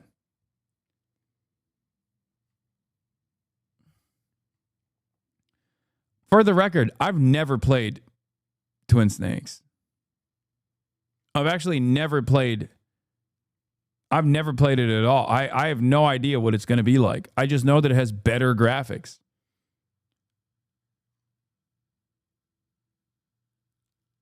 But having said that, I'm excited to play Twin Snakes. Not weirdos, Metal Gear Solid fans, because MGS is God tier and anti-imperialist based. Yeah, okay. All of the Metal Gear games are anti-imperialist. What are you talking about?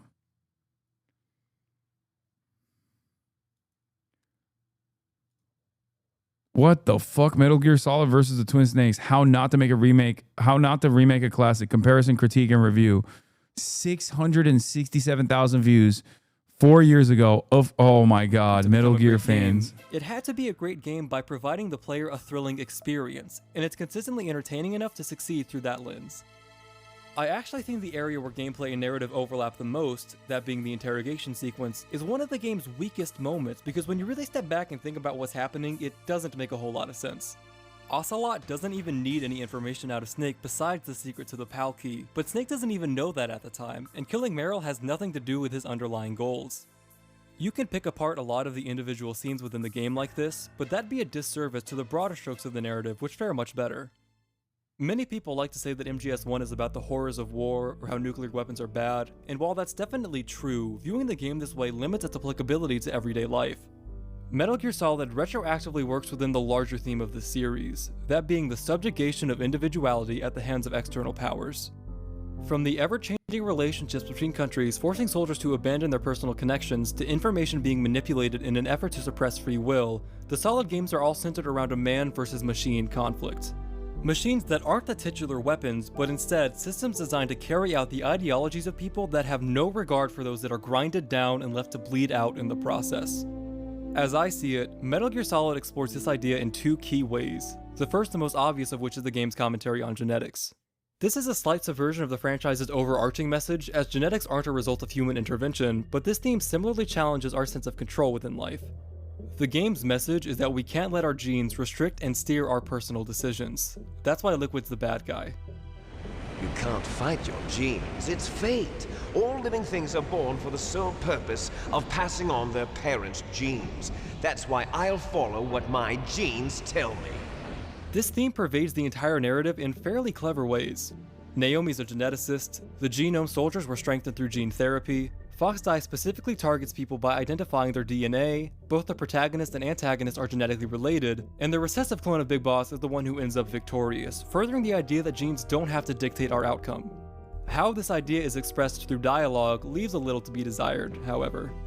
Naomi flat out telling the audience what the game was going for robs them of the ability to really interpret the game's message, which would have been sufficient given how well... Okay, this is,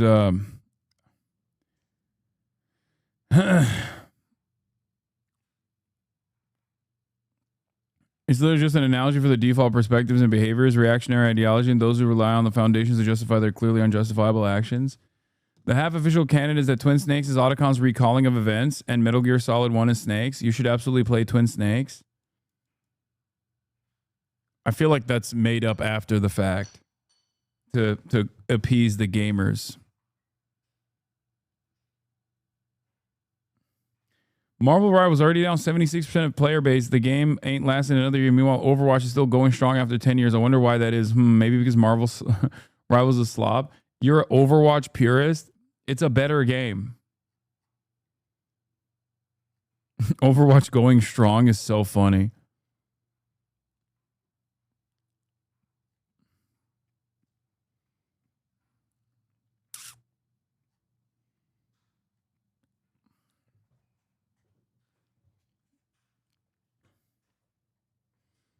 Overwatch, more like overblown. Overcooked. Overwatch co-op in 2025 is crazy to hear.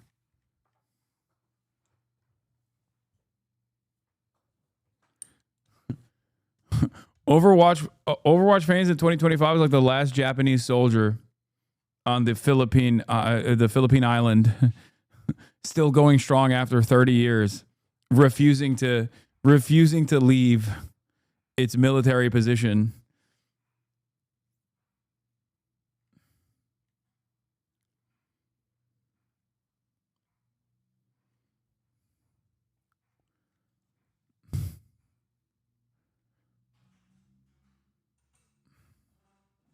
You haven't encountered Team Fortress 2 fans? No, I know. Overwatch has 20k players on stream. Rivals right now. Rivals has 100k players. LMFAO.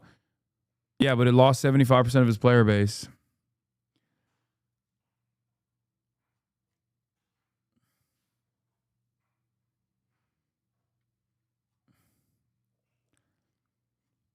Zoran debate soon. Yeah, Zoran is heading to the debate. My God.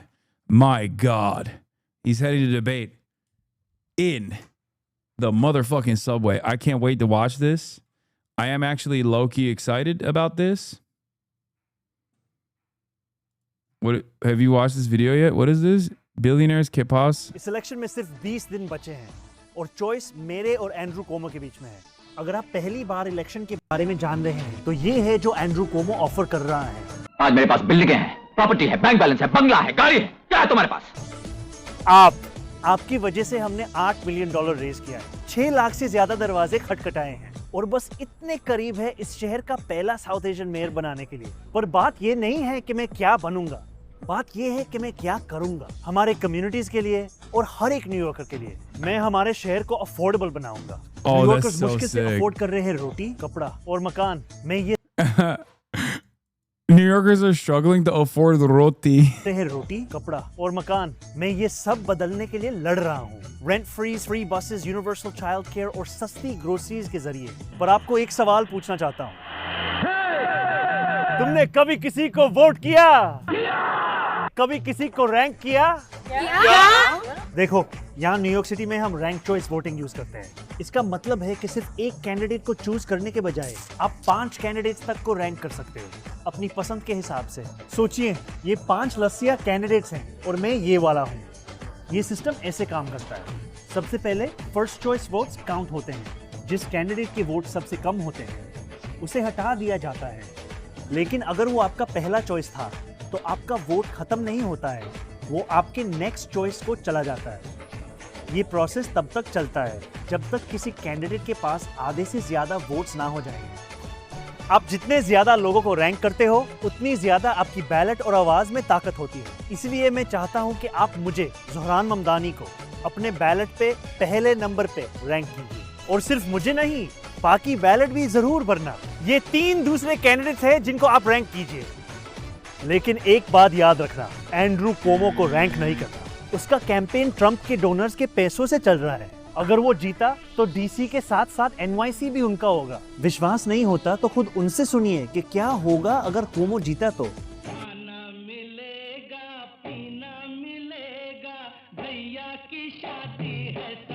Billionaires के पास already सब कुछ है, अब आपका time आ गया। Bro, this is so sick. God, it's so good. Oh my God, it's so cool. That is so fucking cool. Holy shit.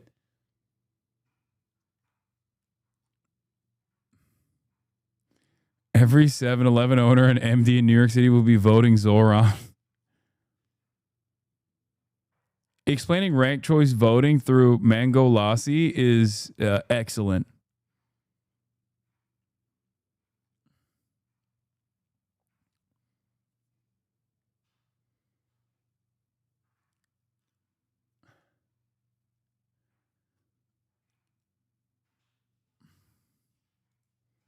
He's rolling up in a second line parade.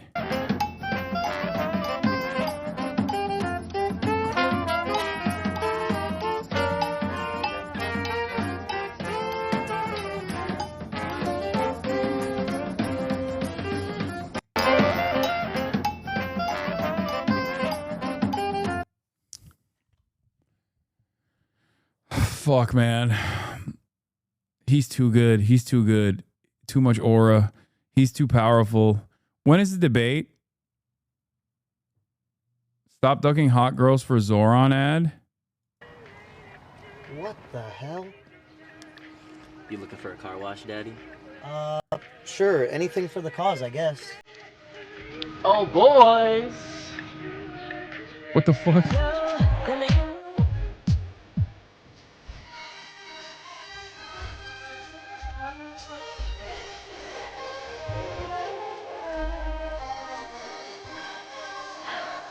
Okay, don't show this to the aunties, okay? I'm sorry.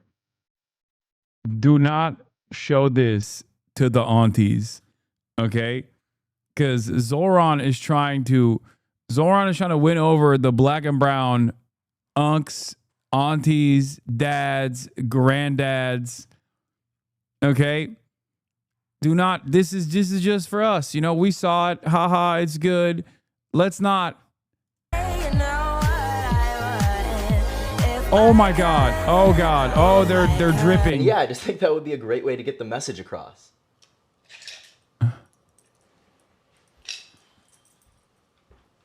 Sounds like you just want to do that, big bro. No. What does that have to do with not getting Andrew Cuomo elected? Think about it, guys. These next few weeks are important. We just need to go hard for Zoran, and everything will work out, I promise. Dude, enough with the fantasy. Zoan's platform is awesome. It speaks for itself. All we got to do is canvas and knock on doors. Look, we tell people about universal childcare and fast and free buses and the rent freeze, and he's going to win. But I just think it's a great idea. We're not doing that. Fine, fine. Didn't want to do it anyway.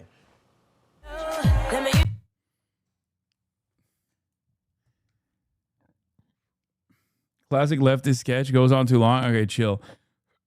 All right, let's do Trump says Putin told him in a call he will respond to Ukraine's weekend drone attacks. Breaking news, President Trump just wrapped up a call with Russian President Vladimir Putin. The U.S. president says they spoke on the phone for approximately 1 hour and 15 minutes. I want to bring back CNN's Kristen Holmes live from the White House. So, Kristen, what did Trump say about this call? Yeah, Manu, he really dives into two separate things. One, what's going on with Russia and Ukraine, and two, the deal with Iran. So let's start with reading this post because this is really the White House's version of a readout of the call. He says he just finished speaking by telephone with President Vladimir Putin of Russia. The call lasted approximately 1 hour and 15 minutes. We discussed the attack on Russia's docked airplanes by Ukraine and also various other attacks that have been taking place on both sides. It was a good conversation, but not a conversation that will lead to immediate peace. President Putin did say, and very strongly, that he will have to respond to the recent attack on the airfield. We also discussed Iran and the fact that time is running out on Iran's decision pertaining to nuclear weapons, which must be made quickly. I stated to President Putin that Iran cannot have a nuclear weapon, and on this... Isn't this crazy that he's like fucking acting as like a press secretary for Vladimir Putin? Like, I'm so confused. Anyone knows that Trump has had a running daily commentary on world and domestic affairs, but said nothing about the Ukrainian drone attack until this afternoon when he vaguely reported discussing the matter with Putin and said the discussion will not lead to immediate peace?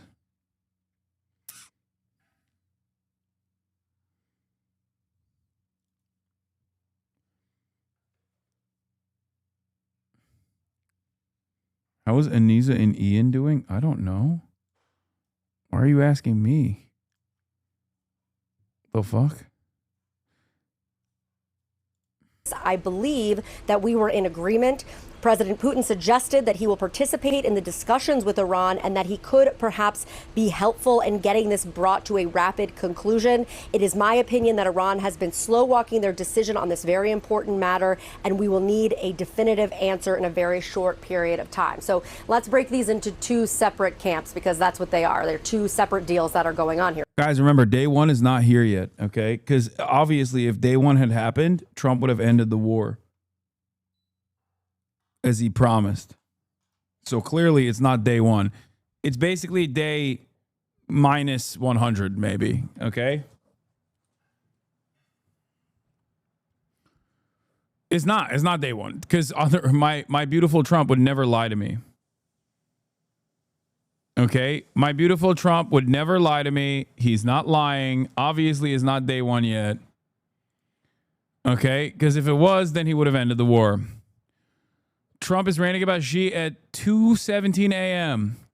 I like President Xi of China, always have and always will, but he's very tough and extremely hard to make a deal with. Oh, no.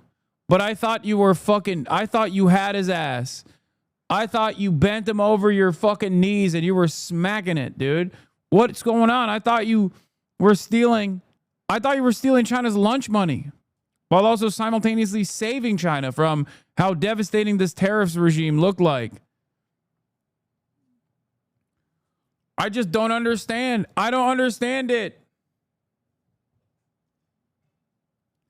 I don't understand it. Where is... I thought we were dominating China. What's going on? What's going on?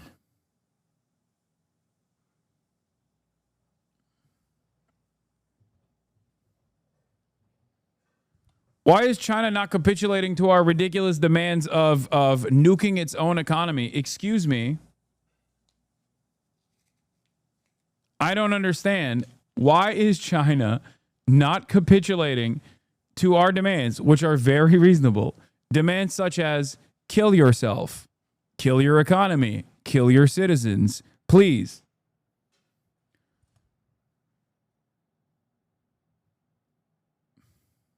What? At least he's trying. What are you doing? Sitting on your ass, content creating, bitching, playing basketball?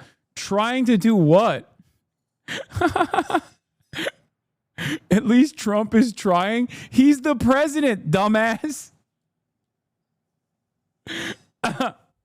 Hey, guess what? You know who has had a more positive impact on the global economy than Donald Trump? Me and you and virtually everyone else who didn't try to drop a nuclear bomb on global trade for no other reason other than he's bored. Okay? So technically, we should give ourselves a round of applause. Actually, the past month or so has been Trump trying to mitigate the damage that he caused by slowly but surely arriving at the position of every random American, myself included. So eventually, if you're a Trump dick rider, once he gets back to no tariffs, I was just kidding, ha ha ha, in like a couple months, at that point, it will be just as though Trump had never done anything at all, right? And he would be similar to a powerless American individual such as yourself or myself. And you will sit there and celebrate it. You'll sit there and you'll go, oh my God, he did it. He fucking did it. He saved the world. Once again, he done did it again. Thank you, Donald Trump. You are my GOAT. Meanwhile, he didn't do shit. He actually did negative things and then tried to salvage said negative things that he did over the course of a long, drawn-out, idiotic tariff back and forth where he withered away the remaining goodwill that America has around the global stage. The only thing that's holding this entire process together is the fear of European vassal states of the Chinese hegemony, okay? They fear the Chinese century of prosperity, and that's the only thing that causes them to consistently give more back to the United States of America when the king comes in and demands more tithing, the king says, and our vassal states come in and go, okay, you know what? We'll do it. We'll give you more money, my king. We'll buy more of your weapons, my king. That's the art of the deal.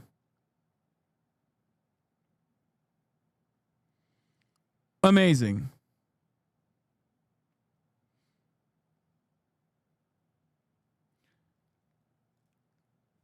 Abundance Fest happened today. They did a great job. Yeah, Centrism Coachella, mostly attended by journalists to make fun of Centrism Coachella, by the way, from what I've seen.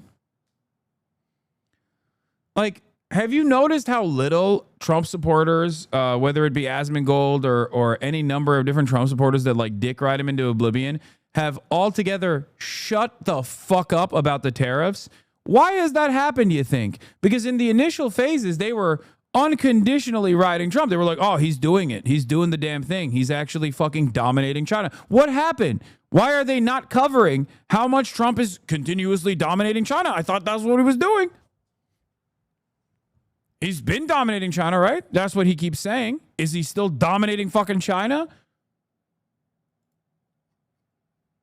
Where are they at? Why are they no longer talking about Chinese dominance?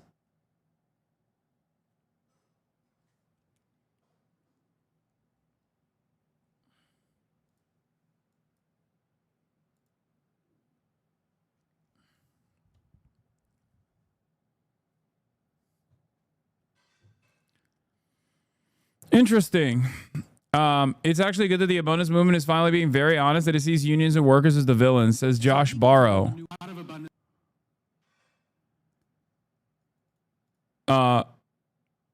There's no pretense anymore. The mask is falling off. They're now screaming about their motives, so at least there's no deception, which is good. Fans here today.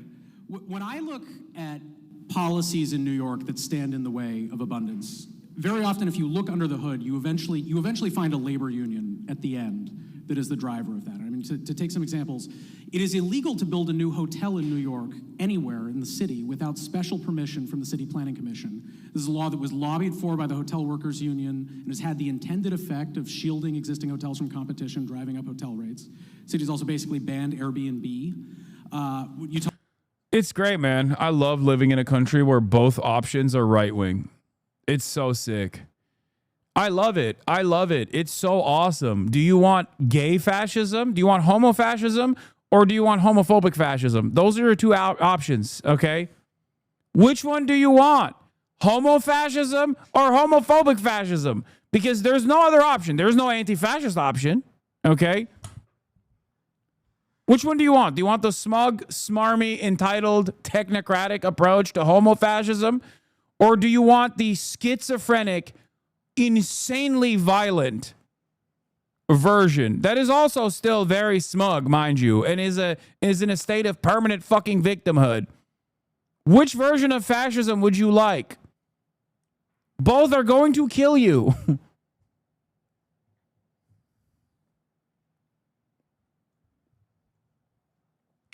I said homo-fascism. I didn't say homo-trans fascism. Both of the fascist movements will kill trans people. Okay? Make no mistake. They've both written out trans people as like permanent enemies of empire.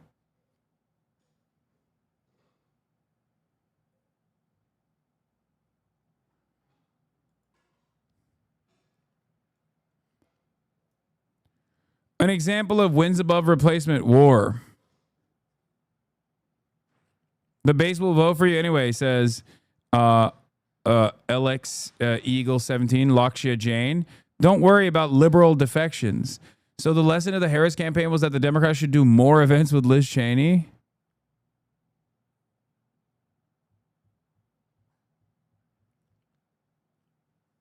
Abundance is a new revolutionary approach to centrism. It's not fascism. Dog. Centrism inevitably yields fascism, especially because it refuses to address the material harms that cause people to become reactionary. So it basically is the softer, gayer version of fascism. It's the precursor to fascism, both historically and in contemporary society. It's happening in front of your fucking eyes. You are watching a fascist administration currently work its way through the steps of consolidating power at the top, while simultaneously undermining what remains of American civil liberties. The marginal civil liberties that remain, they're taking those away. And what are the Democrats doing in the process? Talking about how actually it's the people that want the Democrats to do more to combat this wave of fascism that are actually wrong. We should become more fascist and people should vote for us anyway. Because when given the option between homofascism and homophobic fascism, I'm sure people will choose homofascism. It's marginally better, after all. That's what I mean.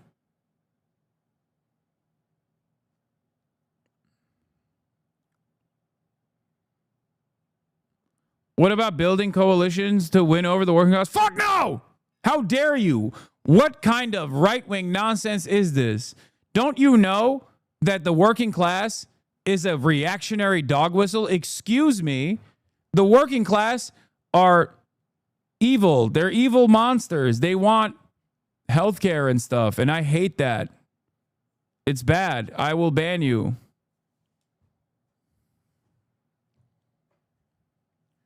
I would rather sell off this country to Kroger's, Goldman Sachs, Amazon, okay, that becomes this unique merged blob of evil than to allow you to get free healthcare. I would rather stop that every step of the way. I will use all of my existing brain power to ensure that I stand in opposition to things such as free healthcare, free college, things that improve people's lives, things that actually offer people an opportunity for prosperity, an opportunity for social advancement.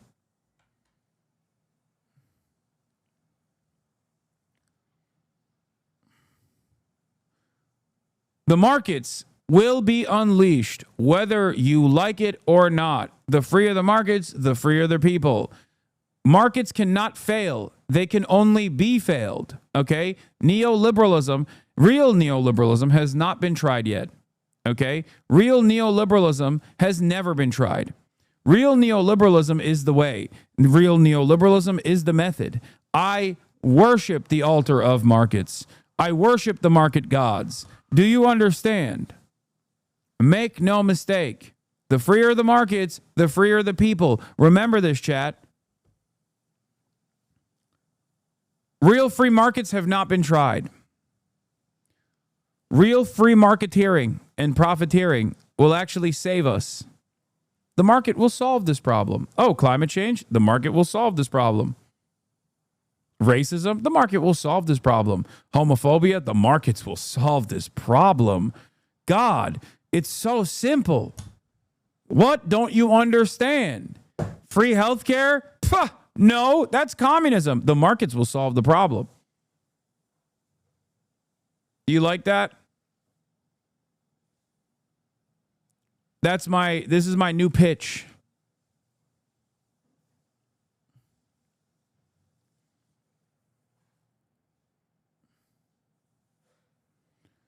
As my new pitch is a totally new and unique thing that I just invented. No one has ever thought of this before. You know? No one. The markets cannot fail. They can only be failed by us. Mere peasants who don't understand.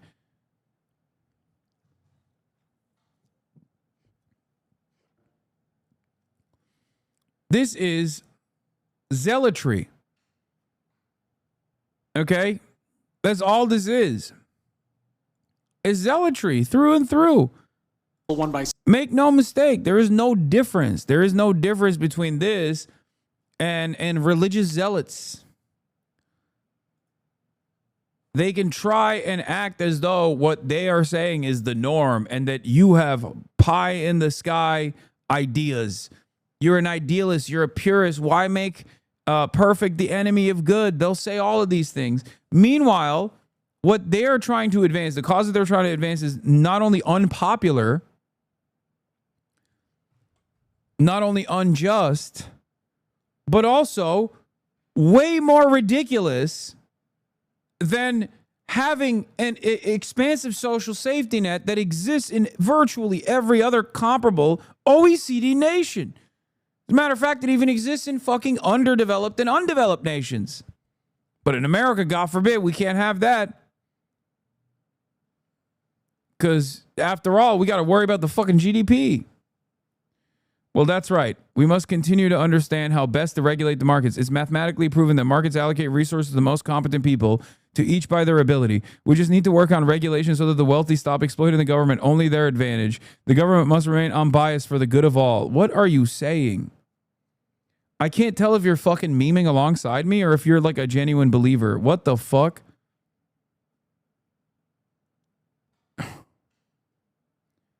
You unironically are repeating the thing that I just said sarcastically, but now you're saying it without sarcasm. Like, it feels like you're saying this sincerely.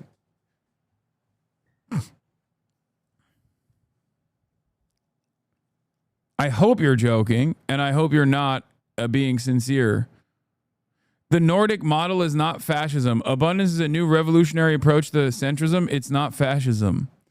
Let's be honest, you got cooked on this one. Admit defeat and play the original. It's not about the visuals, it's about the soul of the game. Oh, he's also a MGS1 defender. You went too hard. You attacked the real capital fanboys. He's a lib and believes in the invisible hand of the market. Okay. But even fucking Adam Smith himself recognized that there was an end to that. You know what I mean? There's an end point. There's a point of unsustainable. There's a point where the market fundamentals are inevitably going to erode people's existence, people's liberties, people's livelihoods. And it's just weird because for some indecipherable reason, okay, for the record, one, abundance is not the Nordic model, okay? That's number one. Abundance is, like you said initially, a revolutionary approach to centrism, which paves the road to fascism. And the idea that the Nordic model is the end all be all and there is no evolution beyond the Nordic model is so fucking stupid. Listen, at this point, if you guys were at least China dick riders, I would be a little bit more understanding. Okay? The Nordic model is not strong. The Nordic model is very weak. Look at the Nordic nations right now. Look at the Nordic nations right now.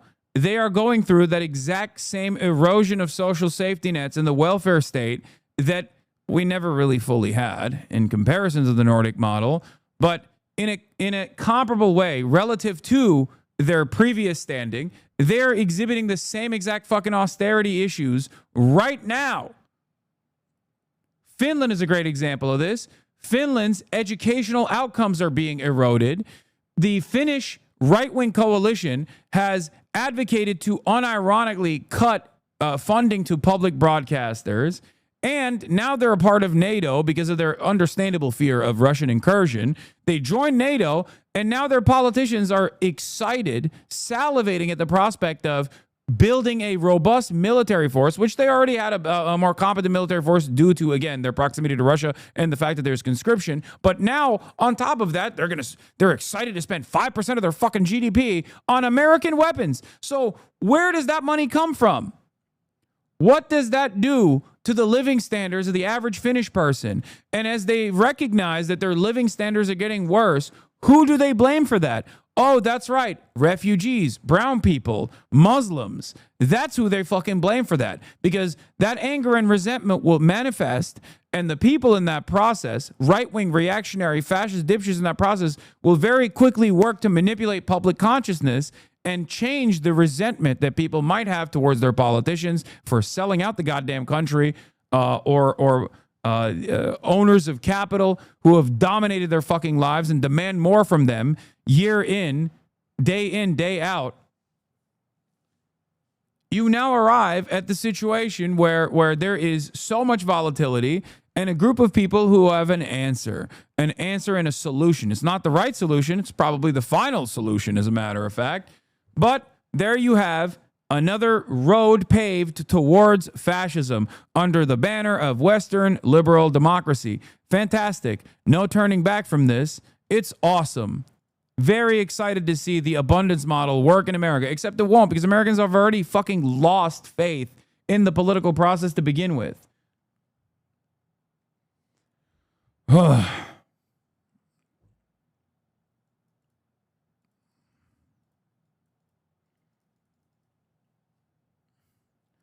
Yeah, we should try to figure out how to regulate the markets. Except, what?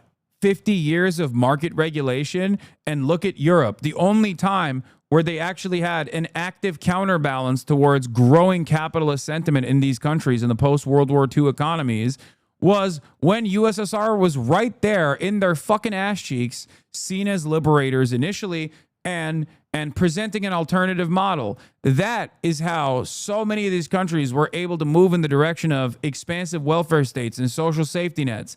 Once the USSR was over, once that project was done and it was completely fucking destroyed due to the endless greed and due to the unlimited success of capital owners, we arrived at late stage capitalism, the neoliberal era. No more no more alternative solutions, no more dreams of any sort of shifting the fucking dial of time in the appropriate direction of socialism. Maximum capitalism, maximum greed, maximum profiteering. And look what happened in that process. The Western liberal capitalist countries are basically victims of their own success. They so thoroughly dismantled socialist movements, revolutionary socialist movements, revolutionary communist movements. They so thoroughly dismantled the alternative that the mean shifted firmly into the right. And in the process, you got endless amounts of greedy capital owners and profiteers ruining the living standards of the fucking working class.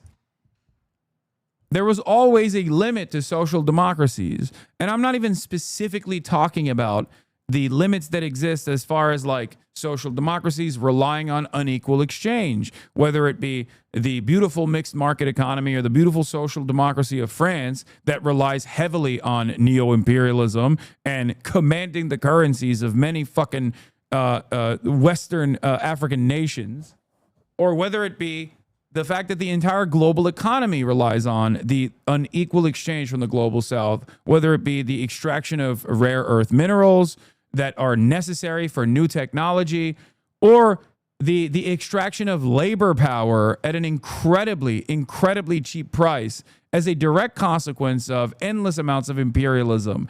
That has negative consequences everywhere. That has negative consequences internally in the labor aristocracy as well, because the labor aristocracy can't outcompete the incredible price points of manufacturing in the global south, in countries that have been previously dominated. But holy shit, God forbid those countries that we've dominated have actually enabled themselves, have actually developed themselves evenly and become market competitors. Now we're scared, which is why we will turn around and rely on American empire to once again do what must be done, be ruthless, be cruel. And in the process of fascism manifests in all of these Western liberal capitalist nations, well, it's all right. At least we're not fucking Chinese. That's where you're at right now.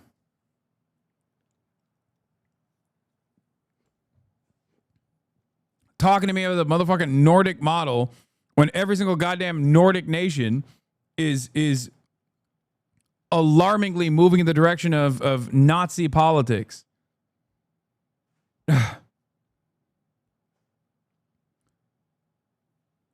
Actually, I would worry about how China will fare when she is no longer the leader. If there's not another strong leader, they may face the same erosion by markets. Okay, you can't do that.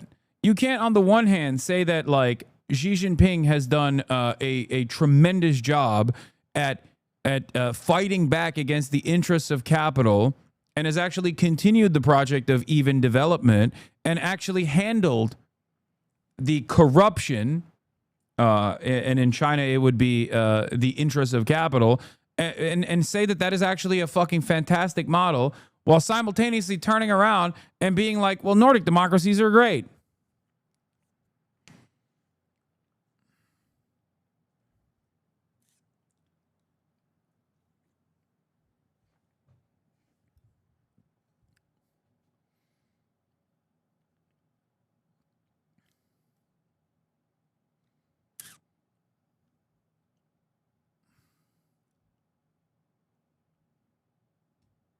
Wrong. I see us in Norway hugging it out with Xi before Trump, the way things are going. We have issues with CCP, not China, and big issues with the Orange Menace. You have issues with the CCP. What does that even mean? CCP is China, and China is CCP.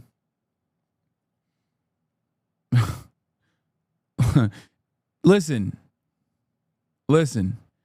The Communist Party of China, okay? The Communist Party of China is modern China. That's number one. Number two, the Communist Party of China is immensely popular in China. That's it. The idea that it is not an immensely popular force of politics is wrong. And that is not my estimation. That's not dick riding China.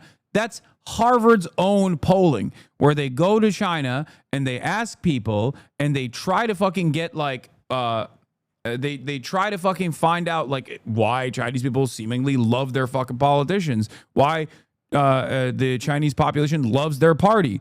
Why is that the reason? Well, there's a very easy answer for it, okay? It's not because they're like actively suppressing any sort of speech or actively suppressing any sort of like political dissidence. I mean, that does happen, but that's not the reason why there's so much fucking popularity that the Communist Party of China enjoys. No, it's not because they'll be killed if they say no. Shut the fuck up. No, that's not the reason at all.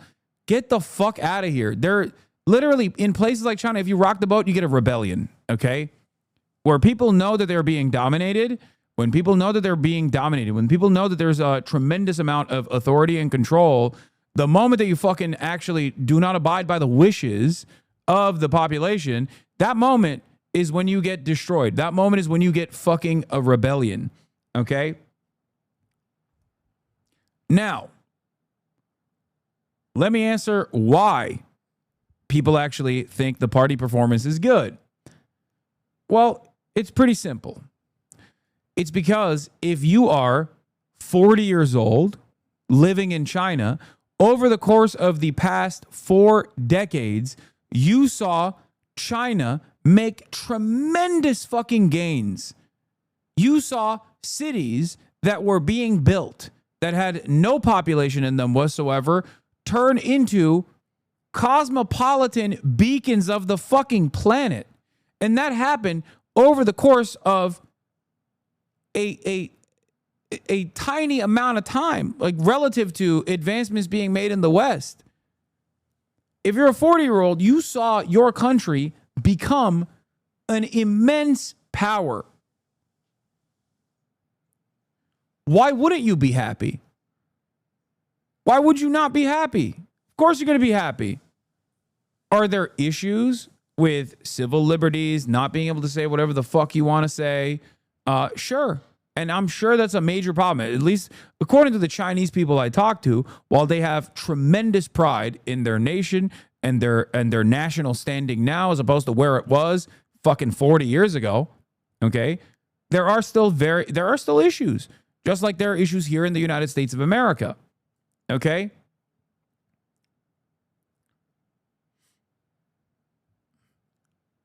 But it's ridiculous to refuse to reckon with why China is such a powerful force on the planet, and it's ridiculous to refuse to reckon with why China is has a popular form of governance. And no, it is not because they are so domineering and so scared, although the Chinese government is scared of disruptions, political dissidents, and whatnot, and does have a heavy hand. But that's not the reason why people are happy. The reason why people are happy is because of the economic improvements that they've experienced. And if you were to compare this, will you simp for Japan? I simp for the Nordics? No, there's a major difference here. I don't actually simp for Japan. I like the cultural output, but I actually criticize Japanese society and Japanese living standards quite frequently. You just don't hear it. You only hear me talk about anime Pog. And also, a comparison between the DPRK and China is so fucking ridiculous because the DPRK is shut out from the rest of the goddamn planet. What the fuck are you talking about? You think China and DPRK are comparable in any way, shape, or form? And even a better comparison would be like Saudi Arabia doesn't have a rebellion as opposed to China. Even then, that would be a better comparison. Okay? Like you're talking about a global participant in international trade that is perhaps one of the most, that is the most important global participant in international trade, as opposed to the DPRK, which is what economic output is cryptocurrency schemes, and their entry point into the world is maybe some Chinese commerce on the side. Ridiculous.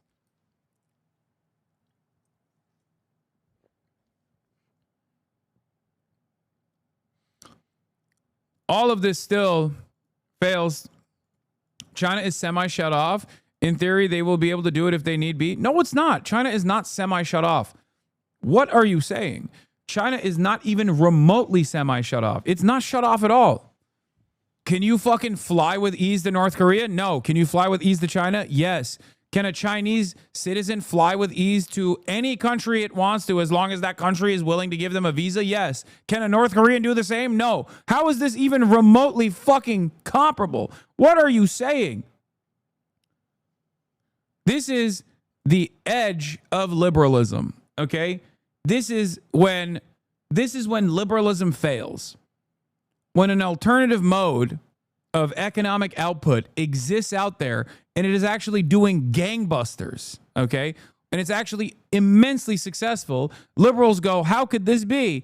It must be that there is something afoot. Maybe it's the Chinese culture. Maybe the Chinese are servile people and they respond to authority differently. It's got to be some other fucking spiritual, idealistic reason.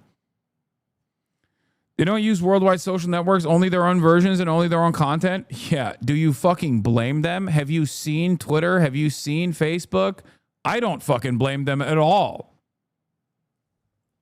And having said that, the notion that that is the reason why they're shut off from the rest of the world is so stupid. Oh yeah, dude.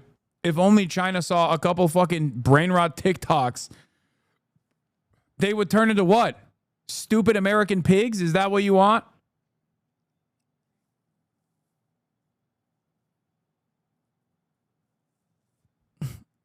You also make it seem as though Chinese people can't like go on these websites, or Americans can't go on these Chinese websites. They certainly can.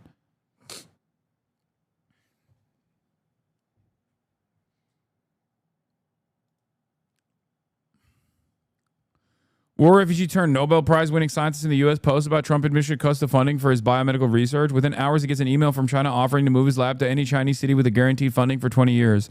Artem Pataputian's story is not just for the American dream, it's the American science. He arrived in Los Angeles in 1986 at the age of 18 after fleeing war-torn Lebanon. He spent a year writing for an Armenian newspaper and delivering dominoes at night to become eligible for University of California, where he earned his undergraduate degree and a postdoctoral fellowship in neuroscience. He started a lab at Scripps Research in San Diego with a grant from the National Institute of Health, discovered the way humans sense touch, and in 2021 won the Nobel fucking Prize. But with the Trump administration slashing spending on science, Dr. Pataputian's federal grant to develop new approaches to treating pain has been frozen. In late February, he posted on Blue Sky that such cuts would damage biomedical research and prompt an exodus of talent from the United States. Within hours, he had an email from China offering to move his lab to any city, any university he wants, he said, with a guarantee of funding for the next 20 years.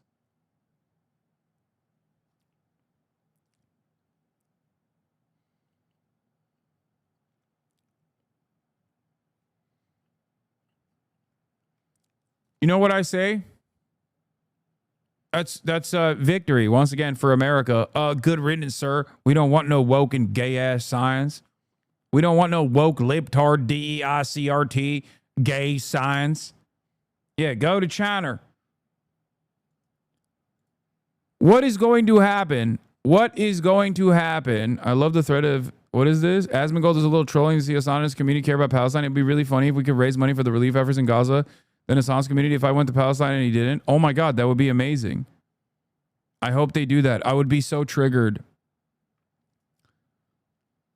I love how the threat is actually doing something good for the first time in their lives. Yeah, I would be so fucking triggered, man. Oh no, I would be so owned. Asmongold and your community, please don't do that. I would be so mad. I would look like such a fucking clown.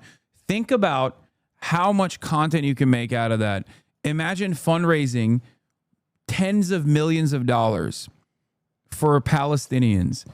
Think about how much the SlopTuber community would celebrate that fucking whopping dub. They'd be like, Hasan is a fucking loser. He hates Palestinians. Asmongold is the real cockroach king who is the king of all the Palestinians. I would be so owned. Please, please don't do that. I would hate it. Also, what do you mean if he went to Palestine? If he went to fucking Israel, he would probably get fucking escorted by the IDF. So I suspect that that's not what he's talking about.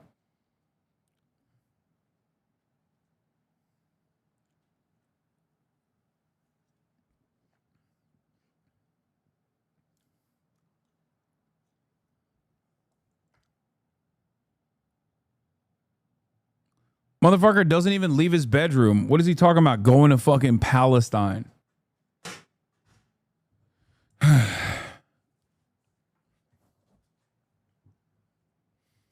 You know what would be really funny? Asmongold going to, trying to visit Palestine. And obviously that's not going to happen. But the Israeli authorities hear his statements about how Palestinians are an inferior culture that deserves to be genocided. They immediately are like, of course, you're allowed to come into our country, sir. You are actually a welcomed guest. And then in the process, he visits Jerusalem. And you know what happens to motherfuckers that kind of look like Jesus in Jerusalem. Jerusalem syndrome, baby. Jerusalem syndrome. Asmongold goes to fucking Israel thinking that he's going to go to Palestine. He is welcomed with open arms because of his genocidal statements. And he gets hit with the fucking Jerusalem syndrome beam. And he lives the rest of his life living exactly as dirty as he currently does, but on the streets of Jerusalem instead, telling everybody he's Jesus Christ who has returned.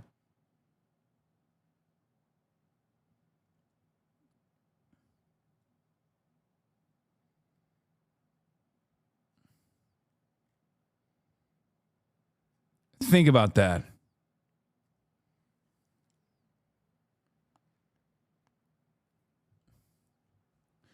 Yes, I will be watching the New York City mayoral debate in a little bit when it comes, when it happens.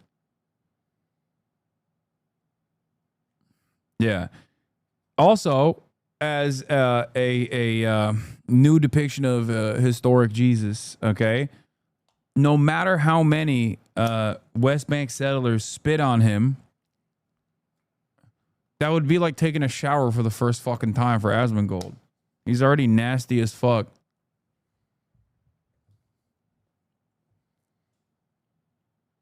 Asmongold, Jerusalem syndrome arc.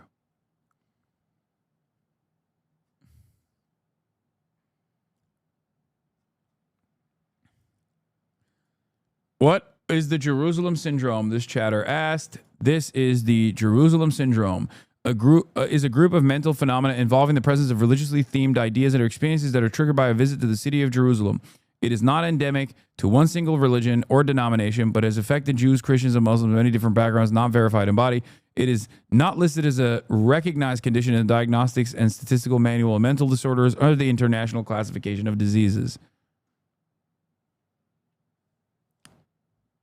The best known, although not the most prevalent, manifestation of Jerusalem syndrome, classified as type 3, is a phenomenon whereby a person who seems previously balanced and devoid of any side of psychopathology becomes psychotic after visiting Jerusalem.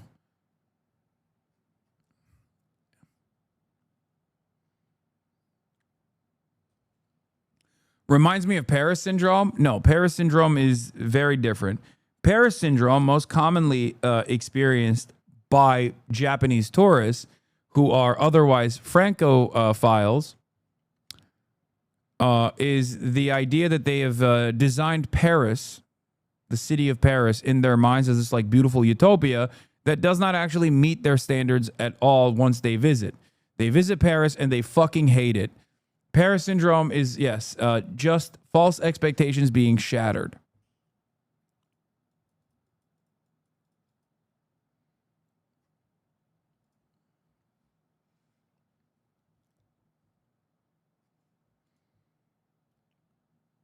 That happened to me with the USA. Oh, yeah.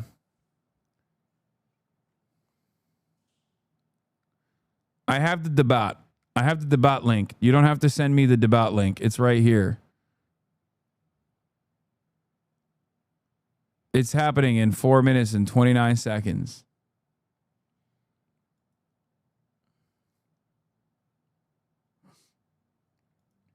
Celebrities are also forced to tweet good things about Israel. Just look at what happened to Bobby Lee. I mean, that's... Yeah, I know. I've heard this a million times. I know. Is flying out like celebrities for free out there to do a tour for free, and it's on the house. They fly you first class, the whole thing. And I go, it's free? And they go, yeah, it's not free. Because when you land there, they go, you have to every day tweet positive things about Israel. Yeah. Right? Yeah. And I just felt so uneasy about it. I don't know much. Say you love Israel? Why you not love Israel? Bobby Lee! Bobby Lee! Why you not love Israel? Say I'm Israel high! Pooh. Say I'm Israel high, Bobby! No politics here. Say Israel number one. Tweet Israel number one. Bobby Lee, you are Hamas.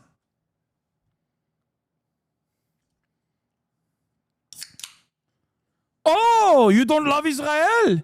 Oh, Israel not number one for you. You are anti-Semitic. You are anti-Semitism. You are Hamas. You are Hamas. Bobby Lee, pooh, you are Hamas.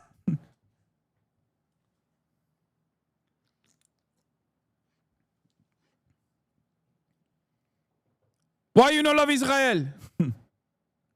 Israel, small nation. Israel, tiny nation, surrounded by scary Muslims.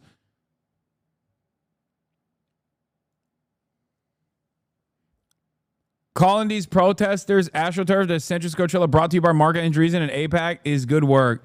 Yeah. Oh, I forgot to mention someone who also got hit with the "Do you love Israel" beam. About it. I just know that they're in conflict. But I did what they said. It was just basically, Palestinians, Israel's a beautiful country. Say you condemn Hamas. Say you condemn Hamas. Say you condemn October 7. Say you condemn October 7. Bobby Lee's like, what is October 7? I'm in Israel in 2021. What are you talking about? Say you condemn October 7. Yeah, that's probably true. That's true. It is true, but then it's like I had to tag the government in it or whatever. Oh, that's crazy. The Israeli government? Yeah. Oh, fuck. That's weird as shit. Yeah, and it was just like every day it was just nonstop. You were cucking for the Israeli government. Yeah, but I wish I hadn't gone really. Your Israeli accent has gotten worse? No, it hasn't. It's gotten only better.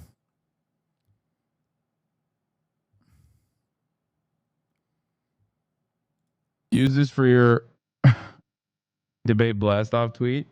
Best HasanAbi DreamCon video? Oh, I saw this.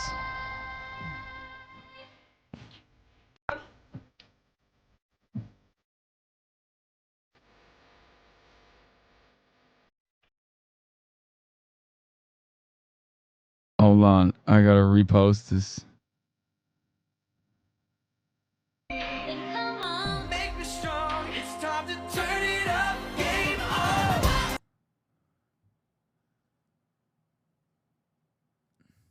You don't like native Israel tongue? You don't like native accent to Levant? You are Hamas! Another one?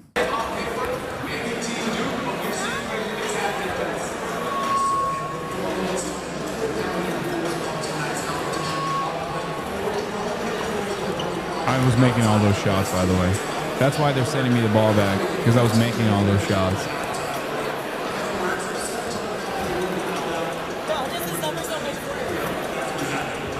That one also went in, actually, secretly. See? It went in.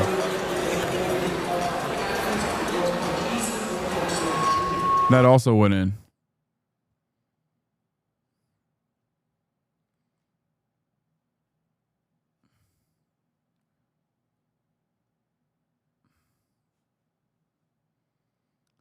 Dude, I know the New York City debate is about to start. I know. I've been waiting for it to start. Okay? The debate. Crushing costs, pushing New Yorkers out. Crime concerns, from the subways to the streets. Fears of deportation. What the in a city fuck? built by immigrants. The greatest city in the world at a tipping point. With challenges from Washington Heights to Washington, D.C. Who will lead the way? Is the city's next mayor? Live from Rockefeller Center, the first Democratic primary debate for New York City mayor with City Council Speaker Adrian Adams, former State Assemblyman Michael Blake, former Governor Andrew Cuomo, City Comptroller Brad Lander, State Assemblyman Zohran Mamdani, State Senator Zelnor Myrie, State Senator Jessica Ramos, former Comptroller Scott Stringer, and former hedge fund manager Whitney Tilson. Boo! Sponsored by News for New York, Telemundo 47, Politico, the New York City Campaign Finance Board, and NYC Votes. Zoran Here now, Sindabad! News for New York anchor David Ushery. Good evening, everyone, from 30 Rock, and welcome to the first Democratic primary debate for New York City mayor. I'm joined by my colleague, News 4 Government Affairs reporter Melissa Russo, Sally Goldenberg, senior New York editor for Politico, and Telemundo 47 anchor Rosarena Breton. This is a 2-hour debate live on all NBC, New York, and Telemundo 47 streaming and digital platforms. Yeah, 60 minutes, 4 points, 2 out of 5, 0 assists, 4 rebounds. This first hour It's also good. live on Channel 4. The leading Democratic contenders are here tonight. First question, Their do you positions on love stage Israel? were chosen by random drawing. Few rules for the candidates. For traditional question and answer, you'll have 1 minute to respond, and we'll offer 30-second First rebuttals question, at do the you love moderator's Israel? discretion. We'll Do you also be asking some believe questions where we're Israel looking has for a right shorter to answers. exist A lot as of a ground we wanna Jewish cover, nation? candidates. And we also reserve the right to cut off your microphone if you ignore the rules, but of course we don't want to do that. The goal is here for you to hear each other and for New Yorkers to hear everything you have to say. Good luck to you all. We'll begin with Melissa Russo. Thank you, David. Good evening, everyone. It's good to have you. We're going to begin tonight with the issue that polls show is #1 for New Yorkers, and that is affordability. Oh, the cost damn. Not do you love Israel? residents That's in our weird. city. New housing can take years to build, and we'll get to your plans on that a little bit later in the debate. But right now, we're interested in how you would help residents immediately. So what's your one big idea to make the city more affordable now, and how will you pay for it? We'll begin with you, Ms. Adams. Thank you so much. Thank you for having me this evening. You know, I'm actually the only candidate on this stage who is actually doing the work already. We have a housing plan already. I have built and delivered 120,000 new units of housing. And now with the new proposal that we have in front of us, we have over 80,000 new units of housing that will be coming up and will be affordable to the people of the city of New York. New York is not affordable. I'm a mother, a grandmother, and I want my children to stay here, just like real New Yorkers want their children to stay here. Thank you, Ms. Adams. I should remind everyone, this is a 30-second answer. We'll go to you next. Mr. Lander. Thank you, Melissa. Good evening, everyone. I'm Brad Lander. I'm the New York City Controller. I'm a lifelong affordable housing activist, and I'm a proud Brooklyn dad. Tonight, I'll show you that I'm the only one in this race with the progressive values to make the city more affordable, with the public integrity to sweep away the corruption of Eric Adams and Andrew Cuomo, and with the proven management experience, having already delivered over 50,000 affordable homes to actually deliver on my promises. I'll get 500,000 homes built over the next 10 years. Okay, we're going to move on to Ms. Ramos. I want to remind everyone the question is, what is your one big idea to make the city more affordable now, and how will you pay for it? 30 seconds, Ms. Ramos. Thank you, Melissa. Good evening. Buenas noches to everyone watching at home. Thank you so much for holding this forum. Affordability has been top of mind for New Yorkers since before the pandemic, but the pandemic only exacerbated the conditions for New Yorkers. This is why I set out as chair of the Labor Committee in the New York State Senate to raise the minimum wage, to tie it to inflation, and I'm proud to be the last person to have done that. I'm the only person on this stage tonight who has already had a desk at the mayor's office, and this is why I know that the first thing I want to do on day one is enact a mental health emergency so that we can keep our streets safe. Okay, Ms. Ramos. Mr. Myrie, your big idea, I haven't heard many big ideas yet, so if you can answer the question, please, in 30 seconds. Your big idea to make the city She just dookied on the last three. And how will you pay for it? Thank you, Melissa. I don't have one big idea. I have three. I want to deliver 1 million homes over the next 10 years. I want universal after school for every kid in this city from age 3 to grade 12. And I want to extend pre-K and 3K past 2:30 p.m. to 6 p.m.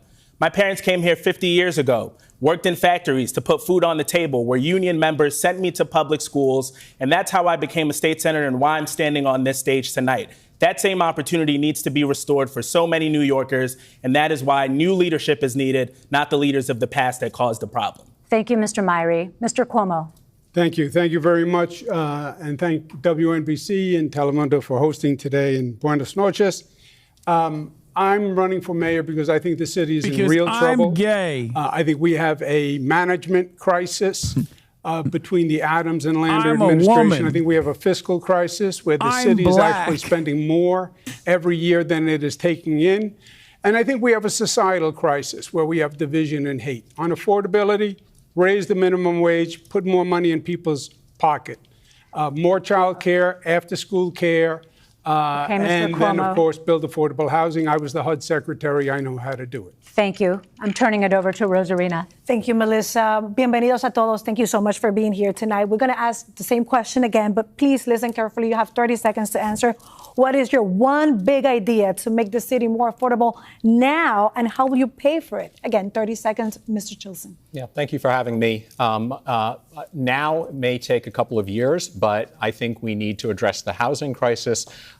Most of the people on this stage have called to freeze the rent, but I want to go one better. I think we need to drop rents by 20% by unleashing the private sector to build a lot more housing. This isn't pie in the sky. New York did this 100 years ago. Austin has done it just in the past 3 years. So the key is, though, is to ease the zoning restrictions and all the other regulations that are tying Thank you, Mr. the private sector. Thank you very much, Mr. Mamdani. Good evening. Thank you so much for having me. We are live here in the most expensive city in the United States of America. 1 in 4 New Yorkers are living in poverty. And I am running to be your next mayor to make this city affordable. I will do so by freezing the rent for more than 2 million rent-stabilized tenants, by making the slowest buses in the country fast and free, and by delivering universal childcare. And I will pay for this by taxing the 1%, the billionaires and the profitable corporations that Mr. Cuomo cares more about than working-class New Yorkers. I will ask them to pay their fair share so we can have a city that everyone can afford. Thank you so much for that, Mr. Blake. Can I jump in for one moment? Mr. Mamdani, how will you convince Albany to pass that tax increase? Because from what we've heard from Governor Hochul, it's not really something that she's thinking about doing. How can you guarantee that will happen? So I have experience in this, actually, because in my first year in the state legislature, I came to Albany where we had a governor then who didn't want to raise taxes on billionaires and corporations. That was then Governor Cuomo. And we actually overcame his objections, raised $4 billion in new annual revenue, and finally funded the very public schools that he had starved for so many years. Thank you very much. We have to go with Mr. Blake now. As a South Bronx native family of Jamaican immigrants, the way we actually address affordability is by ending credit scores and increasing income limits for housing applications and having universal child care that is happening not just after school, but throughout the weekends. We pay for this by having a vacant apartment tax for those that are not living in New York City, by withholding taxes to D.C. that Trump tried to take against us, and making sure, as much as I love the Knicks, and I'm sorry they fired Tibbs, but they had to, you have to tax what's happening at Madison Square Garden. That is how you pay for it. That is how we have affordability. Thank you, Mr. Blake. Mr. Stringer. I want to actually put forth a program that can get done for young families and for the people who built this city. And it's very simple. We need to use city-owned vacant land, 1,000 properties, and transform that land into affordable housing. That property should go to not-for-profits, to limited profit developers, not the luxury developers that fund Andrew Cuomo's campaign, but the developers that can actually build the Mitchell-Lama 2.0 that we need. We owe it to the people who built this city and are now fleeing the city because they can't afford to live here. And we need to welcome the next generation of New Yorkers who will be here if we give them hope and opportunity and affordability. Thank you, Mr. Stringer. Sally Golden. Thank you. Now let's turn to President Trump, who looms large over the city, given his proposed funding cuts and his interest in hometown affairs. Democrats say they want a mayor who will stand up to him. Mr. Cuomo, you've branded the president a bully. Mr. Stringer, you called him a schmuck. And Mr. Lander, you put his name on a car and crushed it in a TV ad. But voters want to know how you will actually deal with the president if you are elected mayor. We have questions for each of you, and you'll all have 1 minute to answer. Mr. Cuomo, we'll start with you. You have experience collaborating and battling the president. Oh, Currently, my God, his stop Justice glazing. Stop the Department glaze. is Stop the investigating glaze. you, Stop the glaze. Following a criminal referral from Congress, alleging you lied during testimony about your involvement in a report that undercounted nursing home deaths during COVID. Oh. With that probe underway, how do you ensure voters that you would not be compromised in your dealings with the president if you were elected mayor? Yeah. Well, this is what Mr. Trump does, right? He started an investigation against me, against Kathy Hochul, against Senator Chuck Schumer, against Hillary Clinton. This is one of his tactics. I know how to deal with Donald Trump because I've dealt with him before. Many times, we've had many encounters. We fought on a daily basis through COVID, and I won many of those battles. By killing every senior in the state of New York. This is not the first time he's brought ICE to New York. He's done that before, and we fought him, and we won. So he can be beaten, but he has to know that he's up against an adversary who can actually beat him. And I can tell you this. I am the last person on this stage that Mr. Trump wants to see as mayor, and that's why I should be the first choice that for the people of the city. Bro, he's as lost mayor. his step. Follow up on He's that, also though. old. Democrats also raised some concerns about your testimony, so it wasn't only Republicans. But just putting partisan politics aside for a minute, how would you respond to voters about the congressional findings of your involvement in that report? Yeah, first, putting partisan politics aside is virtually impossible nowadays. It's so toxic out there. The issue of COVID became a political football right away. It still is a political football between Democrats and Republicans, and even within the Democratic Party and within the Republican Party. And it's unfortunate. We should have been learning from the experience and finding out how we could be better prepared for the next time. But unfortunately, in this toxic environment, it's been nothing but politicized over and over again. Okay, we have to move on, but I just want to add that the question was, how would you respond to the allegations? But we have to move on. Melissa. Okay. Mr. Mamdani, you have said that Mr. Trump's Department of Justice can't be trusted, and that was after the news broke of Mr. Cuomo's alleged reported DOJ investigation. First, quickly, just a yes or no answer. Do you think that President Trump is unfairly targeting Mr. Cuomo? No, I don't think that it's unfair, but I have no interest in believing that they're actually pursuing justice. Okay. Second part of my question. And to be clear, it's not unfair because Andrew Cuomo did lie to Congress, but ultimately we know that the Trump Justice Department and the Trump administration as a whole is interested more in vindictiveness and persecution of political enemies than in anything to do with justice. Okay, so moving forward, you are also a socialist, and because of that, why wouldn't President Trump target you and by extension target New Yorkers? You have 1 minute. President Trump will target whomever is the next mayor of this city. President Trump even targeted his, in many ways, accomplice, Mayor Eric Adams, who has collaborated with the Trump administration at almost every opportunity. And still, in the midst of that collaboration, we saw that New Yorkers are being taken off the streets in their apartment building lobbies. We have $80 million being taken out of our city bank account. So I don't think there's any question that there's any mayor here that will be free from being attacked by Donald Trump. What's more important, however, is that we have a mayor who will actually fight back. And that's what I will do. I am Donald Trump's worst nightmare as a progressive Muslim immigrant who actually fights for the things that I believe in. And the difference between myself and Andrew Cuomo is that my campaign is not funded by the very billionaires who put Donald Trump in D.C. I don't have to pick up the phone from Bill Ackman or Ken Langone. I have to pick up the phone for the more than 20,000 New Yorkers who contributed an average donation of about $80 to break fundraising records and put our campaign in second place. Okay, Mr. Mamdani, thank you. Mr. Cuomo, you want to respond to that? Yeah, please. Mr. Mamdani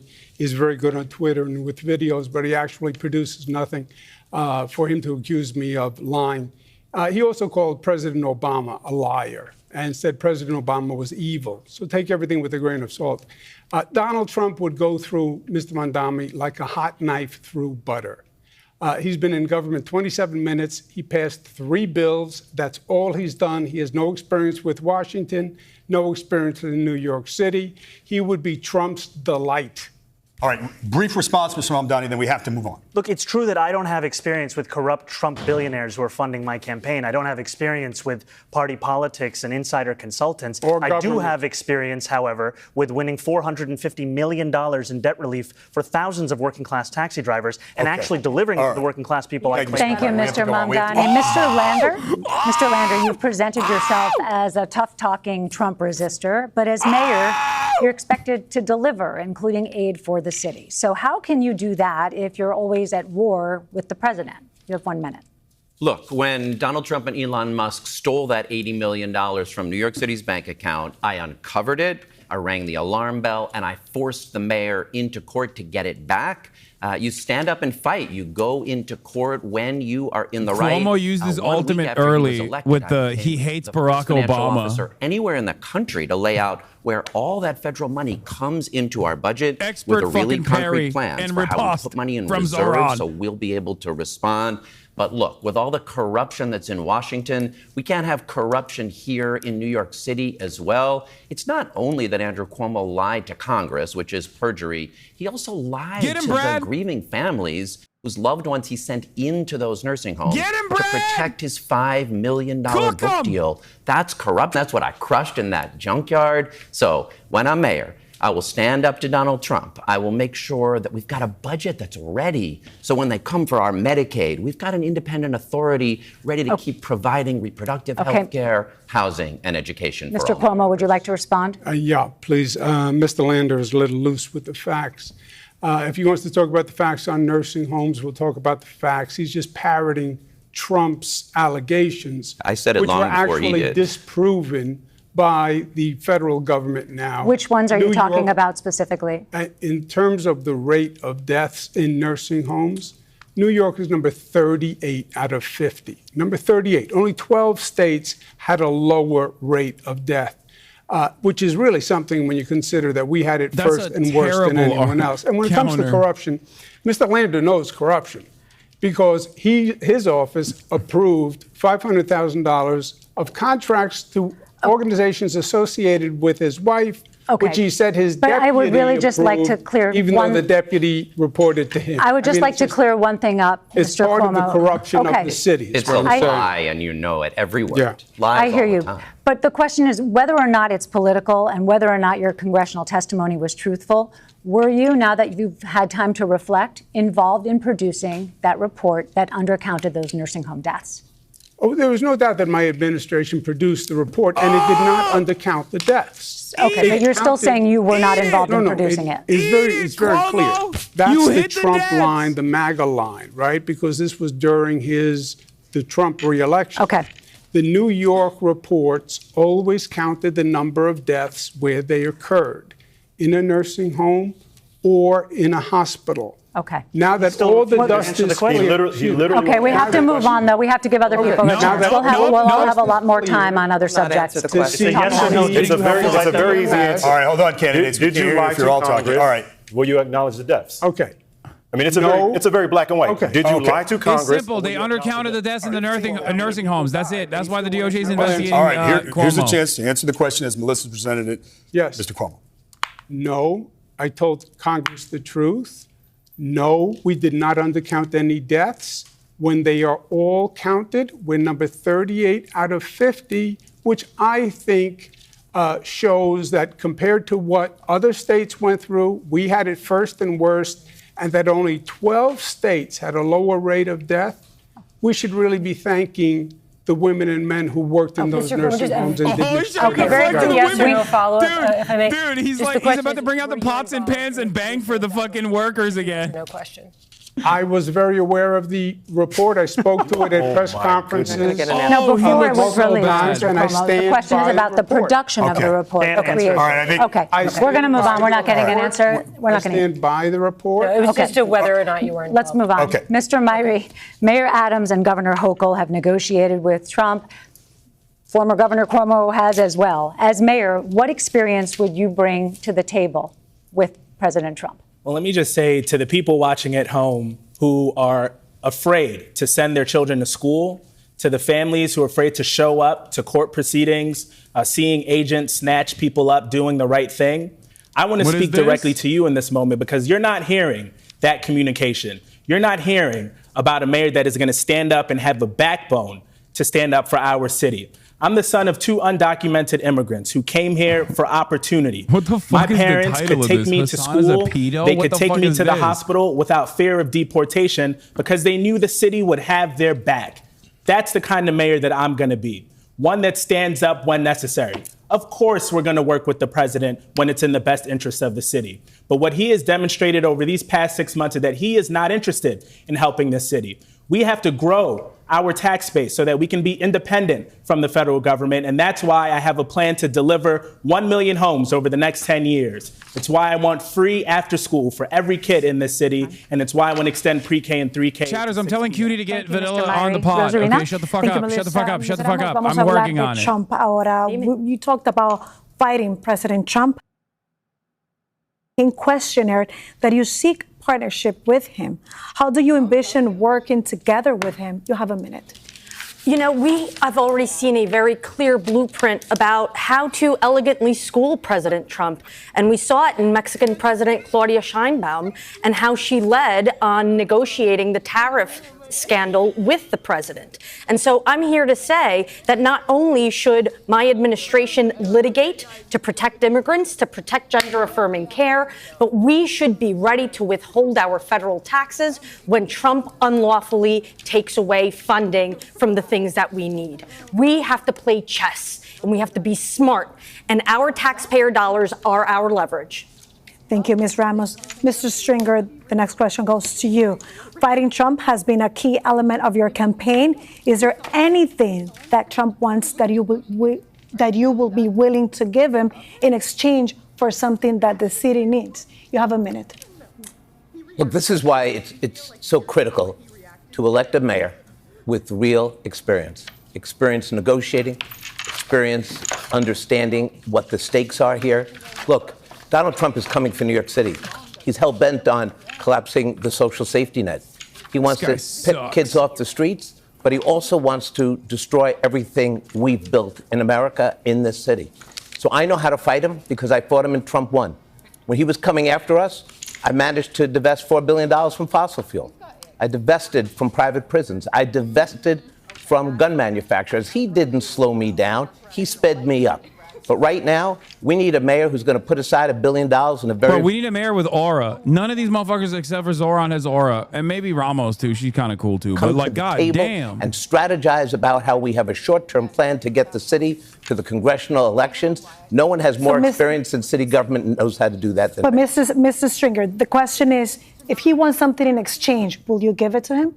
I'm not quid pro quoing with Trump. What I'm going to do... Oh, this I had is my the Vanilla Mainstream. I'm going to organize the same thing that happened during the days when Ford said to New York, drop dead. We're going to go to the business community. I'm going to go to our congressional leadership, Schumer and Jeffries. I'm going to organize this city and the city government to wage a fight in Washington to protect the epicenter of the national economy, which is New York City. Thank you very much. We're going to move on to Mr. Tilson now. And the question goes to you, saying you've been blasting Mr. Trump since 2016 when you call him El Diablo in Spanish, the devil, as mayor. How can you make a deal with him? We're talking about pact with the devil. Look, I think I've been fighting Trump and Trumpism since long before then, since he came down that escalator 10 years ago this month. And but I do think we Democrats have to stop giving Trump gifts, like when we let ourselves be defined by our far left, by socialists with their defund the police nonsense and open borders, et cetera. One area that I do agree with Trump is that when a socialist like Zoran here tweets that the NYPD is, quote, wicked and calls to defund and dismantle the NYPD, that is madness, that is costing us elections, and it's why Trump has doubled his share of the New York City vote in the last 3 elections from 17% to 30%. We've got to move away from the far left and the socialism that's sinking our party and our city. Brief response, Mr. Mamdani. I want to be very clear that police have a critical role to play in creating public safety. And when I speak to those very officers in the rank and file, I hear from them a frustration that where they join the force to tackle serious crimes, we are instead now asking them to play the roles of mental health professionals and social workers. And that is why we are putting forward a plan to create a Department of Community Safety that will tackle gun violence, homelessness, the mental health crisis. All right, Mr. Mamdani, we might get to some of those issues. I just wanted a brief response to It's critically important, and I think it's important in a moment when we have a candidate to my right who is absolutely mischaracterizing anything that we've put forward in this campaign. You can check his Twitter feed. He has not deleted the tweet that calls the NYPD wicked and to defund and dismantle the NYPD. It's still up. Thank you, Mr. Tilson. All right, thank you. Mr. Blake, those tweets. You often highlight your past roles in the Obama administration and in leadership of the National Democratic Party, which has since lost the White House and is struggling to regroup. How does that make you effective when it comes to negotiating with President Trump if you were mayor? You have 1 minute. Well, as the only person on the stage who's been a part of a team that has actually defeated Donald Trump, and as a black man who understands that Trump goes after black folk, just ask the Exonerated Five or Barack Obama, and like them, we will win. I have the experience to make sure we address what's happening in New York City. First and foremost, anytime Trump and Elon try to take our funds, we will withhold taxes and sending in D.C., specifically working with companies that have contracts in New York City and say, you will not abide by unconstitutional behavior. Second, we will ban ICE at our schools and our places of worship. We will designate them as safe havens because there is no reason at all that ICE is going after our immigrants, in particular families like mine from Jamaica. Third, since I have White House experience under President Obama, State House experience locally, as well as what's happening as a reverend and a community leader, you need to understand that there is someone right now who can lead New York City. You have heard people now not be able to answer the question, but they're saying they can actually represent you. I am ready from day one because of what I have. From the White House to the State House to your house, Michael Blake is ready to lead. Thank you, Mr. Blake. Ms. Adams, your most powerful campaign supporter is New York Attorney General Letitia James, an arch rival of President Trump.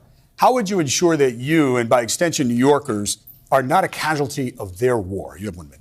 Thank you very much. And you mentioned the Attorney General. She is the most notorious, the baddest attorney general that New York and the nation has ever seen. And yes, she does endorse me.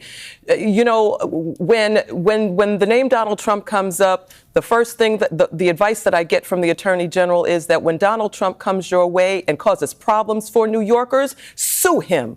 That is exactly what I am doing right now as we speak. We have an executive order that is in front of us that is illegal, that Mayor Eric Adams had his first deputy mayor sign. The mayor didn't even sign it, but the first deputy mayor signed it. And it would allow ICE to come onto Rikers Island, Donald Trump's ICE, to come onto Rikers Island, which has been illegal since the year 2014. I have a TRO, a temporary restraining order, that Judge Rosado feels that our case has merit. We have sued him, and New York will win. I will always be a mayor that will stand up for our immigrants. Donald Trump's ICE has no place on Rikers Island. Donald Trump's ICE has no place pulling our people that are taking their legal court dates now. No rights. Thank you. Not in my New York. Thank you, Ms. Adams. Sally Goldenberg. Thank you. Thank you, David. Let's turn to public safety. It's a top concern for many New Yorkers, especially underground on the subways, which so many New Yorkers rely on to get to work. We're seeing fewer robberies and overnight 2 cops on every train, but still many New Yorkers simply don't feel safe on the subways. We'd like to know what plan each of you have to change that. You have 30 seconds, and we're going to change the order and start with you, Ms. Ramos. Donald Trump's ICE is a lot like Netanyahu's Israel is perfect. We want to make sure that we are recruiting and retaining police officers. Donald Trump's ICE. I'm offering a workforce housing initiative to make sure that we help them be able to keep New York City their home. We want to attract them here. I want to increase their entry-level pay. I want to stop investing taxpayer dollars in RoboCops and toys and actually think about the officers themselves. But we have to assess deployment and upskill our EMS workers to respond to mental health emergencies. Thank you, Ms. Ramos. Mr. Myrie. Thank you. I take the train every single day. I took the 5 train to this debate. So I'm experiencing exactly what New Yorkers experience. Dude, Zoran, much like Bernie Sanders, has been able to single-handedly change the dynamic of any election, any Democratic primary that a fucking socialist enters. It changes the entire discourse. Every single person's talking about how they use the fucking metro. Every single person's talking about how they want to do affordable health care and maybe even, affordable rent by like possibly doing radical changes like rent freezes and shit like that. It's so crazy how the moment that you have a prominent contender that is saying like actually socialist shit, everybody else goes, oh, I'm a socialist too. I'm not a socialist, but like I want to do socialism. I would like to do socialism. It's crazy. The center of gravity always shifts towards the most credible fucking candidate. Always. And in Democratic primaries, that most credible candidate is every single time the person who is earnest and the person who is closest to true socialism. And the subway stations and get them the help they need. We did it before, we can do it again. Thank you, Mr. Cuomo. We're going to fact check that he literally said defund the police himself when he was governor. All right. All right, we're coming around to you. This is the third time he's literally lied about everyone on stage. We'll get to that. We're coming around. We'll get to this. Are you saying you didn't? Andrew, are you saying you didn't say defund the police? I never supported defund the police. Are you saying you never said defund the police? I never supported. Can you just answer the question? I used the words defund the police. Again, I said I don't support defund the police. So you just said everyone else did that, but you would not acknowledge. Mr. Cuomo, did you say? He did. All right, hold on, gentlemen. Did you say that it was a legitimate school of thought? Hold on. Let us frame a question here. I think that Mr. Blake may be talking about something you said, which is that both are legitimate schools of thought. Defund or don't defund. And you gave it some legitimacy in public. I disagree with defund. Yes, you did. Yes. Okay. All right. Okay. And I'd still like to respond. We're coming around. We'll be coming around. We're coming around to everybody. Mr. Tilson. Yeah, I'm fully supportive of the increased police presence in the MTA. In fact, transit crime is down this year. It shouldn't be, I shouldn't have to say this, but the key to reducing crime. I'm Whitney Tilson, and I want cops to have extra money in their Candy Crush accounts. Out there enforcing the laws, and we need to make crime illegal. And this is now happening down on the subways. We need to make crime illegal. Starting to enforce the lower level crimes, quality of life crimes. It was legal. I'm going to make it illegal. Drinking, smoking, spreading out over the subway. Get a bigger ribbon, dumbass. Police are arresting more, fucking and it turns clown. out that 30% of the people they are arresting have criminal records of more than Okay, I'm sorry. We do have to move on. felonies. We're at time. Mr. Mamdani. In my department, No, the yellow ribbon is remember the hostages ribbon. It's not. It's no longer for the troops. Teams of mental health outreach workers who will be deployed to the top 100 subway stations with the highest levels of mental health crises and homelessness. We are actually going to address this in a manner that goes beyond the same ideas that we hear time and time again, recycled by the same politicians like Andrew Cuomo who brought us to this point. And if we care about the police force, then we have to actually listen to police officers. They are leaving this force, 200 of them each month. And when you ask them why, it's because of the forced overtime. And part of the reason that is taking place is we're asking them to respond to every failure of the social safety net. Thank you, Mr. Blake. The people who don't feel safe are young women, mothers, and grandmothers around Andrew Cuomo. That's the greatest threat to public safety in New York City. Now, specifically to your question, I have said very specifically, we need 1,000 mental health professionals on our subways and streets. And so therefore, you can have police then with body cameras on go do precision policing outside. The police will indicate they were not trained on addressing mental health. Let's utilize those persons who need the help immediately. Blake, if we take you're those stealing steps, Zoran's bars, bro. You're stealing his steam. Zoran invented that line. But I want to give Cuomo an opportunity to respond. Stick to roasting Cuomo. Don't steal his shit. Of sexual harassment allegations in please. your administration. Just if people who are watching at home have to be incredibly frustrated. They defunded the police. They reduced the number of police. They're now saying we need more police.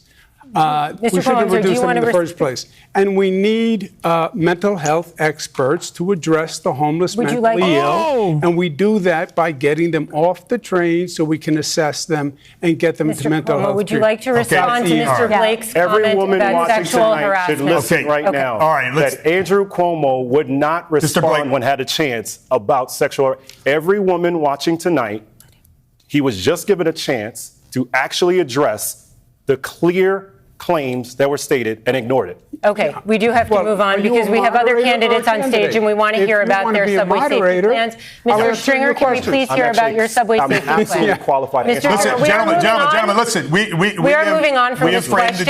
You had an opportunity to respond. Mr. Stringer, please tell us your subway safety plan. Kids, it's grown-up time, so just give me a second, okay? Let me straighten this out for you. Thank you, Scott. We appreciate that. No, you got it, man. So look, we're spending $1.3 billion in police overtime because we don't have enough police officers. We have the lowest police count in a generation, so we need to hire 3,000 more cops. But in order to get them, we have to go into our communities and get the wonderful, diverse citizens to come into a department. We need more black also cops. Have to Sorry, we need more black and brown cops. That's something I'm going to do. We need more Druze cops. The crisis we need that more we have Arab is twofold. cops, It's not just Iranian about cops, policing. Dominican it's about also helping cops. the people who suffer from mental illness, and we have to align policing with the mental health initiative. Why Andrew Cuomo has the nerve to talk about defund when he signed the bail reform bill with loopholes that you didn't even read the bill?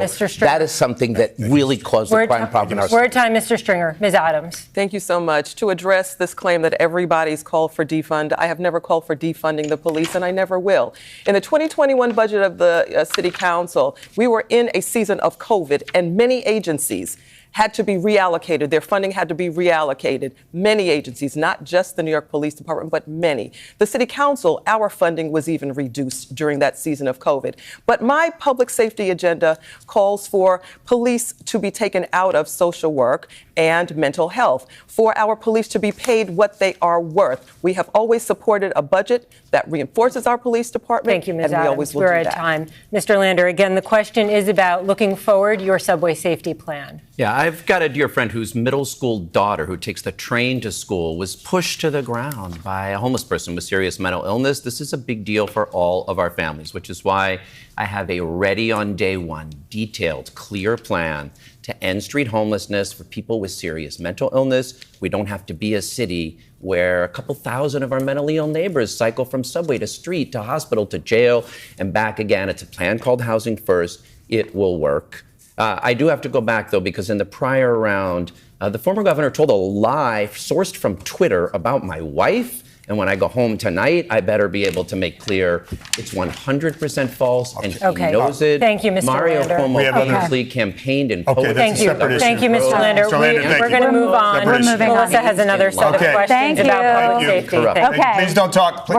Please don't talk. We're going to try to get as much in as we can. If you won't lie about my wife, I'll be good the rest of the time. Thank you. Okay, we are all familiar with what it's like to try to buy toothpaste or beauty products. I'm sorry. You will never convince me that this man I'm listening to is not Douglas Emhoff. Okay, no, this is not anti-Semitism, but much like Douglas, Brad is also a major wife guy and has the exact same dweeb energy. Okay, Often receive a ticket to appear in court, and they're usually released to steal again. That's how law enforcement describes it again and again. So we have a few specific questions, and you're going to have 30 seconds to answer. Mr. Cuomo, we will start with you because you signed the bail reform legislation. Governor Hochul has made some changes since you did that. Do you think bail reform is working? And how would much you like stop Douglas, I thought Brad was gay. and other low-level repeat crimes? You have 30 seconds. Yes. Just to go back, if Mr. Lander says his office didn't approve 500,000 contracts, that his deputy approved, affiliated with his wife's organization. Every word a lie. The deputy reports to him. Every word a lie, Yeah, and then, he knows. well, then it's easy enough to check. Mr. Cuomo, you're using your time, just so you know. You're going to have 30 seconds. Yeah.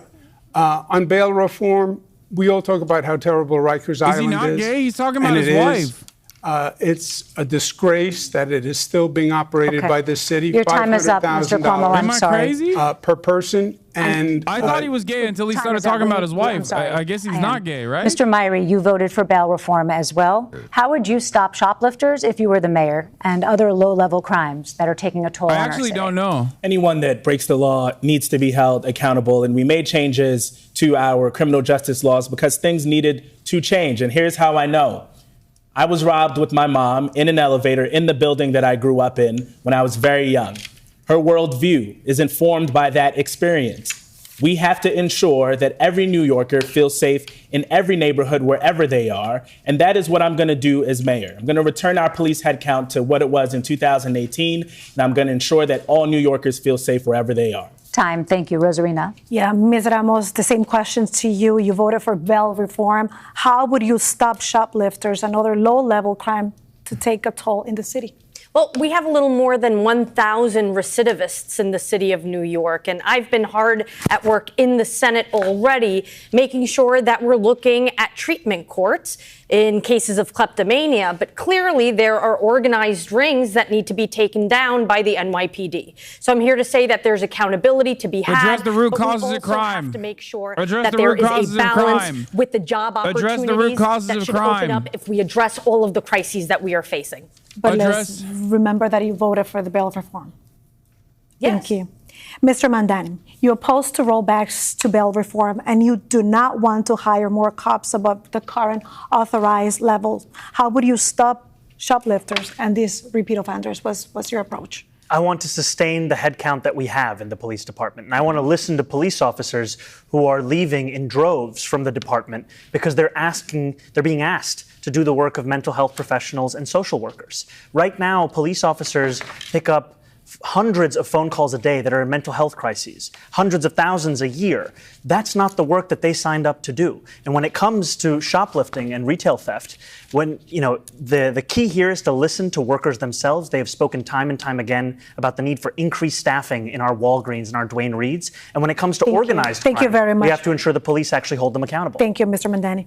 Mr. Blake, do you see a need for change to the bail reform, and how would you end the retail theft as mayor?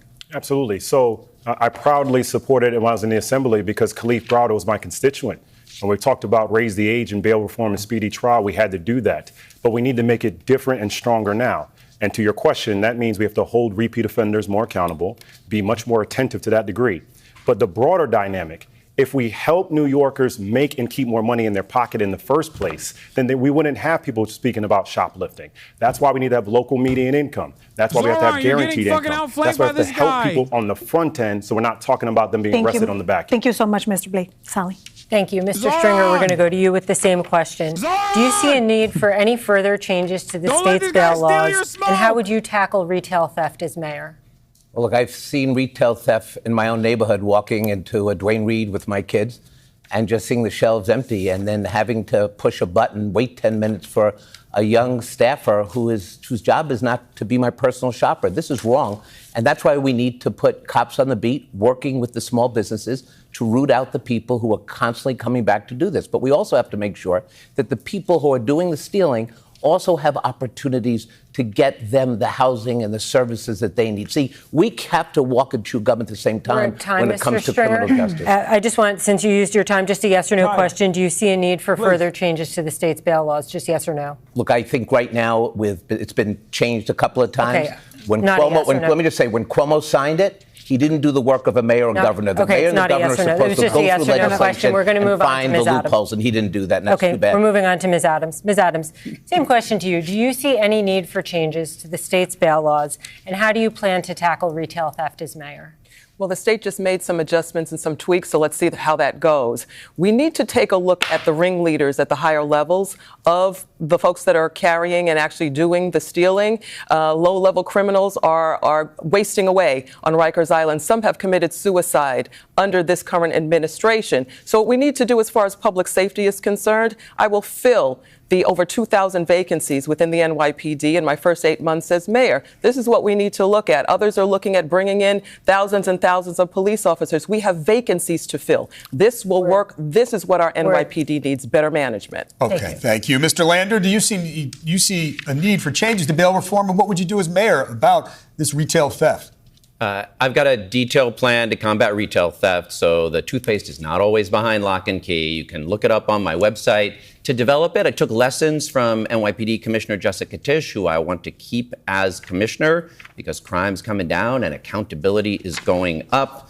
It involves giving a panic button, essentially, to retail stores. They don't have to call 911. They can report quickly. Investigations can be thorough. I don't know what it is. And It's I've just actually like taken weirds the me idea from out. the conservative Manhattan Institute that drug treatment courts need to be central in our response. He sounds whimsical. You know what I mean? He's like, aha. Methinks there is a quiz afoot. Quick response? Okay. Ms. Mayor. All right, thank you. Sally, you had a quick question here. Yeah, well, I guess we also for Mr. Tilson. Yes. Mr. Tilson, I'm going to let you respond, but just on that, Jessica. Yeah, I guess because Mr. Lander brought her up, just a quick show of hands, who else would keep Jessica Tisch as police commissioner? Okay, thank you. Haven't decided yet. Okay. Correct. All right. Mr. Tilson, you said you would cut crime by 50%. Do you want changes to bail reform? What can you do to tackle this low-level crime? Yeah, well, I do very much believe we need to make substantial changes to bail reform and discovery reform, both of which went too far. Like what I said earlier, we basically decriminalized all low-level crime. Shocker, it went way up. So we need to have more police officers enforcing the law, and we need to change the legislation such that prosecutors can actually punish repeat offenders. I just talked to a cop right here in Midtown North last week who told me they're down from 300 cops to 120, and they have to fill out so much paperwork when they make an arrest that the criminal is back out onto the street before they're finished with the paper. All right, Mr. Tilson, thank you. Rosalina. Thank you, David. Now we're going to talk about e-bikes. Bicycle deaths in the city have reached record heights in the recent years, with injuries also surging, many involving, of course, e-bikes. Just the past hour, Mayor Adams announced a plan to impose a 15-mile-per-hour speed limit on e-bikes. Do you believe this is the right way to improve safety? And what else would you do, Ms. Adams? You have. I think there's like 50 fucking candidates, and it's cool that there's 10 debate moderators. We should just have more candidates and more debate moderators. You know, make it a fucking free-for-all. Make the number of moderators 25. Make the number of candidates 100. Put them all on stage. Normally does. Dude. He does not collaborate with the city council. I want to hear from a guy who owns a bodega who's now running for mayor. You know, miles, and I believe is a penalty, which we could have come together and realize something much more reasonable for e-bike riders. Just to clarify, 15 I understand. Yes, thank you, Ms. Adams. Mr. Lander. I think the pedal assist city bikes go 17 miles per hour, so that seems pretty good to me. But we've got to go upstream here to the folks that are causing this. Uber Eats and Seamless and DoorDash need to be held accountable for the trips that are taken where they're making money They've got the data to keep folks safe. And, you can't operate a car dealership in this city that sells cars without license plates to people without driver's licenses. So we've got to hold the sellers of mopeds accountable. Those are motor vehicles, and they need to be treated that way if you're going to sell them. They've got to have licenses. They've got to have license plates. They have to operate safely. I saw there's a new travel ban implemented by Trump. Well, we have to end the criminalization of our delivery workers and bicycle riders. A lot of enforcement has now changed from civil summonses to criminal tickets, and that is leaving breadcrumbs for ICE and leaving many of our community members vulnerable. That being said, it is high time that we post speed limits and adapt our street design for the use of bikes and e-bikes. The fact is that we have to get them off the sidewalks. We have to make sure that they are abiding by the rules. And this is why we need public education in English, in Espanol, in all of the languages that our riders speak. Thank you very much. Mr. Myrie.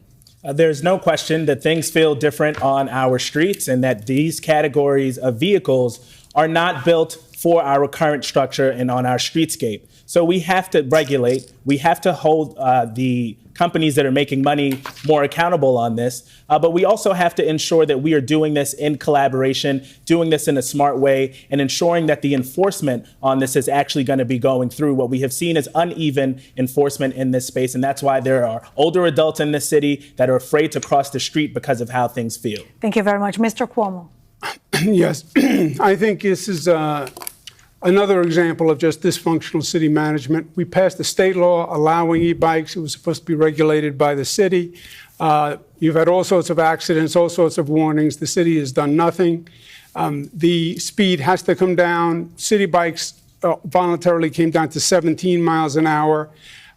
You have these e-bikes, some of them doing 25, 30 miles an hour. You have to bring down the speeds, but you also have to have them registered by the apps. They're the ones who are making the money. Let them license, let them register, let them pay the tickets. Thank you very much. Mr. Tilson. This issue is actually quite personal to me because I ride my bike in the city every day. And in fact, I'll bet I'm the only mayoral candidate in history who ever rode his bike to the mayoral debate. As I did, you're sweaty. Boo, you're sweaty. Have made things a lot more dangerous, not just for pedestrians. Get a bigger ribbon. So I've been calling to I ride speed my limit bike. them, Shut up, nerd. Since the beginning of my campaign. I totally agree with that.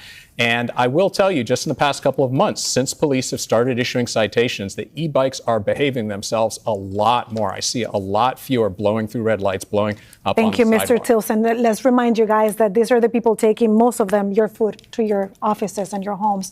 Mr. Mandan.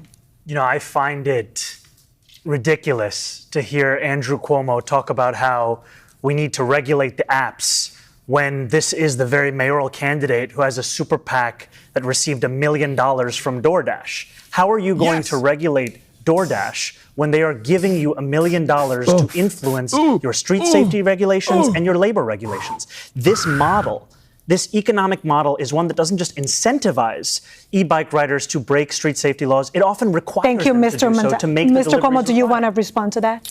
Yes. I work for the people of the state of New York, the people of the city of New York. I don't care who gave me what. I do what is right, and that's how I. But you don't feel compromised? That's how I've always run my. But don't you feel career. compromised? I just said the apps should be held responsible. They are the ones who should have to license the bike, register the bike. They should be responsible for the fees. They're the ones who are making the money. Thank you, Mr. And in terms of who represents who. Thank you very much. We have to go to Mr. Blake. Mr. Blake. Just want to make sure we internalize that Andrew Cuomo just said, I don't care who gave me what.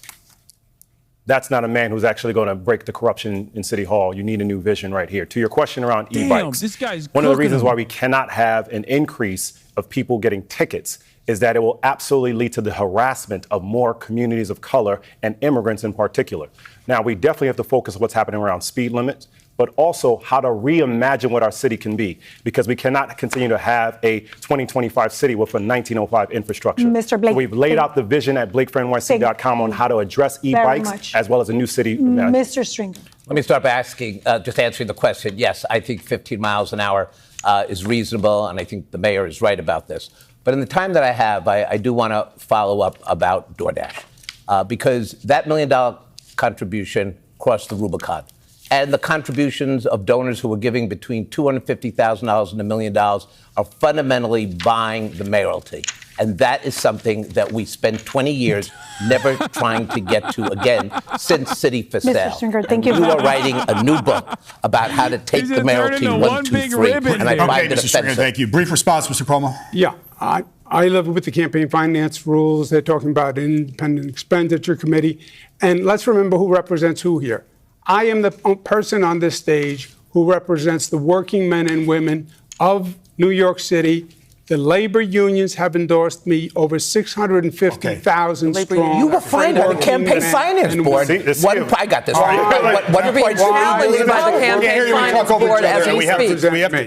We have to move on. I think the issue's been spoken to and addressed. We have another question here for you. We'd like 30 seconds on this. You've all spent years in politics. What's your biggest regret? We'll begin with you, Mr. Blake.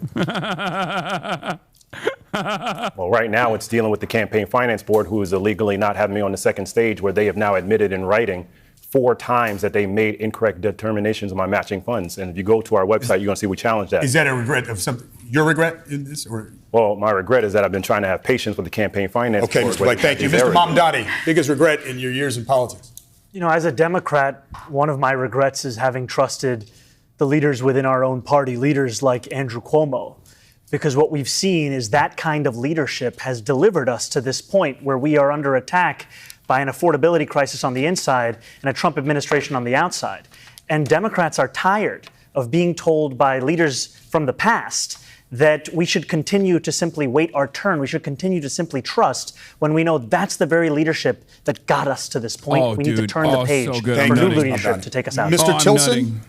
Yeah, my biggest regret is that I didn't see Joe Biden's decline and call for him to resign earlier. It wasn't until after the debate that I became one of the loudest voices publicly, nationally. Oh, shut up. Nobody cares about you. Blake is going to see a big uptick, I think, in favorability after this debate because he had a strong performance. So strong that it almost made Zoran look moderate, which is not necessarily a bad thing in the eyes of a lot of New Yorkers. After the AOC endorsement, I believe Zoran to the moon. Connection with reality. We're a person who has served in government for several years. They literally fucking chopped Andrew Cuomo. Andrew Cuomo is going to drop in favorability, I think. The greatest city on the earth. And the Democratic Party seems okay with that. Mr. Cuomo, this question was about your personal regrets. Stop saying if AOC endorses. I'm saying when she does. The state of the Democratic Party is no in that we regrets. elected Trump. Not the 15th. No regrets when it comes to cutting Medicaid or health care. No regrets when it comes to cutting child care. No regrets when it comes to slow walking PPE and vaccinations in the season of COVID to black and brown communities. Really, no regrets. No regrets. We have to protect Medicare city's retirees. Okay, we want everyone to be able to respond. Retirees. Okay, we want to respond to this, Mr. Cuomo. You only have a few seconds. Yeah, but no, I understand, but it's not. It is just not accurate. Medicaid went up under me.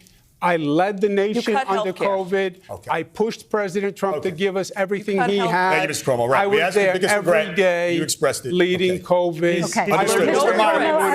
No regrets. I have to ask him. All right. Mr. Cuomo, I'm sorry. I'm sure that people at home must be wondering about your answer to this question because we speak to voters throughout the city and quite a few of them will say, I'm not sure exactly what happened with those sexual harassment cases. We know that you say you never sexually harassed anybody. You say you're running to restore efficient government and efficient leadership. But in the past, your leadership came with what more than one investigation concluded was a toxic work environment, we didn't even get to the sexual harassment and some of those cases are still ongoing. So I just want to ask you, since we're talking about regrets, you have apologized to some of those women back when you were still governor. What do you say to voters now, looking ahead to your potential mayoralty? Are you doing anything differently? And why should they believe that that same situation won't happen again? Yeah, Melissa, let's just make sure we have the facts. A report was done 4 years ago. Look up this making Blake certain fella because I think he's allegations. actually number one at the moment. Oh, shut the fuck up. That it was political and it was Is Zoran false. number one? 5 district attorneys, Democratic, Republican, short, tall, looked at it all across the state, found absolutely nothing. One case has been resolved. I was dropped from that case. Dog, half of the fucking candidates that said good things about policies directly ripped them from Zoran. What are you talking about? It was unintentional, but I apologize, and I say that today. There was also a Justice Department investigation, but we'll move on because we're out of time. We detoured there because of the issue raised, but we also want everyone to respond. Mr. Murray, biggest regret in politics? I regret not having secured more funding for after school earlier in my career, but I want to turn to Andrew because these are short answers. And I think you I have 30 believe seconds. women. Correct? Yes. When I was in the ICU during COVID, writing legislation to protect my community, you were the most powerful person in this state, and you were in the governor's mansion taking a $5 million deal. Do you regret taking the $5 million, and will you give it back? Yeah. First of all, that's not true. What part? I stood up every day and fought for this state, for COVID, against President Trump, for PPE, for masks. I was in emergency rooms. I was in a hospital. All right, gentlemen, I need nurses were wearing gentlemen, I understand. Garbage bags for PPE. Yes. Do you regret taking $5 million? We're going to pick up. It's we the were way, doing everything Mr. Cuomo, we could every day to get Mr. Cuomo, people aren't going to hear you if you. We are going to finish this. Take a break. We have a break right now that we have to take. We will pick up with the issue. I assure you. We're just about at the 1 hour break. We're going to continue this online. Channel 4 goes to regular programming, but wherever you stream, News 4 New York. Okay, my thoughts are, yes, Blake definitely took up a lot of the air from Zoran, but it is definitely something to take note of. When Bernie was in the fucking running and he was a serious contender, half of the Democratic Party's options resembled a watered-down version of Bernie Sanders' campaign promises. Just like now, Zoran is the second contender and the candidate that will most likely defeat Andrew Cuomo, and you have so many other fucking candidates on that stage that are basically biting all of the promises that he has made, okay, that he's been running on for fucking months. In a weird way, the less Zoran talks and the more everyone else shows themselves to be lame, but also shitting on Cuomo, the better Zoran looks. The only threat that I have perceived from tonight, is coming from Blake. Okay? He is unironically doing Zoran as good as Zoran, if not better than Zoran at sometimes. The fact that after Zoran speaks, no one is evil, socialist, moron, rage responding to his commentary is 100% positive for him. Yes. Zoran has done a fantastic job of taking directional questions that are supposed to be attacking him and then redirecting it back to Andrew Cuomo. He's done a fucking amazing job. Zoran did a TikTok about people taking from him. 12 across. What's a 5-letter word for taking something? 2 years ago, I won New York City's first fare-free bus pilot. One line in each borough, and it was a massive success. As mayor, I'll make every bus fast and free. So imagine my surprise when Andrew Cuomo, the same guy who stole hundreds of millions of dollars from the MTA as governor, suddenly announces his brand new idea. Today, Cuomo unveiled his transportation policy They're the straight up ripping expansion his of shit. fare-free bus pilot. Andrew, Habibi, when was the last time you even took the bus? And he's not the only disgraced New York executive copying our notes. Eric Adams is in on it too. In January, we announced our plan for NYC Baby Baskets, where every new parent gets a collection of postnatal products, resources, and information, free of charge. Nice idea, right? Eric Adams sure thought so. Earlier this month, he announced his own plan to give new mothers at 400. Also, in the break, let's see this Cutie Cinderella clip. What was the clip? Where did Cutie say I'm a pedophile or something? What do you mean? You want to come on the Fear Ann podcast? Yes! Okay, you have to. No, I do. But you have to do Wine About It first. Wine About It? Yeah. No! Cutie, you... I won't say the word. I will only reserve that word for the podcast when I'm in the presence of Cutie Cinderella. But oh my God, I'm thinking a word. How dare you? How dare you? Wait, am I fake? Am I fake? Do you want to come? I have the worst friends, bro. I swear to God. No, don't. The worst friend of all time. The worst friend of all time. cutie fucking Cinderella. Okay. This is the reason why I'm watching American Primeval right now, to understand the mindset and the barbaric nature of Mormons. Okay. That's why. Don't make Hi, Hasan. Oh, no, don't. Hasan's ruining my date. Oh. Hey, I'll be there. He always yucks my yum. I'll be there, Hasan. Oh, boy. I knew it. I'm freaking out. Don't freak out. I'm freaking out. Okay, no, it's like, guys, be chill. Be chill. Be nonchalant. Nonchalant. I know I hate him, but I can't think of things right now as to why. Well, I feel like the porn laptop was enough. Oh, yeah. That one's pretty bad. Oh, fuck. What? I support sex work and sex workers. Oh, my God. Oh, my God. Hasan clit blocking. Clit blocking? That's a new one. That is a new one. Oh, my God. One time he was explaining the female orgasm to me. Like he knew more. You're like, oh, okay. Oh, my God. Oh, my God. That's crazy. I can't believe that she's literally, oh, my God. She's poisoning. She's my biggest op. I swear to God, Cutie Cinderella's my biggest op, okay? Oh, my God. She's my biggest fucking op. Oh, my God. She called me a mansplainer, which is literally true. I am a mansplainer. Fuck! It's the worst. Oh, my God. Oh, my God. She is my biggest op. She's a bigger op than Maya. I swear to God. I swear to fucking God. She's not even wrong. She's right. I am a fucking annoying ass mansplainer. God damn it! Cutie! You're supposed to lie!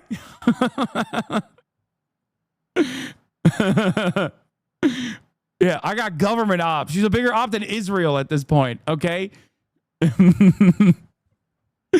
As a man with many enemies, why is it that those who are closest to me betray me worse? Oh, Jesus Christ. Really, buddy. Yeah. Really, buddy. Yeah. Okay, let's get back to the debate. Every one of those things is false. The thing about my wife was sourced from Twitter. Honestly, I have no idea where he got this one. He's lied to you so many times on this stage tonight. Takes no responsibility. All right, we're going to move on. Miss Adams, if you could speak to your biggest regret. Thank you. Miss Adams, your biggest regret in your years in politics? Well, obviously, my biggest regret is believing that Eric Adams would be a good mayor for all New Yorkers. I have had to restore budget cuts from this mayor. I've had to save pre-K. I've had to save 3K. I've had to save our libraries. I've had to save our cultural institutions because the mayor of the city of New York thought that it was his job to cut all of those and to slice and dice the livelihoods of our children, cultural institution, our elders, our seniors through their library services and their food services as well. I have had to be the champion to make sure that all of those services were restored for the people of the city. Mr. Stringer. I've thought about this question through my career, and I would say that the biggest regret from a policy perspective was when my mom died of COVID before her time, and she was a great trailblazer, the first woman elected to city council in Washington Heights back in the day. She was a real fighter, but she lost the fight with COVID.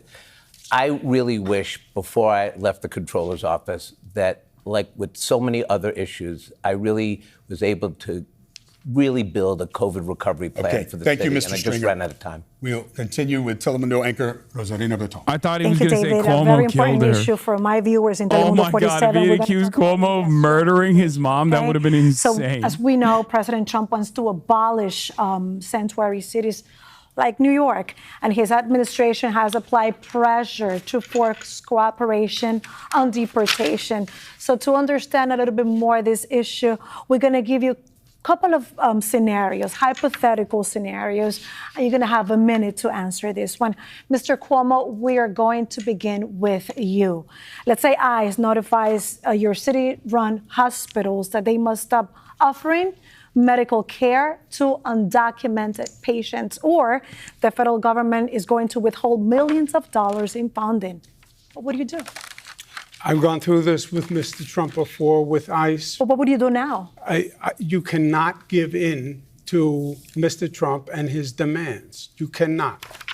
But let's say he's cutting funding. You can't. It will never end. If you give in to him, He is a bully. I know him well. If you give in to him today, you will be giving him your lunch money for the rest of your life. So what's the solution?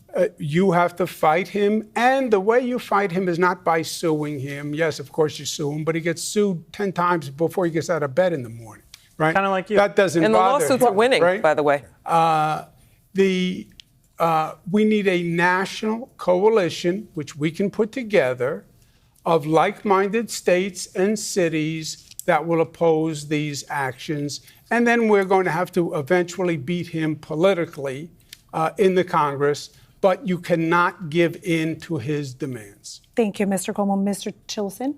Yeah, I mean, Donald Trump throws 50 tweets a day up there, and most of the time you just ignore him.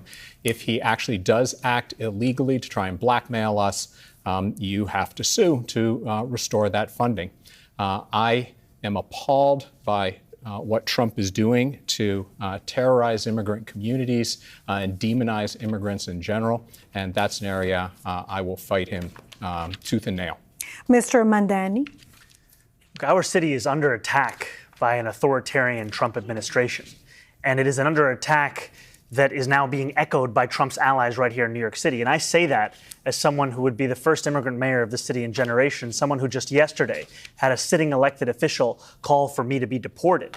This is not an intellectual exercise for the people of New York City. We deserve to have a mayor who is not funded by the same billionaires that put Donald Trump in D.C. We deserve to have a mayor who will actually fight back. And the way that we fight back is ensure that our local institutions continue to provide the services to each and every New Yorker. But the question is, how can you protect those people? Going to hospitals, how can you protect them? Here's the thing. The Donald Trump administration will use the fact that they fund 7% of our city budget as leverage over us to try and give up whichever category of New Yorkers they are pursuing in that day. Ultimately, what we need to do is tell those same institutions we will provide them that funding, and we'll get that funding by taxing the 1% and the wealthiest corporations right here in New York State. Thank you so much. Mr. Blake, I'm going to remind you the question is, ICE notifies the hospitals that they're not going to offer care to immigrants.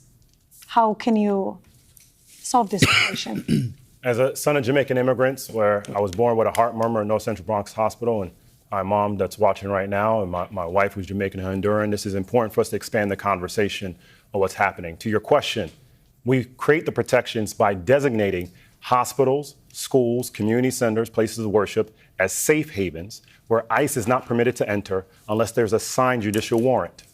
Moreover, we have to expand the conversation. We've been very clear we will remain a sanctuary city to make sure that we are protected, full stop. But it also is important about how do we have the rhetoric.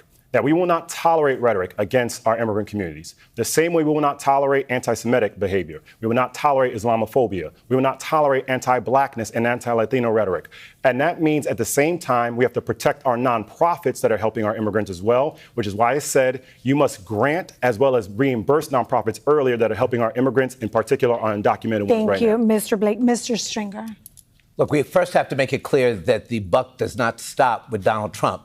And that's why the very rainy day fund I proposed would immediately allow us to build back the health services that the federal government could take from us financially.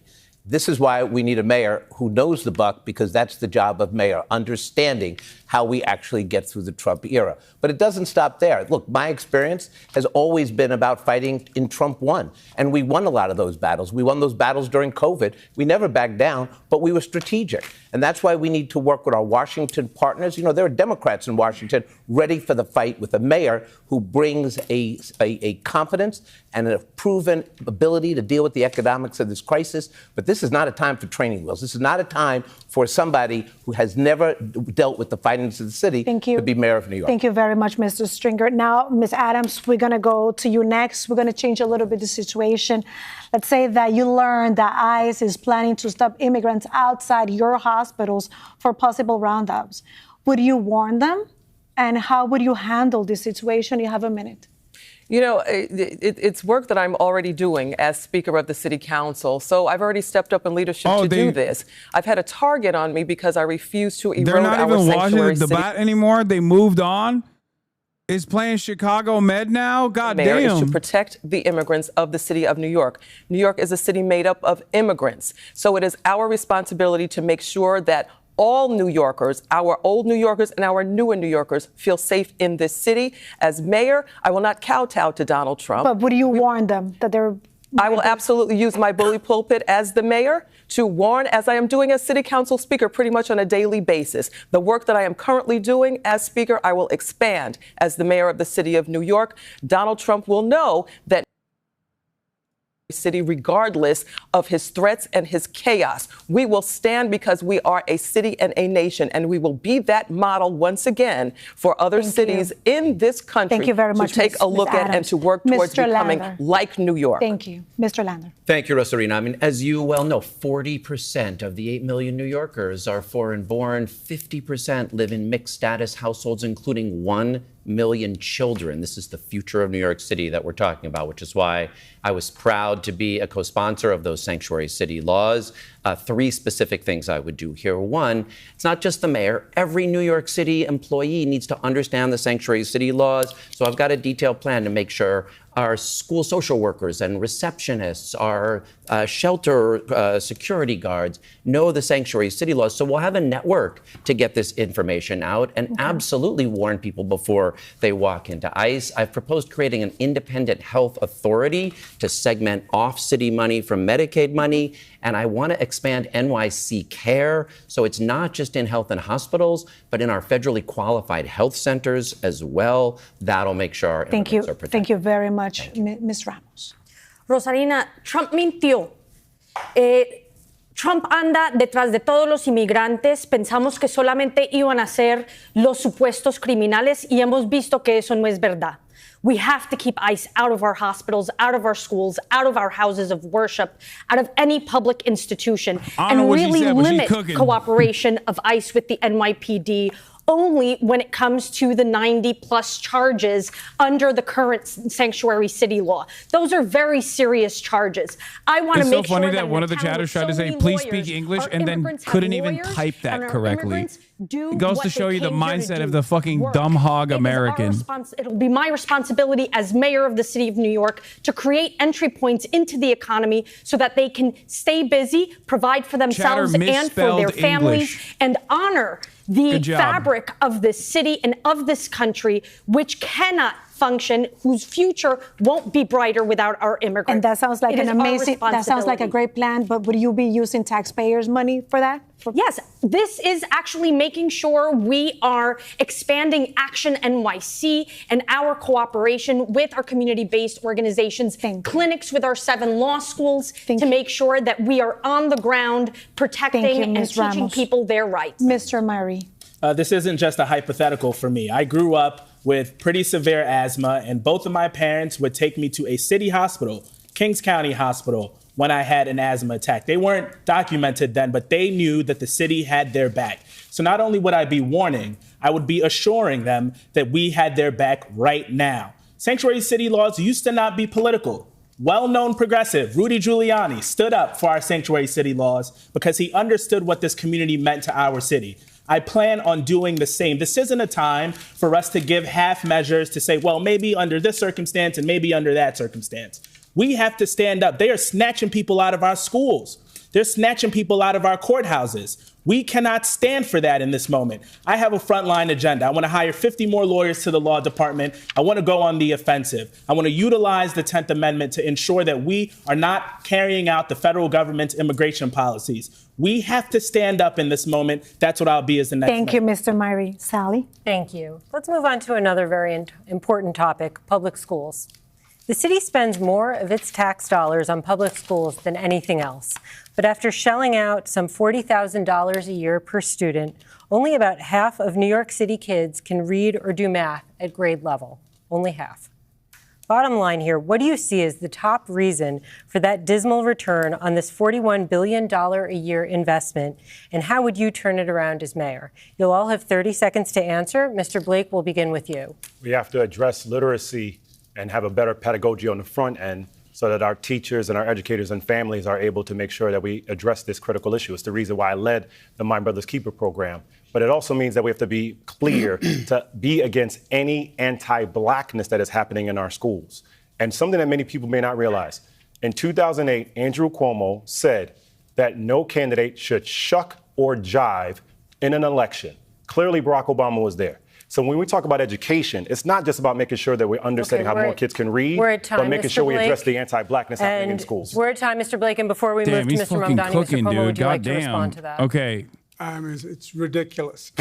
So no. What about it is ridiculous? Is it inaccurate that you said in 2008? I never insulted President Obama. Is Mr. Mamdani who said he is a liar? Is the quote incorrect? And evil. This is I never insulted. Okay, not hearing an answer to this is very clear. In 2008, in 2008. We do have to move on because many people do want to hear about public education, so we're going to move on to Mr. Mamdani to discuss.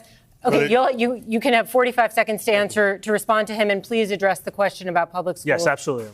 I'll do so shortly after. We have Mr. Cuomo, who said these words of shuck and jive when Barack Obama was running to be the president of our country. I was proud in 2008 that the first doors I ever knocked on was for Barack Obama, while we had a candidate here. Why do you call him an evil and while a we liar? have a candidate here Why would you call him a liar? A candidate here who is so allergic to any accountability or acknowledgement of a mistake that he can't even admit that he said these kinds of words. Now, as it pertains to public education, all of the challenges that we are facing in our city when it comes to our schools, they are also downstream from the fact that 500,000 of our children are going to sleep hungry every single night. 100,000 of them, for the 9th consecutive year, are now homeless. We need to ensure we have a city where our children can not only have food to eat, a place to call their home, and we also have to have the full implementation of class size reduction. Mr. Tilson, we're going to move to you. And I just want to remind you, we do want to know a solution to the problem in the public school system. That is the heart of this question. Sure. Mr. Tilson.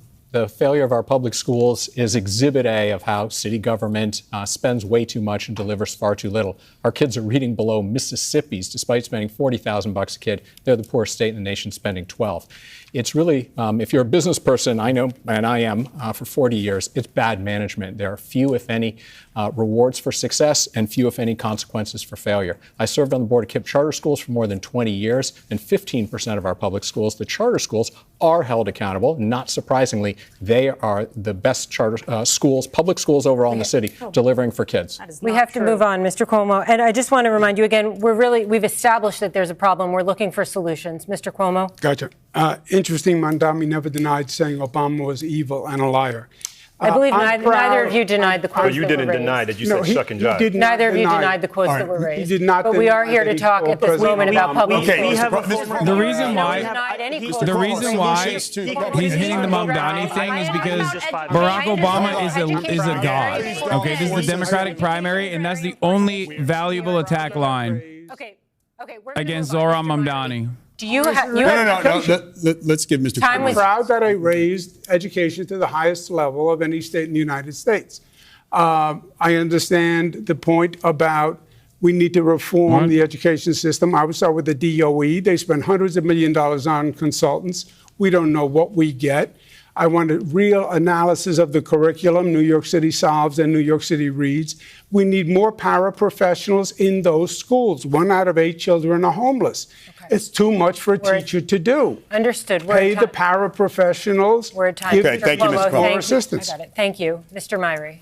I wouldn't be standing on this stage if not for our city's public schools. I went to PS 161, the Crown School, and made my way to Cornell Law School, with Brooklyn Tech and Fordham in between, only because there were teachers that got up every single day and put their best foot forward so that I can be on a path to success. But we also have to think about what is happening after school. We had learning loss over COVID-19, and I want to provide universal after school to help make up for that learning loss. I wouldn't be here today if I didn't have an after school program that taught me karate, even though I was terrible and I was the only boy on the step team and had the moves to prove it. I want to give that to every single kid. We're at time now. We're going to move to Ms. Ramos.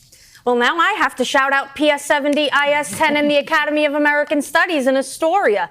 I wouldn't be here without them, and my children wouldn't be where they are in middle school in Queens if it wasn't for PS 69 in Jackson Heights. Look, it's true that our children suffered some lapses in developmental and social skills throughout the pandemic. I've seen it. So I want to make sure that we are delivering on teacher centers and so that our teachers have more supports, giving NYC Reads more time to really seek in, and really providing our District 75 schools with all of the funding they deserve. Okay, thank you, Ms. Ramos. Mr. Lander, again, we are looking for solution-oriented answers here. Both our kids also pre-K to 12 in New York City public schools. Shout out PS 107. 30 seconds is hard. I've got a detailed plan. I'm the only candidate in the race with a detailed plan on my website for education. How I'll measure what matters, what metrics I'm looking at, how I'll recruit, retain, and support teachers, including a teacher's center in every school, and how I'll deal with the growth we've seen in mental health crises, in homelessness, and in chronic absenteeism by making every school a community school so it can support all our students. Thank you. Ms. Adams. You know, prior to becoming an elected official, I was the education chair for my local community board. Education has always been a priority for me. It always will be. We raised 4 children in the public school system. So again, I am that everyday New Yorker that knows what this feels like. So we know that the DOE has the highest budget of all city agencies. What I would do would be to redeploy resources. I have seen as council speaker how difficult it is to maneuver through the DOE agency and the barriers of bureaucracy. But as mayor, I will have full view in order to help all of our children get through the bureaucracy and get our children taught the right way. Mr. Stringer. My sons, Max and Miles, are going through public middle school as we speak. And the challenge for them as COVID kids is very real. And there's a lot of kids out there that need help, and they need it now. They need mental health services. They need extra tutoring.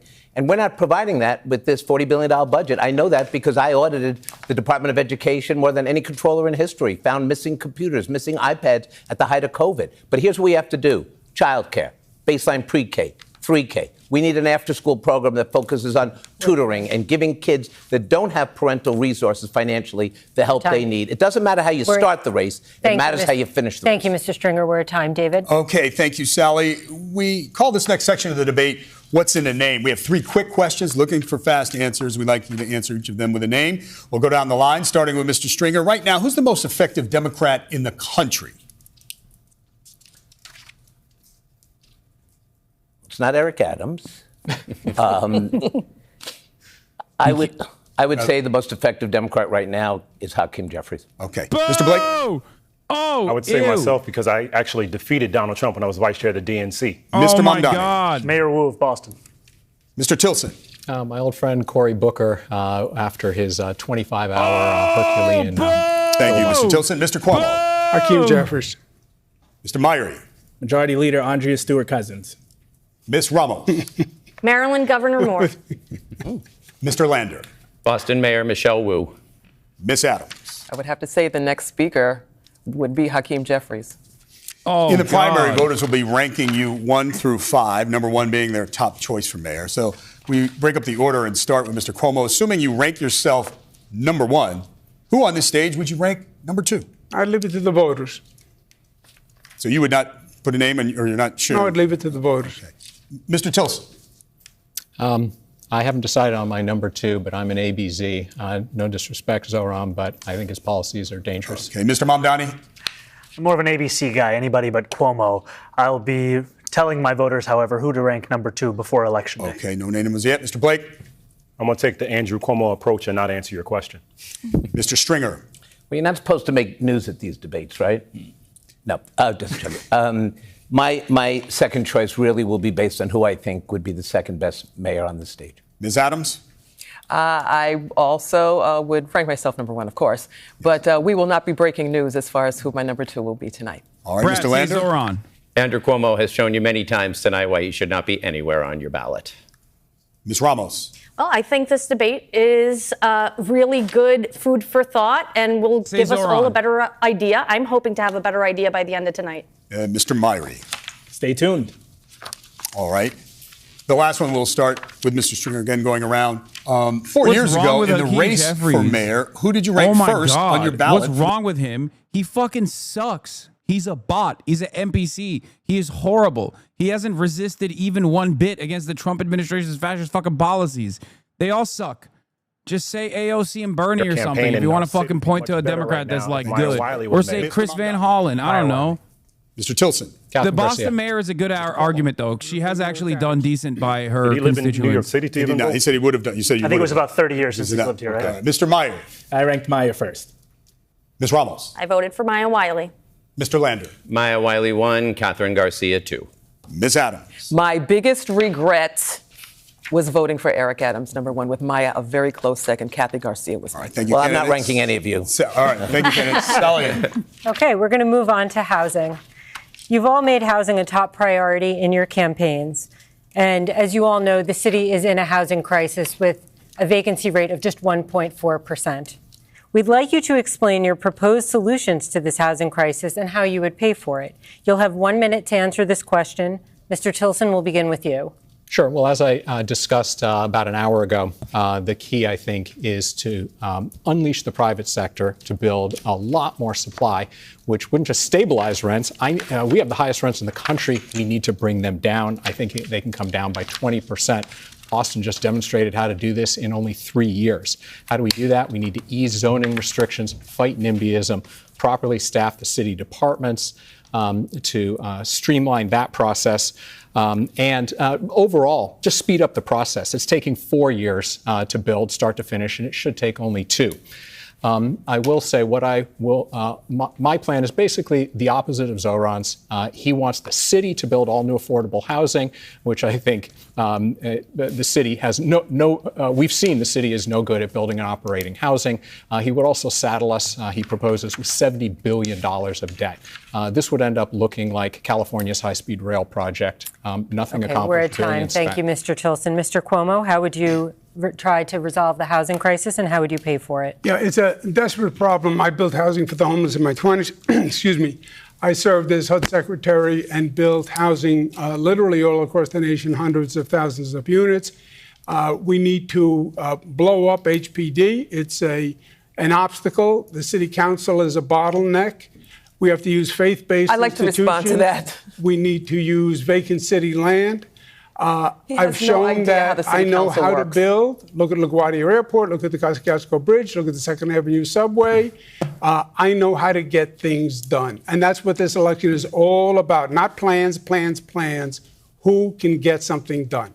Ms. Adams, yes, if you would like to very briefly respond to that since he invoked the Go on, be like, I'm going to molest every city council member who stands in my way. I'm going to molest them extra hard. You know I have experience in this field. The only person on this stage actually that has experience of city governance and doing the work. The city council under my leadership right now has already walked. It's okay, I'm Italian. This is my culture. For the people of the city of New York. So the city council is not bottlenecking anything. Maybe perhaps 10, 20 years ago, when you were a governor, that was happening. But under my leadership, we have a brand new culture in the city council where we are actually working for the people to make sure that housing is built and housing is built now. Very, very briefly. Yeah. The mayor has an interesting proposal that I think we're going to see in the Charter Commission that talks about the role of the city council and expediting the approval mechanism. Okay. Mr. Myrie, your top solution to the housing crisis. You have 1 minute to discuss it. I grew up in a rent-stabilized apartment. It is a place that my mom, my parents were able to find, the only affordable place they were able to find to raise me to be on this stage right now. But that opportunity has slipped away for too many New Yorkers. My wife and I, we want to put down roots in the same neighborhood that we grew up in. When you walk down Bedford Avenue, everything costs $1 million. Who has $1 million? Maybe some of the people on this stage do, but I don't have it, and I know you watching at home don't have it either. So I've been clear about what my plan is to drive down the cost of housing. 1 million homes over the next 10 years. We can actually do this with some leadership. The leaders of the past, like Cuomo, who had the opportunity to do this, only gave us a city that is more expensive than it was 10 years ago. I want to also extend pre-K and 3K from 2:30 p.m. to 6 p.m. so that we can draw families here and keep them here. And I want universal free after school for every kid in this city, because it has to be a city where you can raise a family and where we can move everyone to a path to success. And very, very briefly, what is your price tag on those 1 million new homes? My plan does not require us to raise taxes and reduce the private market in order to build housing, incentivize. All right, thank you. Ms. Ramos. Property tax reform is at the crux of our affordable housing crisis in this city. I want to make sure that we are helping homeowners and landlords bring down their costs. Water rates, the cost of water has skyrocketed in the past 3 years under the current administration. And then I want to freeze the rent. As a rent stabilized tenant, I know how tough it is to be able to keep up with rent. The rent is too damn high and the wages are too damn low in this city. So I want to make sure that we are unwarehousing the 5,000 apartments that NYCHA is hanging on to. I want to make sure they're repaired so that we can chip into that 200,000 New Yorker waiting list. I also want to bring back the co-op city model so that we can attract the city services that are needed. We need more nurses. We need more teachers. We need more doctors. We need more police officers and firefighters. So I want to build more low-income rentals and modest equity homeownership opportunities so that every New Yorker can own a piece of our city. Thank you, Ms. Ramos. Mr. Lander. Everyone on the stage talks about affordable housing. I've spent 3 decades delivering it. Spent 15 years before I ever got into elected office with my sleeves rolled up, renovating abandoned buildings and vacant lots into affordable homes. In the city council, I was the champion for the Gowanus redevelopment, 8,000 new units, 3,000 genuinely affordable. Saved the 35,000 units of Signature Bank rent stabilized housing when they were put at risk by Signature's failure. So I know how to do this. That's the leadership I'll bring to City Hall. I'll declare a housing emergency on day one. I put out a detailed plan for how we can build 500,000 homes over the next 10 years, and I've laid out where, including 50,000 units in great new neighborhoods on 4 of the city's 12 city-owned golf courses. Might be losing the golf vote tonight, but we need the pathway to homeownership and genuine rental housing. I've also laid out detailed plans for how to fix HPD and NYCHA. I've got the management experience. I can deliver those homes. Thank you. For viewers at home, that's the Housing Department and the New York City Housing Authority. Thank you. Ms. Adams, given that you spoke about this before, we're going to give you 30 seconds to continue your answer. Yes, already doing the work. Don't need a manual or a transcript in order to do it. I'm already doing it currently as we speak. So I've already delivered thousands of affordable units to people of the city of New York. We can take a look at Innovation Queens, the largest privately developed structure that is coming up right now, unheard of. We can look at Bronx Metro North rezoning. We can also look at what we just passed 2 weeks ago, the Atlantic Avenue rezoning. And yes, we can take a look at the City for All, which will create over 80,000 brand new affordable units. We have to move on to Mr. Stringer. Doing the work. Thank you. Mr. Stringer, can you please talk about your housing plan and how you would pay for it? Well, first of all, this housing crisis is way too real, and we've confronted housing issues in the past. Mayor stepped up and didn't do the minimum, they did the maximum. LaGuardia built 2,200 public housing units. The Mitchell-Lama housing program, the greatest integrated housing program in a generation, was also built. Right now, all we do is have luxury developers propose projects that gives us affordable housing. I want to upend this. My plan, take 1,000 vacant lots. Build the affordable housing that we need. You give the land to not-for-profits, to community-based organizations. We're in the game. This is not pie in the sky. I can't say to you tonight, given my 30 years of experience, that anyone has a plan to build 1 million homes or 500,000 homes in 10 years. Don't believe it. Believe what we can do in the next 2 years. That's the first step. Lastly, we also have to recognize who can best do this work. This chatter is correct. They never asked their stances about Israel. What the fuck's going on? For 8 years. And we're at time, Mr. Oh my God. Oh my God. Mr. Blake. Chatter, you are right. They never asked about Israel. Housing crisis, you have to actually go through the journey. My mama overcame homelessness. We sold dinners to pay rent in South Bronx. And so this is not about a report from me. This is about reality. So how do we fix the crisis? We need local median income because area median income is not working. We need to end credit scores being utilized for housing applications. Who cares about Israel? What do you mean? M Israel high, brother. What the fuck? How will I know who to vote for? All of our New Yorkers. When you think about what's happening so far, I only know who likes Israel the most by ribbon sizes. It's happening at Co-op City or Concourse Village, Tracy's Towers, just to name a few. But then we got to go a step further. For public housing and those that are living in NYCHA, for those who have not helped you with heat and hot water, they need to go to jail, because they are not being held accountable to actually fight for you. And so when we talk about the actual vision of a housing plan, if you go to blakefornyc.com, you will see the welcome home vision. because we want to make sure you can afford the home you deserve. Mr. Blake, we're at time. Just a very quick follow-up. Who are you implying should be going to jail? The individuals that are working at NYCHA that were a part of a bribery scheme that has been unveiled and uncovered, where it's been very clear that they were taking in bribes and not actually fix what's happening in the residences. Okay, thank you. Mr. Mamdani, we'll go to you. If you are one of the close to 2.5 million New Yorkers who live in rent-stabilized housing, I will freeze your rent.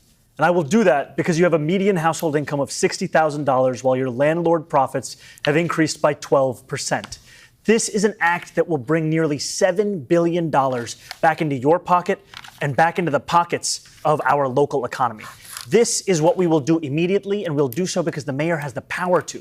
Even though there are those like Andrew Cuomo on this stage who will tell you it's unrealistic, we know the previous mayor actually did this 3 times. And on top of this, we're going to build 200,000 truly affordable homes. Homes that are for the New Yorker who has a median household income of $70,000 for a family of 4. We'll do this while taking on the very bad landlords and the real estate developers who are funding Andrew Cuomo's campaign, $2.5 million last time I checked. And we're going to do that because ultimately every single person needs to follow the law, and that includes the landlords who are violating our housing code and have $800 million in fines that the city have yet to actually collect on. Very brief response.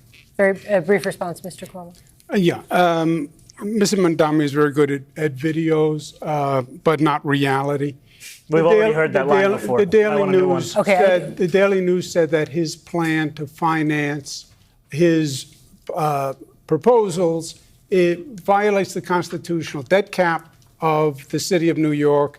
It would double the state taxes, and there is no way the state is going to pass a tax statewide. Okay, thank you, Mr. Cuomo. We have to. No, he's invoked me. I should be able to respond.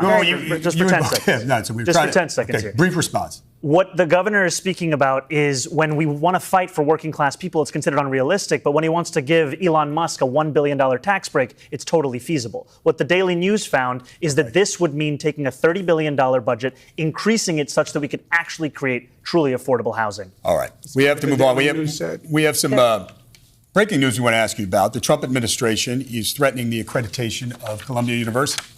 In a statement, Secretary of Education Linda McMahon said after Hamas's October 7, 2023 terror attack on Israel, Columbia University's leadership acted with deliberate indifference towards the harassment of Jewish students on its campus.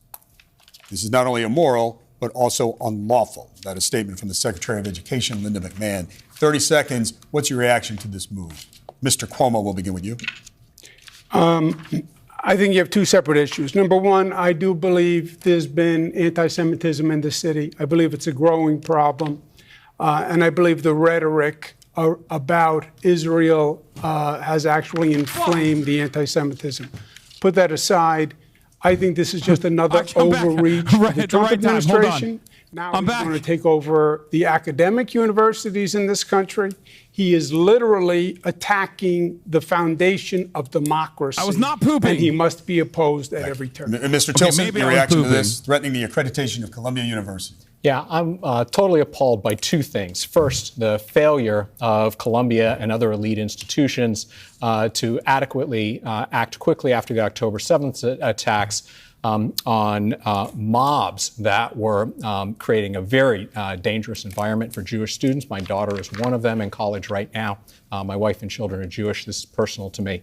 But I am, and these mobs, let's be clear, were incited by activists like the Democratic Socialists of America and their anti-Israel rhetoric. Mr. Tilson, I am even more appalled, however, by the Trump administration pretending to care about anti-Semitism and threatening the accreditation of universities. Mr. Mamdani. I think this is yet another example of a gross overreach of the Trump administration, one that they have shown they will continue to pursue with whichever university they decide to target. It's been Columbia, it's been Harvard. We need to have a mayor that will actually stand up to Donald Trump, not one that we have right now that will collaborate with them. And that is who I will be, as someone who is, in the words of Shirley Chisholm, unbought and unbossed, because the donors who are putting me in second place in this race are working class New Yorkers across this city. Mr. Blake, 30 seconds, please. As a reverend, let's start from the core that all hostages have to come back home on both sides. Let's also be very clear that we have to reject anti-Semitism and also have humanity to what's happening for the Palestinian people at the same time. The overreach is unacceptable in what Trump is doing. Linda McMahon is clearly more focused on wrestling rather than the facts. And it's one of the reasons why I'm running in this race. Because of my federal experience. I've never heard that from a Democrat. Hostages on both sides must be released. We have to make sure that we're not allowing D.C. to have overreach. And when they take these steps, we will withhold sending New York City taxes to D.C. Maybe Zoran should be taking notes from Blake, bro. What the hell? That on so many of these college campuses, the anti-Semitic, anti-Jewish hate is very real. Oh and we my have God, to make sure that we hold universities accountable to make sure every student. You guys sound like Trump. You sound exactly like Trump. You are literally Donald Trump on this issue. Everything. These people are so fucking stupid. Steven Pinker doesn't even agree with you, and he sucks. I can't believe Steven Pinker's like, what the fuck are you guys talking about with anti-Semitism about campuses? Fund the civil rights divisions. He would not cut programs that could go a long way to fostering the ability for all different people to work together and come together. Thank you. Ms. Adams, your reaction. The Trump administration says that the university's leadership acted with deliberate indifference towards the harassment of Jewish students. It's now targeting or perhaps threatening their accreditation. Your reaction. You know, all New Yorkers deserve to feel safe no matter who they are.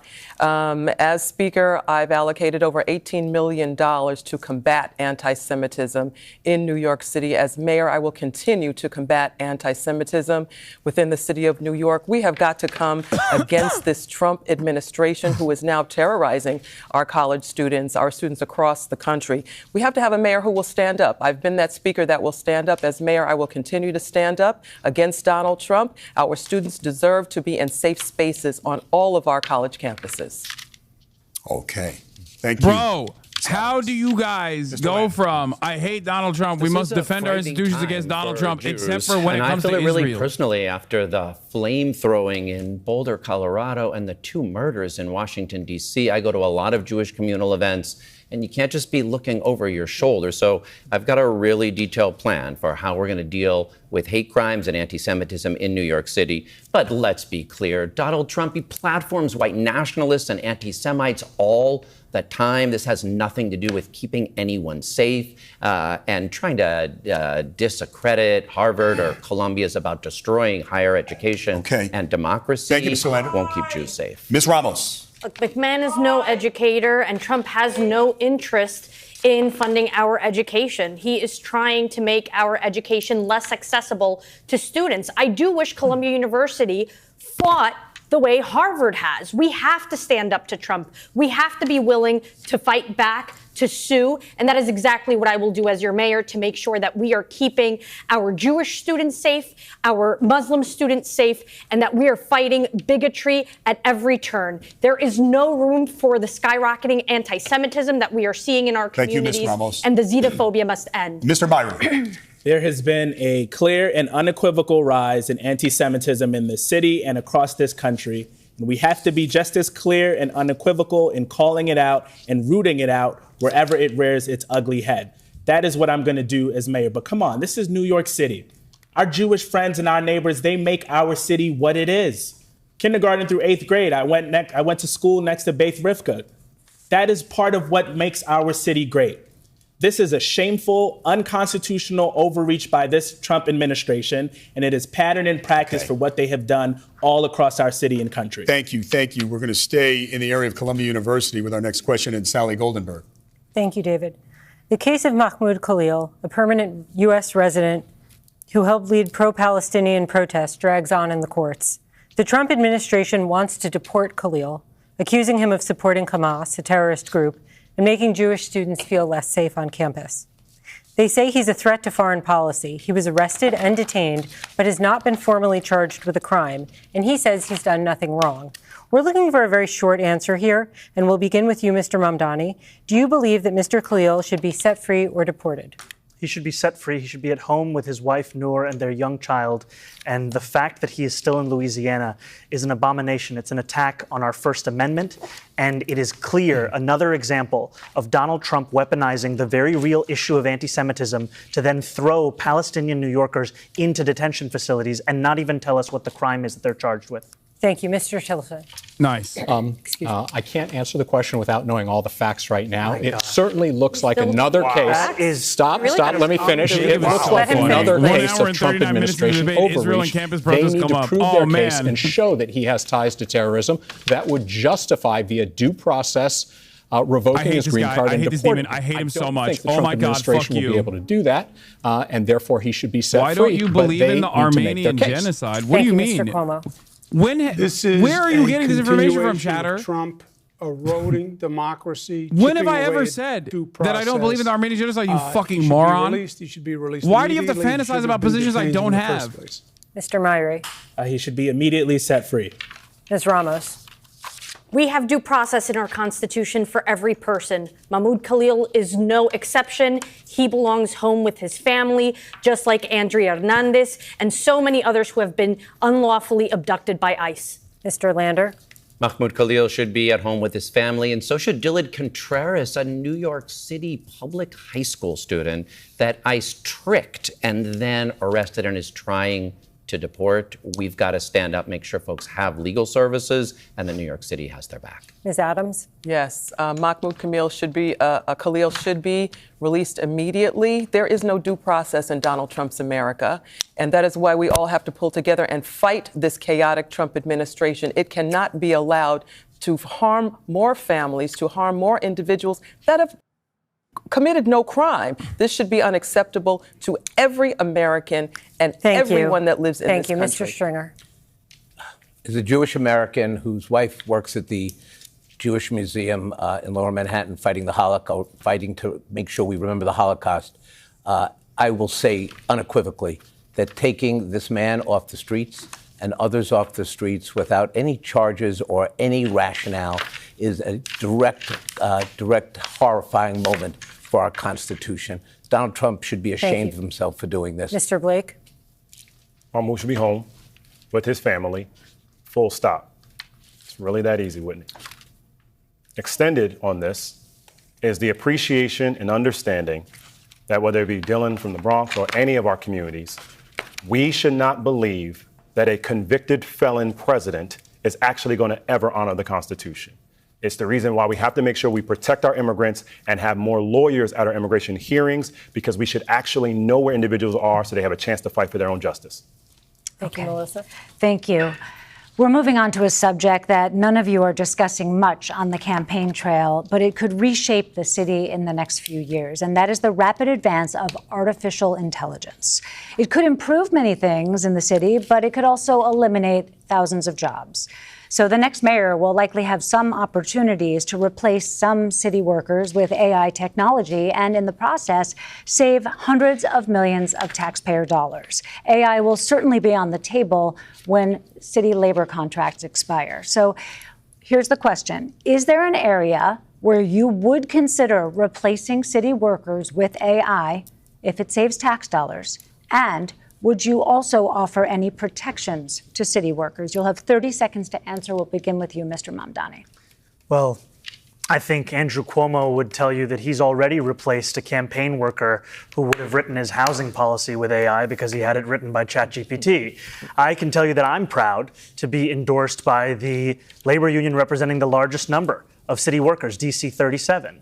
And I'm proud of that because my approach to artificial intelligence will be one where we can find efficiencies in the contracts and consultants that we work with as a city, but we are not going to use this language of artificial intelligence as a justification for further layoffs of city workers. Okay, Mr. Mamdani, time. Thank you. Mr. Tilson?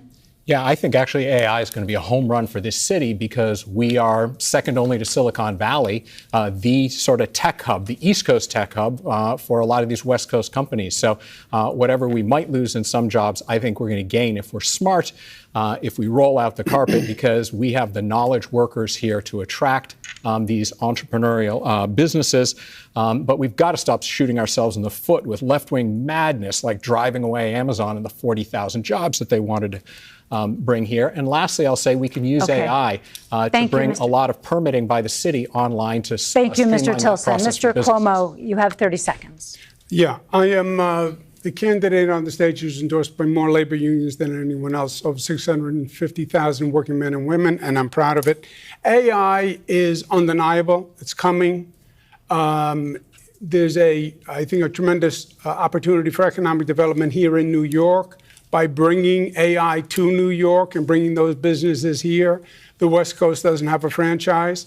You hear a lot of four-letter words here. You hear free, you hear taxes. You don't hear jobs.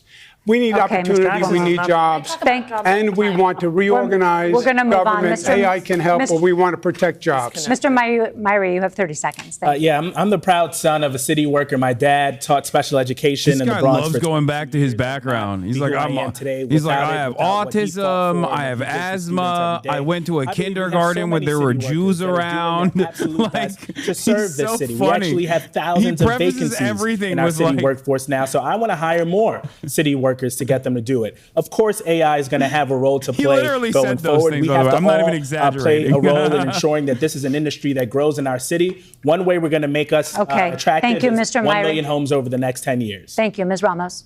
I wrote the law to protect our artists, our actors, image and likeness from AI's use through movie studios. Every day I walk out of my building, and that's exactly what I want to do. I want to put the power in our workers' hands to help us lead the transition into the use of artificial intelligence. We can't be Luddites, but we do have to make sure that the most dangerous place in America for Jews is the Upper West Side of New York. Them and repurpose them for mental health capacities where we have deep shortages. The most dangerous place on the planet for Three Jews. strategies I've proposed to use AI and technology to make government more efficient that won't cost any jobs but will save us money. Columbia campus. Last year we paid out over $2 billion to settle 12,000 claims. I have an RFP in the field to use machine learning and AI to find patterns, put it on the books of the agencies that cause it so we can actually reduce that.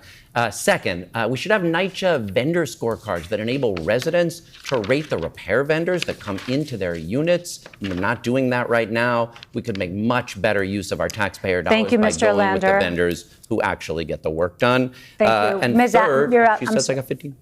Oh. I got the 15 seconds. Sorry, mixed signals. Okay. I got one more idea for the next time.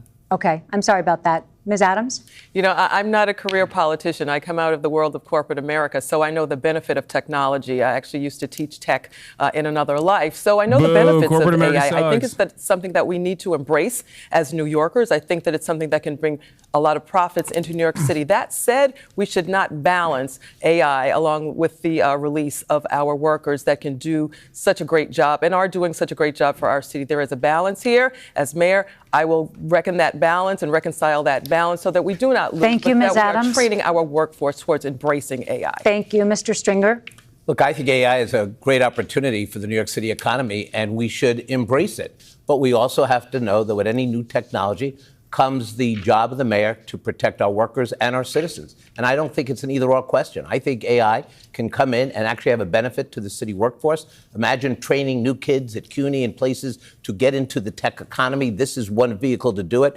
Obviously, as mayor, you have to worry about the abuses. I will do that. My record as a pro-labor elected official, borough president, controller is without question, and I believe we can manage this. Okay. Mr. Blake, I'm sorry, I jumped that. Mr. Blake, you have the final word. That was my mistake. Our campaign theme is Tomorrow Begins Today, and that's the epitome of when we talk about for AI. As a small business owner, which I've managed more than 15,000 people across the country over the years, it's the appreciation of groups such as Adventure or National Gem Consortium on the Knowledge House, so we can be very intentional how AI can be utilized for good. I would say also specifically, we need technology for good. You can track a flight or food, but you cannot track closing a residential repair in your home. So we have to find better ways. And to your last part of your question, you can do that and equally create jobs while reducing regulation and red tape at the same time. Candidates, thank you. We have a few short questions, lightning round questions, some call them, just to get a glimpse of your thinking on some of the issues that are relevant to New Yorkers. So New Yorkers are feeling stressed about housing in the city, as you've all alluded to, as we know. How much do you pay each month for rent or a mortgage? We'll go left to right. Ms. Adams? Our home is paid. I'm a homeowner. Okay. Mr. Lander? We have a mortgage, a home with one rental unit. The total mortgage on the house, $3,300. Okay, thank you. Ms. Ramos? We rent. We pay $2,500 a month. Okay.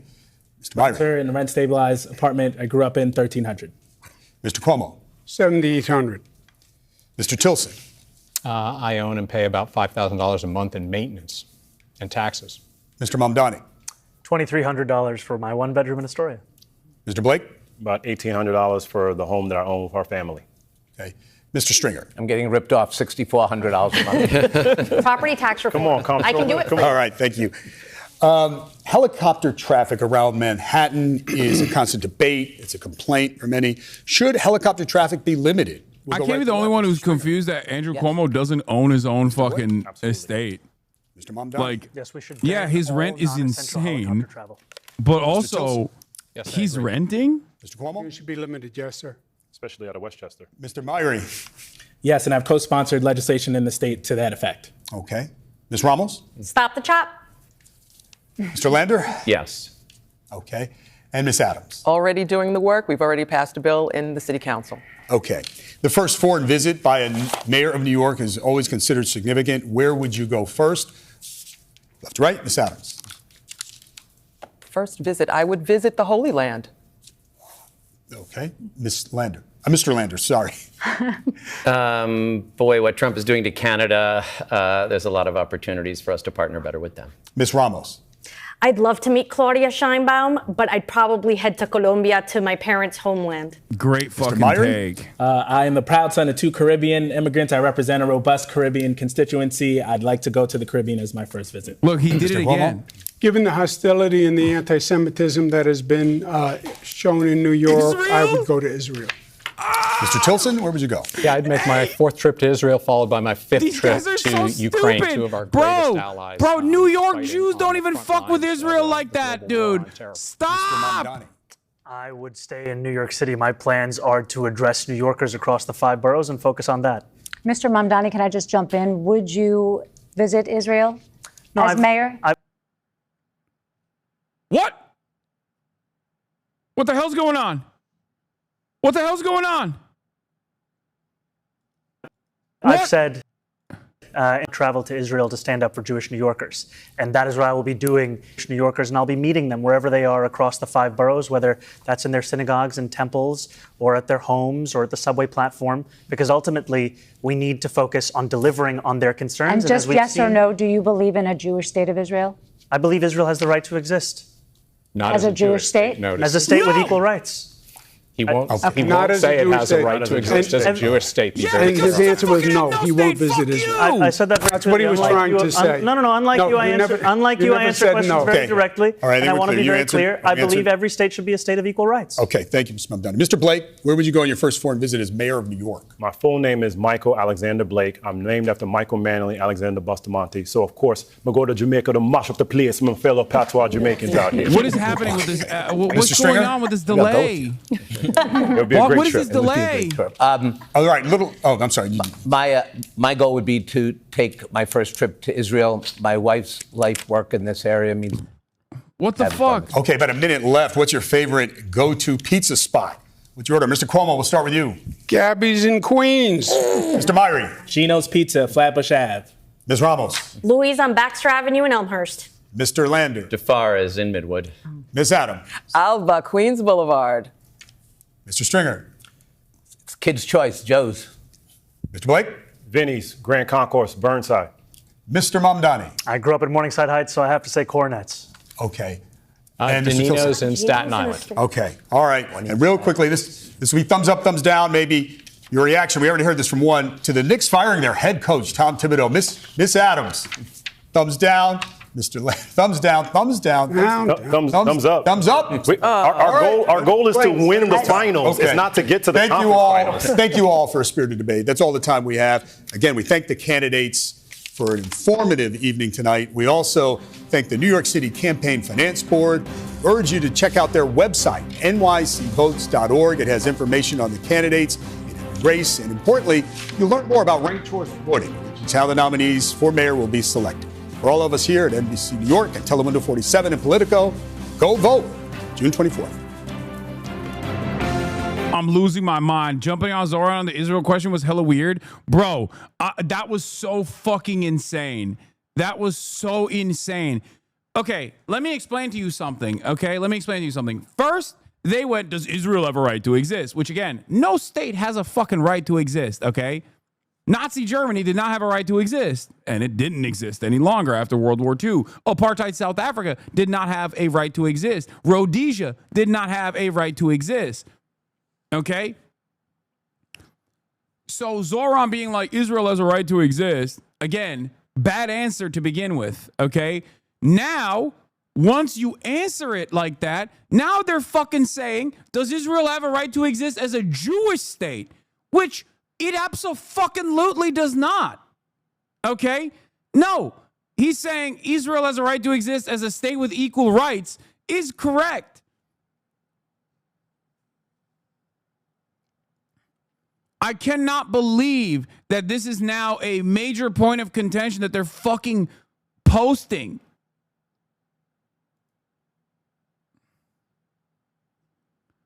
John Podhoras, Mamdani will not say Israel has a right to exist as a Jewish state, but wants to go to synagogues. Don't stain 1 square inch of a shul with your rancid presence, Zoran. Fucking fascist, dude. Suck my fucking cock, okay?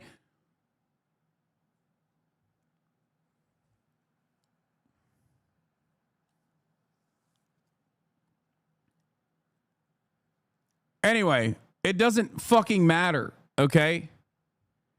Do you think Iran has a right to exist as a Muslim state? No, it doesn't, and it's not.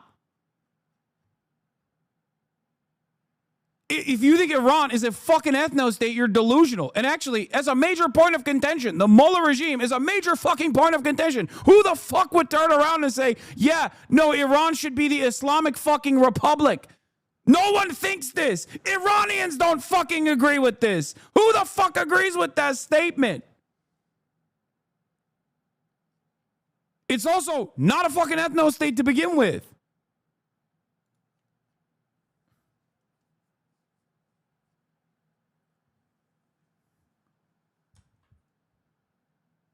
What is going on? Americans are so stupid that they will look at Zoran saying, hey, I want to make your life better by making rent low and making housing affordable and make nice with everyone, and will say, sounds good, but it's communism, so I'm voting for mega rapist Hitler bin Laden. Yeah.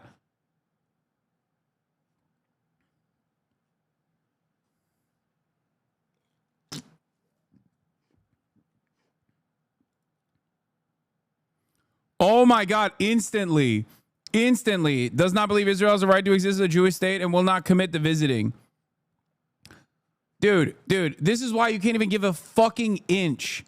You can't even give an inch. You can't even give a fucking inch. Whatever your opinion is, you should stand by it, okay? You should stand by your position and rely on the actual clarity, the moral clarity that average fucking people have. It's so stupid. No, of course, the idea that like Israel has a right to exist, like fuck you. No state has a right to exist. People have a fucking right to exist. States don't have a fucking right to exist. Okay? As a Jewish New Yorker, I'm deeply disappointed in Zoran's inability to stand up for Palestine. And during this mayoral debate, he never once mentioned the genocide and says Israel has a right to exist. I expected better from a DSA candidate. Thumbs down.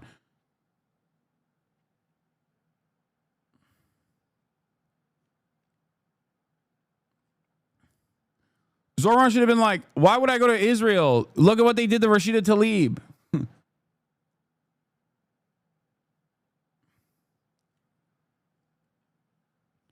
I can't believe that they fucking turned around. Isn't Japan an ethno-state? Asking genuinely. Yes. And that's a fucking major self-defeat. A major point of self-defeat for Japan to begin with. Yeah, no shit. Ethno-states inevitably end up destroying themselves. Look at the fucking Japanese birth rates. Yeah, that's a major problem.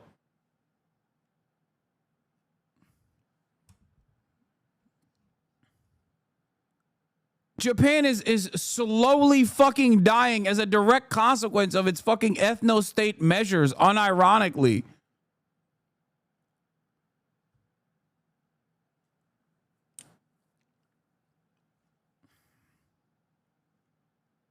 Trying to explain ethno-state to a white man, so imagine Japan. Also, there's a lot of fucking xenophobia and racism in Japan, but as far as de facto or de jure, racist racial practices, it does not resemble what the fuck is going on in Israel, okay? There's no like direct fucking law in the book. Like there's still a fuck ton of migrants that are abused and exploited in Japan. There are so many fucking issues, but it's not it's not an apartheid. Japan had its own historic ethnic cleansing campaign against the Ainu people, okay? They already did that. Except they're not doing it currently. Just like America had its own exterminationist policies of the indigenous population, the Native Americans, is not happening currently. There's still major issues in terms of the existence, contemporary existence of indigenous populations on U.S. soil. Or Canada or Australia. The point is, it's not currently happening in real time in front of our fucking eyes with our fucking tax dollars.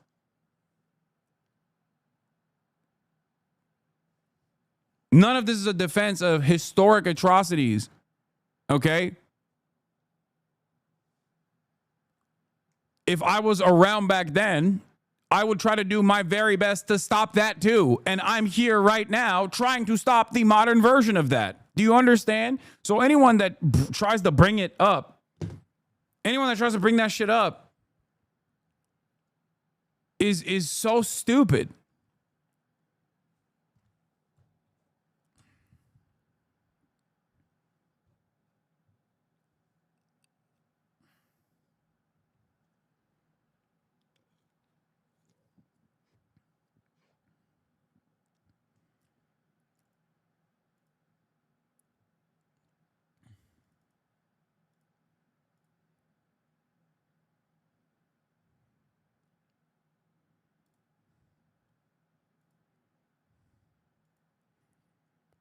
Anyway, yeah, I said, does Israel have a right to exist as a Jewish state, ethno-state? Is an insane question to ask at the New York mayoral primary, Lamar. What the fuck is this gotcha? Of course it doesn't have a right to exist as a fucking ethno-state. No state has a right to exist to begin with.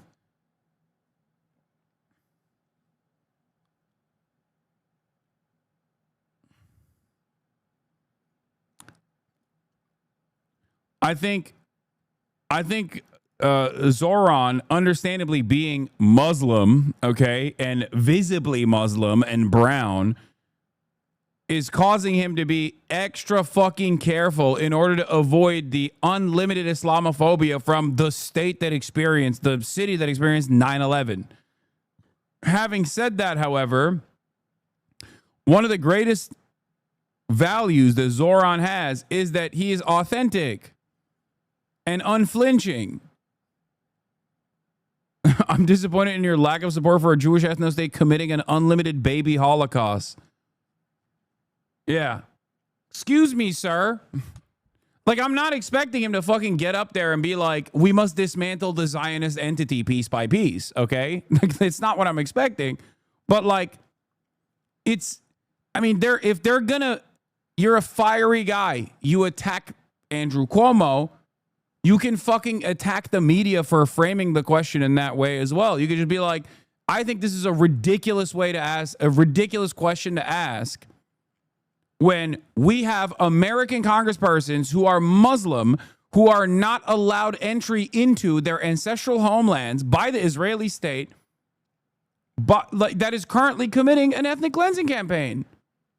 He said it's a genocide. He can say it in the fucking debate too. That would actually do LeBron numbers if he were to say that at the fucking debate. Because the reality of the matter is, New York Jews are also aware of what fucking Israel is doing, and they're not as invested in Israel as like the American media class and the American politician class is. Because they're not fucking paid by AIPAC.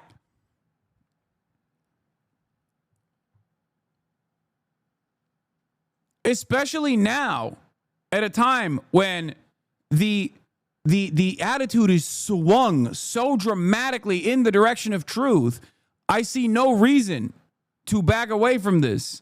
19 months of unlimited child holocaust backed by the American state. It's okay to be like, this is unacceptable.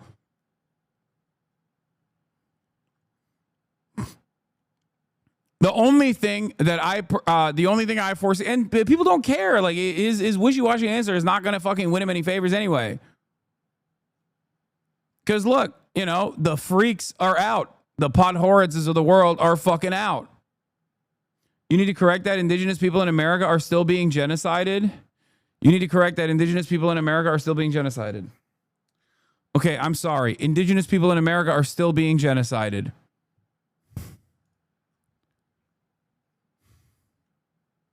Is just like Gaza. They're currently fucking dropping bombs on reservations. You're right.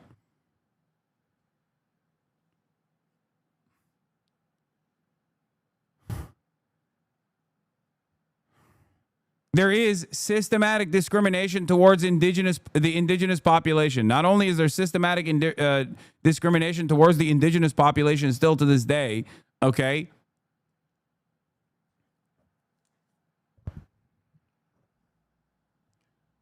But beyond that, they are still hyper-focused on by federal authorities, by law enforcement, underserved.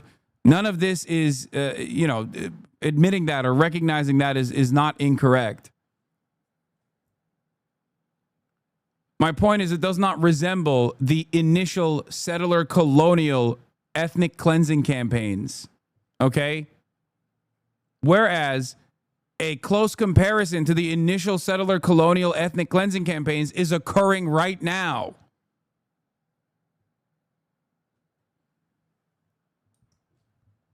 Jesus Christ. What the indigenous population went through in the indigenous genocide that the American settler colonialists engaged in is a one-to-one comparison, a modernized version with what Israel is doing right now in the fucking Gaza Strip. That is not what's going on currently because the genocide has been conducted already in the United States of America.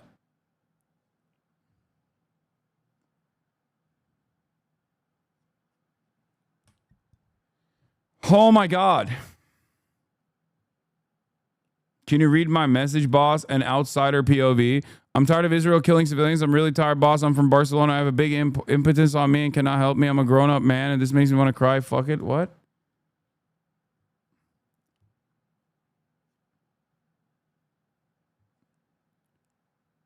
What the goal is I don't know what the fuck that person's saying. What the goal is right now is to try and stop the Israeli ethno-state from finalizing his ethnic cleansing campaign so that they can, 50 years down the line, do land acknowledgements in the shameless ways in which Americans do as they whitewash and completely avoid talking about its disgusting history with the indigenous genocide that took place, that unfolded. This does not mean that there isn't still systematic discrimination towards Native Americans. Who in his crew is failing to prep him for these talking points? You shouldn't be caught off guard by these questions this late in the game. You said this weeks ago as well. I mean, I think it's because he's afraid as a Muslim dude. Loyalty pledges to a foreign state that's doing genocide is a requirement for public office and indictment of the electoral process in this country. Yeah.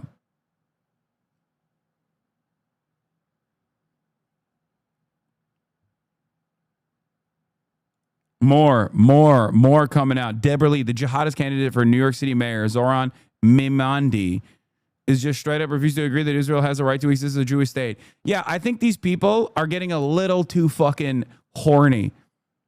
I think they're firing off a little too fast. They don't realize that as long as there are people like myself and hopefully many others who go, hold on, what do you mean Israel has a right to exist as a Jewish state? Wait a minute, that doesn't sound too right to me. That sounds like you're advocating for a Jewish ethno-state, as a matter of fact. It's weird, especially considering that said Jewish ethno-state is currently conducting a fucking child holocaust.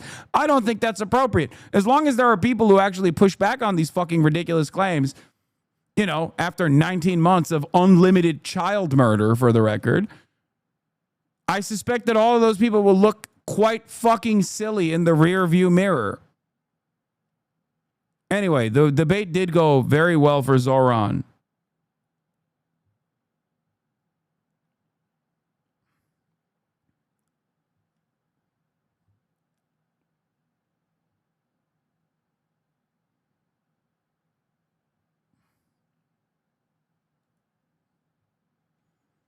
Adrienne Adams is the first at the New York City debate to say she should travel to Israel as her first foreign trip as mayor. I would visit the Holy Land. Jacob, you are fucking so weird, man. You are so goddamn weird. I can't believe this man was a whistleblower who almost got assassinated by the Orthodox community during COVID for whistleblowing on the Orthodox community's fucking practices of violating COVID restriction protocols. He literally almost got assassinated. It's crazy. That's when I started following him. And he has been so insane about this Israel shit, dude. Jesus Christ. Yeah, New York City voters do not give a fuck about Israel. Okay?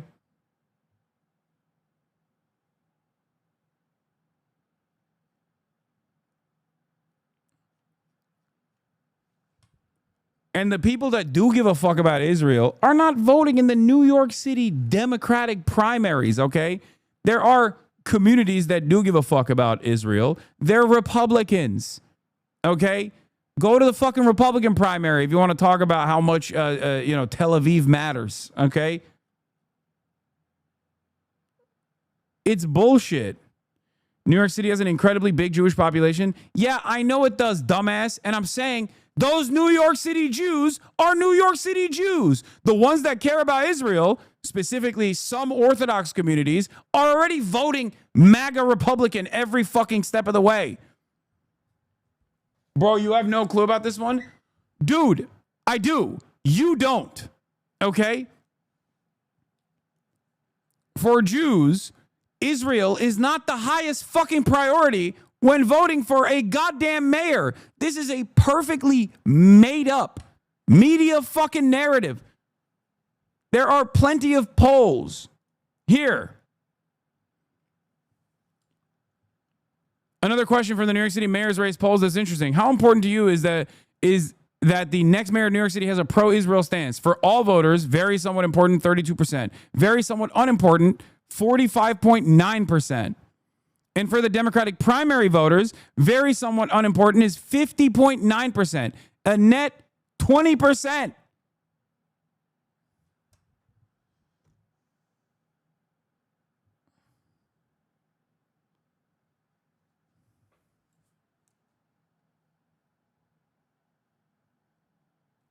You have deluded yourselves, and the anecdotes that you have seen from members in your immediate vicinity have caused you into believing that the number one priority for American Jews is Israel. If it was, they would be living in fucking Israel. They wouldn't be living in New York.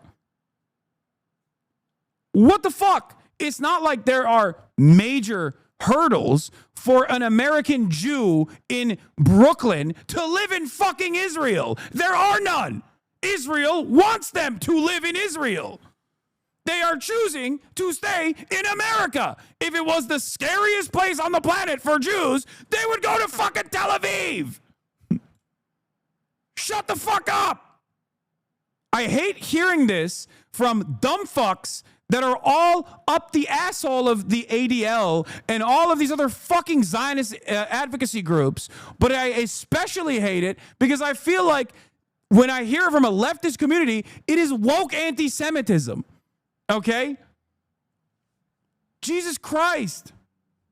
It's like the woke version. You're doing the same shit that they're doing. What is this?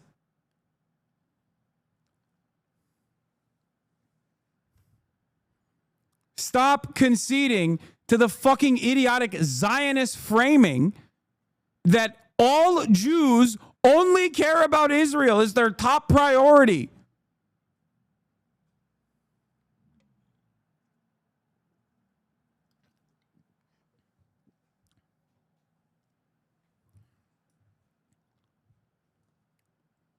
It's that simple, okay? It's that simple. If an American Jew was truly terrified of living in the United States of America because of the heinous anti-Semitic attacks, they wouldn't live in America. They would live in fucking Israel. If Israel truly was the safest place on the planet for Jews, they would just go and live in Israel. Why don't they? Because they're American, okay? Because they're not Israeli. They're American. It's that simple. What the fuck?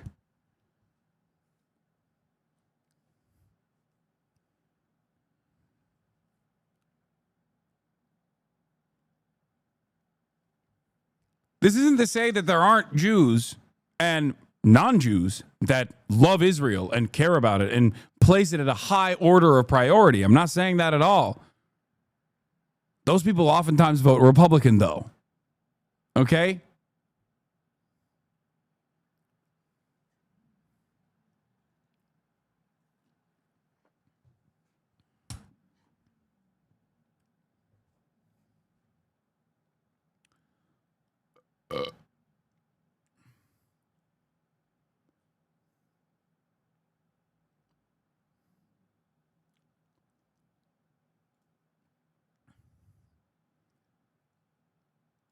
This was the Andrew Cuomo show? Oh, my God. We asked Dem Insiders how it's going. They're trying to fucking frame it as favorably to Andrew Cuomo as possible to basically not believe your lying eyes. Andrew Cuomo got ass fucked.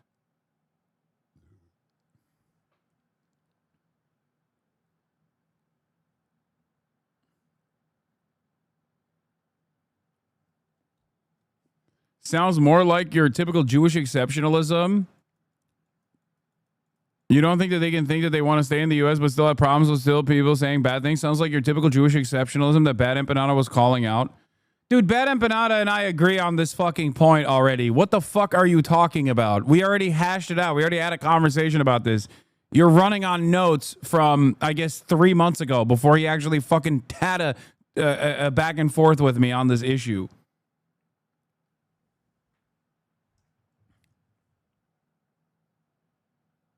God damn. Drama perverts.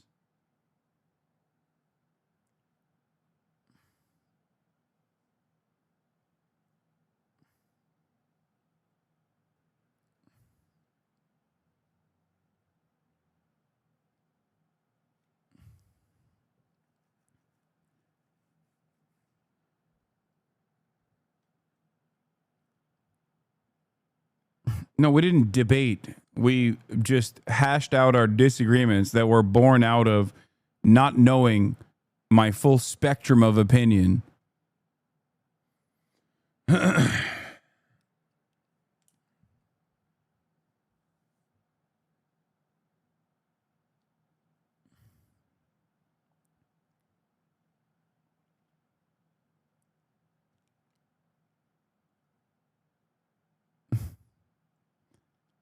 In any case,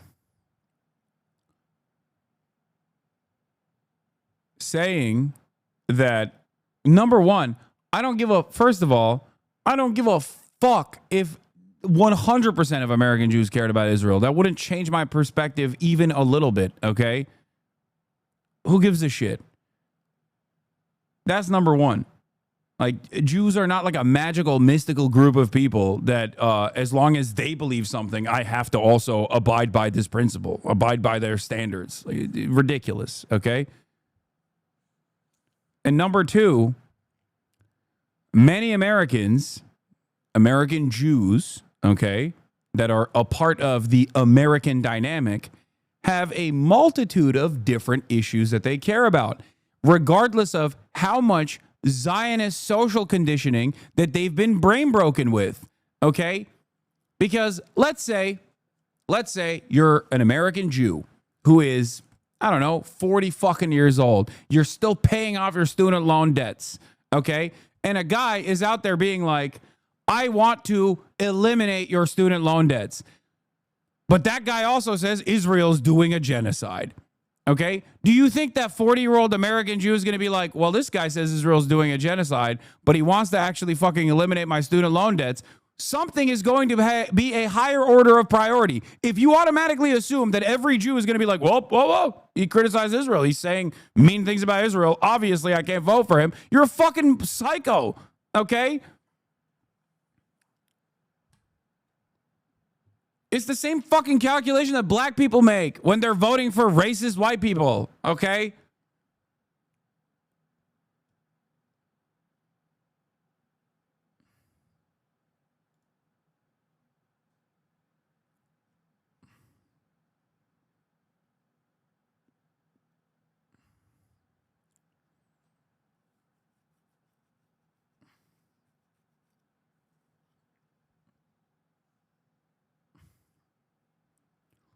I also hate this fucking question. Like, it's so stupid. Who gives a fuck? I can't believe we're having a conversation about a foreign state. Like, are they allowed to be a foreign ethno-state? Does Israel have a right to exist as a fucking Jewish ethno-state? Is so psychotic to me.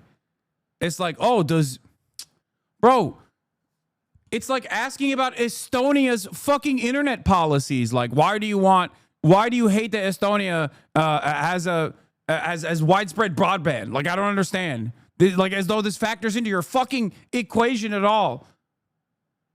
Like, how delusional, how insane. What do you think about Viktor Orban's policies of building new stadiums with Chinese funds? I don't know. I don't care. I'm running for mayor of fucking New York City. I'm not trying to run as the commissioner of stadiums in fucking Budapest. What do you mean?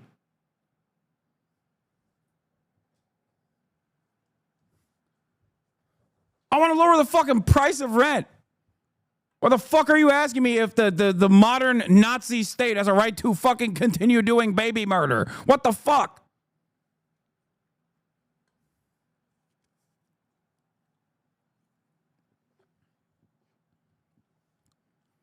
The very fact that they're asking him about Israel, would you visit Israel? Does Israel have a right to exist as a Jewish ethno-state? Like, all these questions are fucking so psychotic. And if you think New Yorkers, when they hear that question, go, oh, well, I don't know. Oh, my God. I think more New Yorkers are going to look at that question and be like, why the fuck is this question even being asked?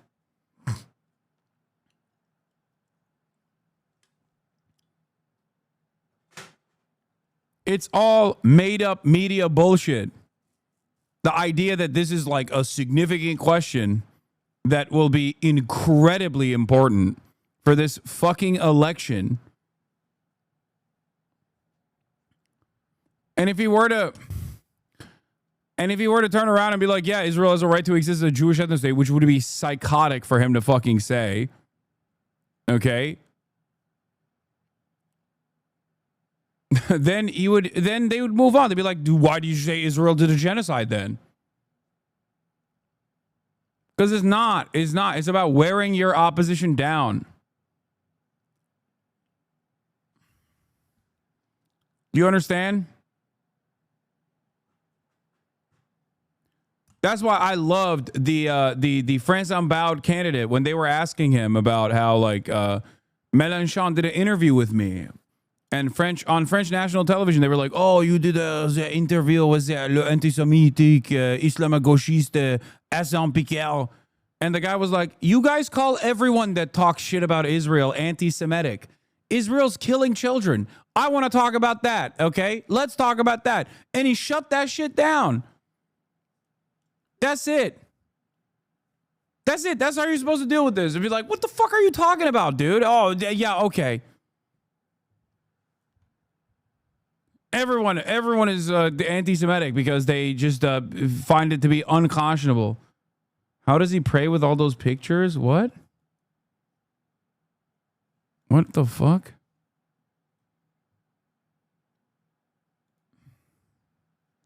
Yeah, Manuel Bompard, Le France Insoumise, second in command. He was asked. This was the second time on French TV mentioning Hasan's interview with Mélenchon, trying to paint Hasan as anti-Semitic and Mélenchon by proxy. Okay? They said, Mélenchon appeared on a Turkish-American social media influencer show who believes that rapes committed by Hamas, like 7 don't matter, and calls Israelis inbred assholes POS. Isn't that a complicated relationship, like problematic? No, just stop. Because anytime someone speaks out against what's happening in Gaza, people dig up quotes that they sometimes never even actually said. So please, I think my positions are clear enough. They are respect of international law, prosecution of all war crimes. I completely support the arrest warrants of the ICC against Netanyahu, members of the Israeli government, and leaders of Hamas. And I'd like to ask the other political leaders in the country what they think about those warrants, because I've heard people on the right and the far right saying we shouldn't apply those arrest warrants to the ICC. I saw Netanyahu's plane fly over the country a few weeks ago, apparently with the president's authorization, which is a violation of the ICC's warrant, while nobody spoke out. And the ICC was ratified in France under Jacques Chirac's presidency, who wasn't exactly a leftist. Move on to issues that actually matter. Don't give any fucking air to like these idiotic, hyper-specific, bias-framed questions. You're not a Muslim if you don't pray like that? Man, shut the fuck up. Suck my dick.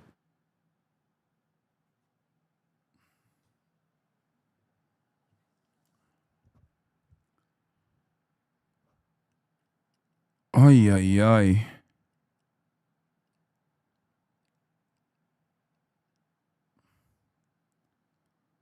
We do too much. We do too much of this, like, we do too much of this silly ass, like, well, if someone asks me a question, even if it's like a very clearly fucking biased question, I have to take it seriously. I have to answer the question sincerely. No, just sometimes it's okay to fucking turn around and be like, why are you asking me this question? Do you think this is what's most important for New Yorkers? Do you think that's all they care about? Is whether or not Israel has a right to be a Jewish ethno-state in direct violation of international human rights? It's so fucking stupid. After he was the only candidate to say he would prioritize serving New Yorkers over traveling abroad, they had the gall to demand that he alone answer questions about Israel's sick stuff.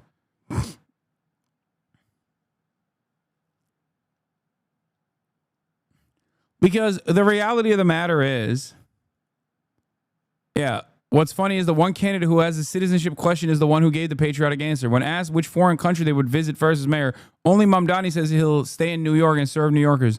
New York is his country.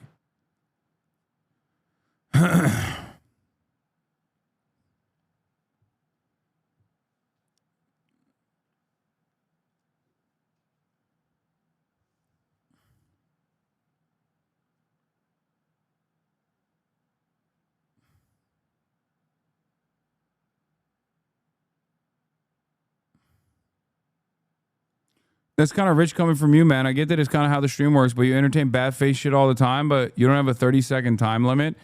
I'm not a fucking media-trained politician running for a political campaign. What the fuck are you talking about? I'm just saying that at this stage, Zoran knows he's going to get those fucking questions. And I still love Zoran. I want him to win. I am 100% full-blown, unconditionally pro-Zoran. Everyone else can suck my cock. Okay? I'm stating I'm more angry at the fucking framing of the question. I'm not angry even at Zoran. I'm even saying that the reason why he's answering that way is because he's fucking scared, because he's Muslim. And we are an incredibly Islamophobic nation. Okay?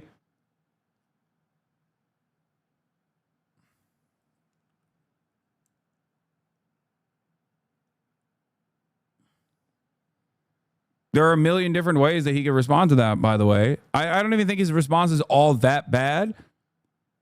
I just think that there are better responses in that situation. And the better responses can be more contentious. I think people should be people shouldn't be as afraid to stand 10 toes down with their moral clarity on this situation, because a lot more Americans agree with them than they think. Maybe not in the media, but a lot more Americans agree with them.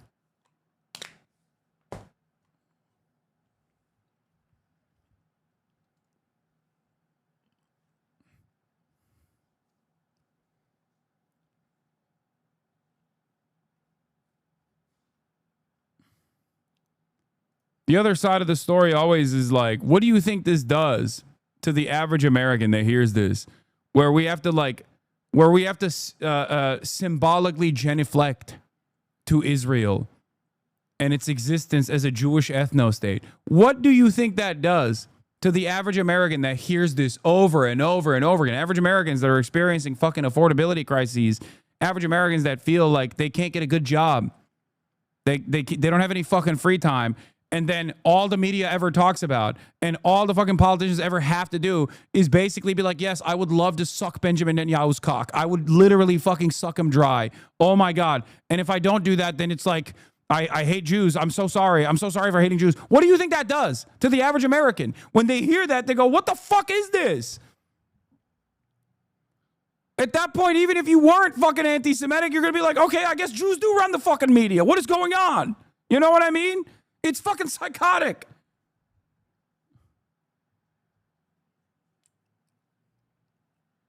They're like bludgeoning the heads of every goddamn American to be like, no, Jews do actually run the government and Jews do actually run the media. You aren't wrong. You thought that there were conspiracies. They're not conspiracies. Look, I'm saying it right now is like what they're trying to do, it seems like.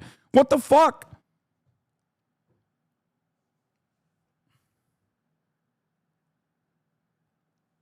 Anyway, the best part about his answer at the end of that was that he said Israel has a right to exist as a state with equal rights for everyone. Okay? And that framing is perfect because who the fuck is going to say no to that? He's framing it within the confines of liberalism, and he's doing a great job with that because then the people that have to fucking yell about that, have to be like, no, actually, no, people don't have a right to equal rights under Israeli rulership. No, I'm like, okay.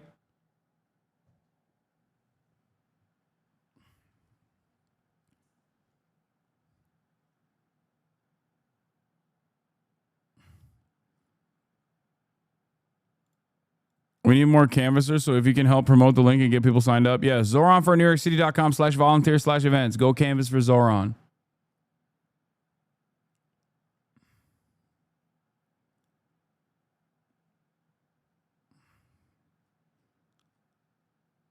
I'm literally in New York and nobody's talking about one, climate change as our city loses power more often during the summer due to heat. 2, congestion pricing, which Trump is trying to fuck us on.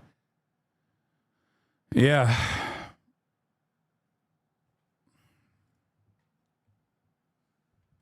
Anyway, I think Zoran's performance was fine. We're hanging on too much on the last fucking part of this conversation.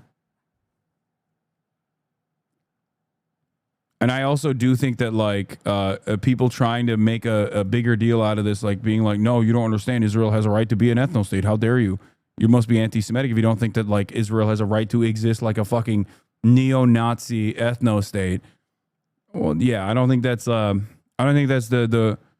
most valuable, most reliable fucking framework to operate off of to win any election whatsoever. If that was the fucking case, AIPAC wouldn't constantly attack people on every issue outside of Israel. AIPAC spends tens of millions of dollars in primaries. Why do they never talk about how bad a candidate is on the issue of Israel, I wonder? If Israel is such a fucking popular point of contention and that Israel is everyone's darling and that everyone wants to defend Israel, why the fuck is the largest Israel lobby never talking about Israel in their fucking attack ads? I wonder why. Perhaps because everybody fucking hates Israel, okay? People have a very unfavorable opinion of Israel, especially right now, more than ever before. So if AIPAC understands that Israel ain't shit in the eyes and the minds and hearts of average Americans, why the fuck are you guys acting like this is a dangerous landmine to step on? Israel is a fucking international pariah. Every goddamn day there's new polls that come out that's like, people fucking want an end to Israel. People cannot stand Israel. And these motherfuckers in here in this chat are still going, oh, well, I think you have to really love Israel. Otherwise, you can't win anything.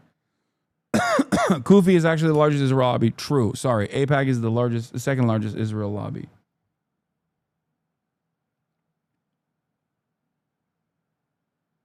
Let me see what Will's up to. Let me DM Will. Let me DM Willard. Let's see if we can rip a night rain real quick. I don't have that much time, unfortunately. I can do one.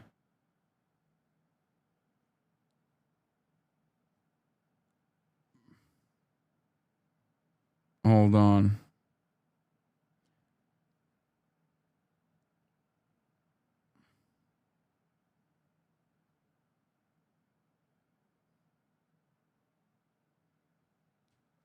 You promised? Dude, I don't know. I don't want to fucking stop Will's stream dead in his tracks to do one fucking night rain raid.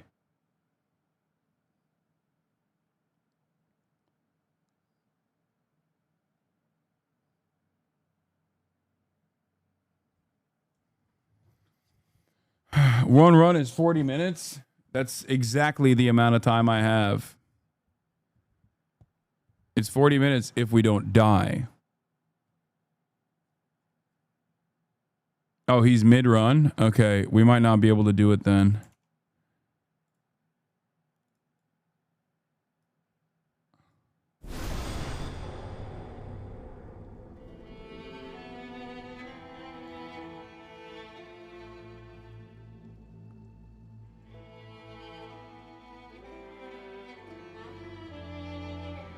Can I solo? Is that I've never, maybe I can understand the mechanics a little bit better if I solo.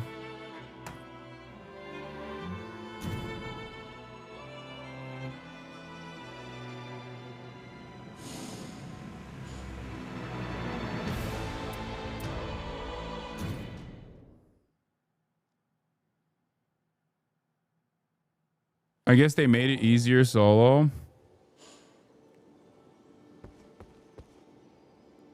Solo game will be really hard for you. Let's look at all this stuff. Team session, invite members now. Many-legged beast appearing from shadow, carrying on his back a chain link sword used to hunt his prey. What does this mean? What does this like expedition target mean?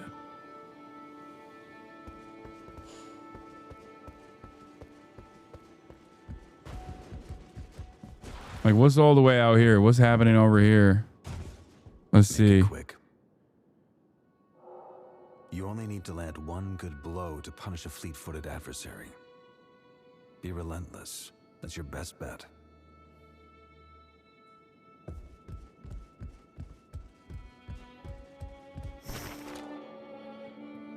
Track the progress.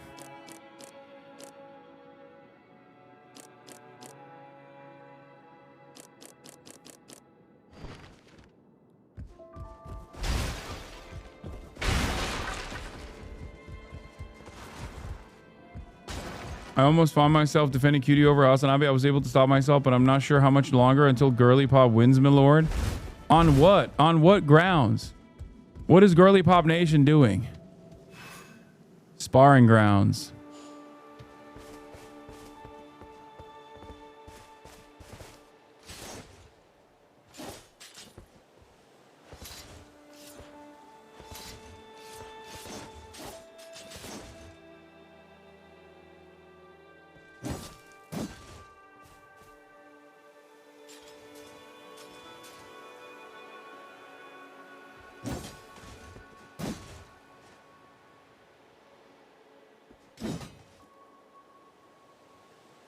Wait, I thought this was multiplayer. It is.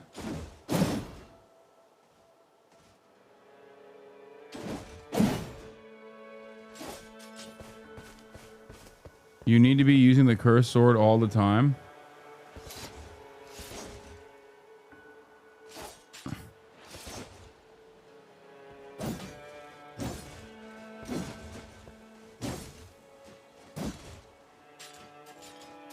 L1 is deflect.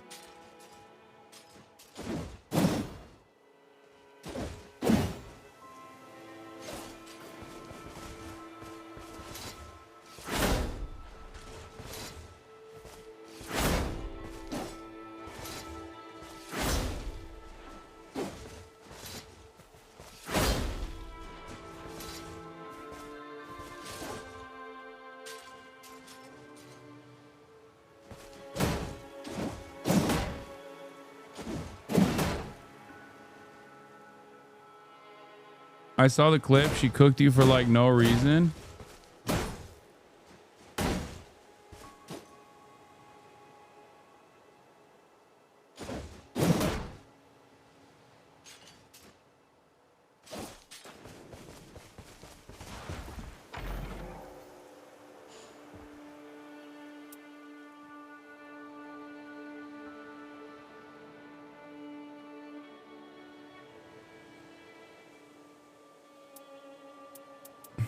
Animate the enemy in the corner. Wait, you can do that? Oh.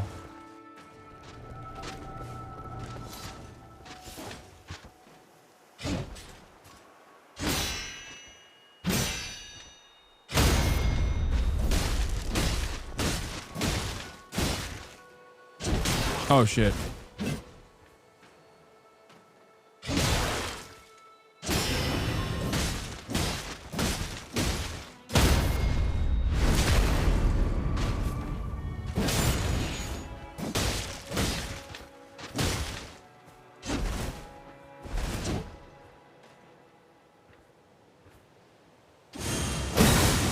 Oh wow.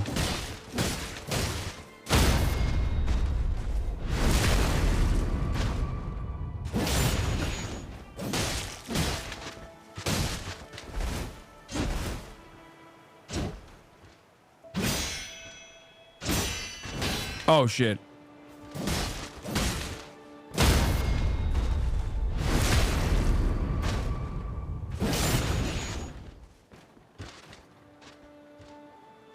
What is it? What does L1 use, chat? Like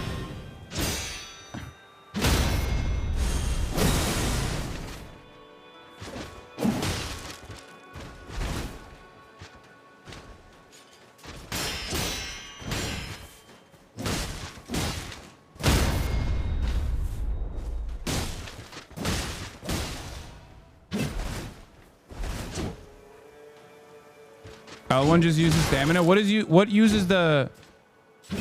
uses the fucking main thing? Executor does tons of damage. He's really good status. Bleed, etc. Lots of scales off Dex and Arcane.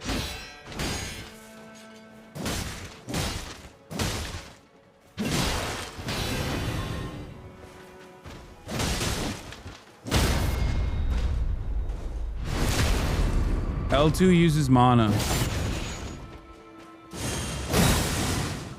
Wow.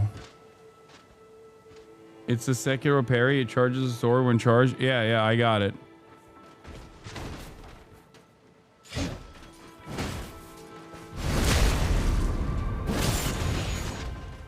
Bleed and poison he's also good at.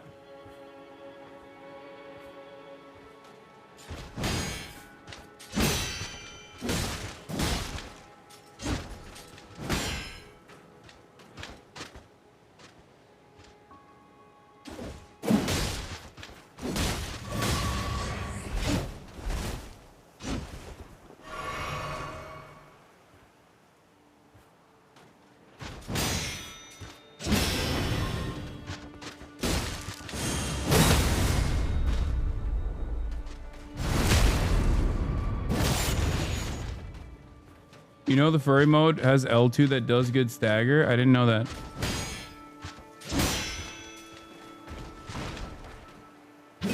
Oh shit. He hit me with that. I didn't realize.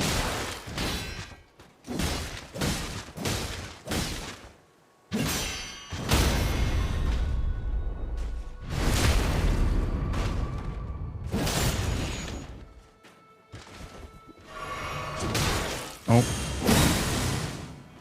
L2 has R frames as well, I frames as well. Will's calling.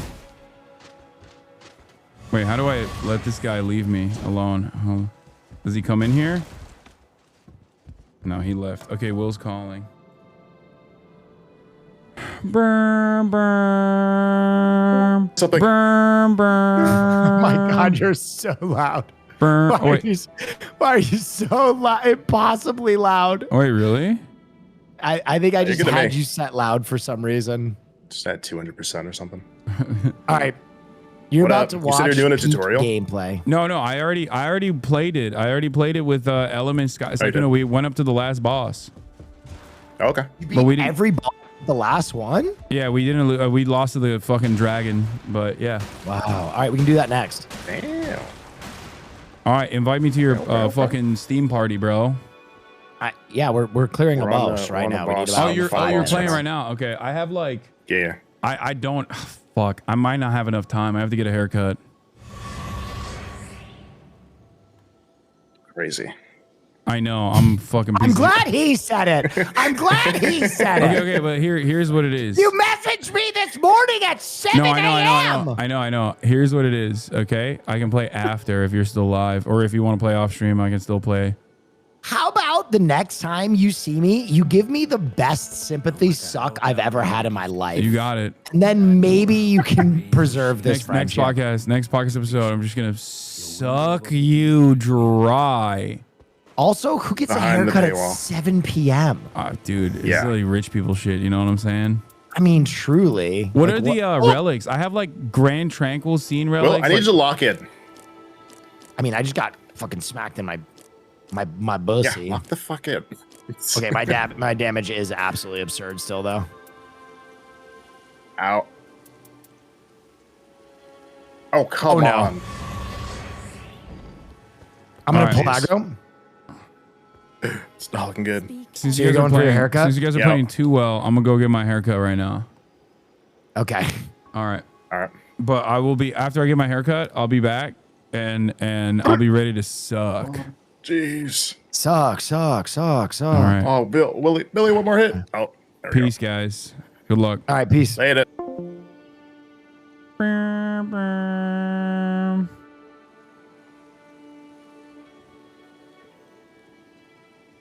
Hasan lied people died.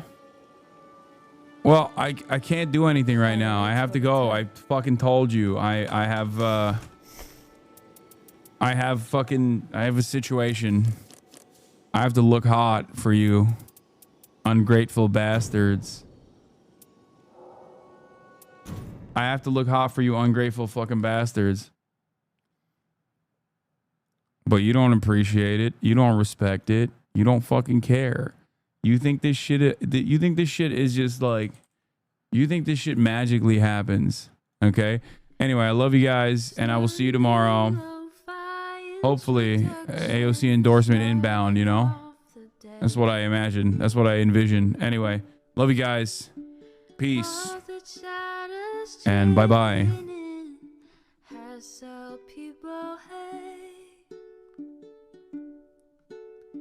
Sunny Los Angeles, California, says Hasan. The starlock to the starlock to the topic just begun. There he is again, Hasan is streaming. Hasan is streaming. There he is again. Hasan is streaming. Hasan is streaming. Review in the P.O. box. Uncle Uger's face. Sudden discord at your prop. Great names take embrace. Tiny Bernie Sanders, LGBTQ Air Force. The whole left at your fingertips. Ane at your door. H3 crowded debate, the Young Turks online show. 3 full fucking years of this, plenty more to go.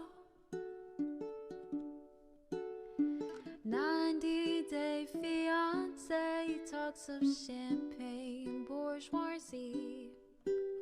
A Trump rally live reaction on mass riot at DC. There he is again, Hasan is streaming. Hasan is streaming. There he is again, Hasan is streaming. Hasan is streaming. Reading a live stream fail.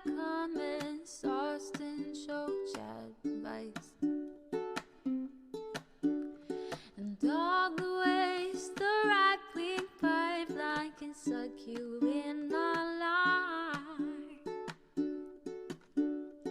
JCS react, Lord, frame gets broken, cover blown.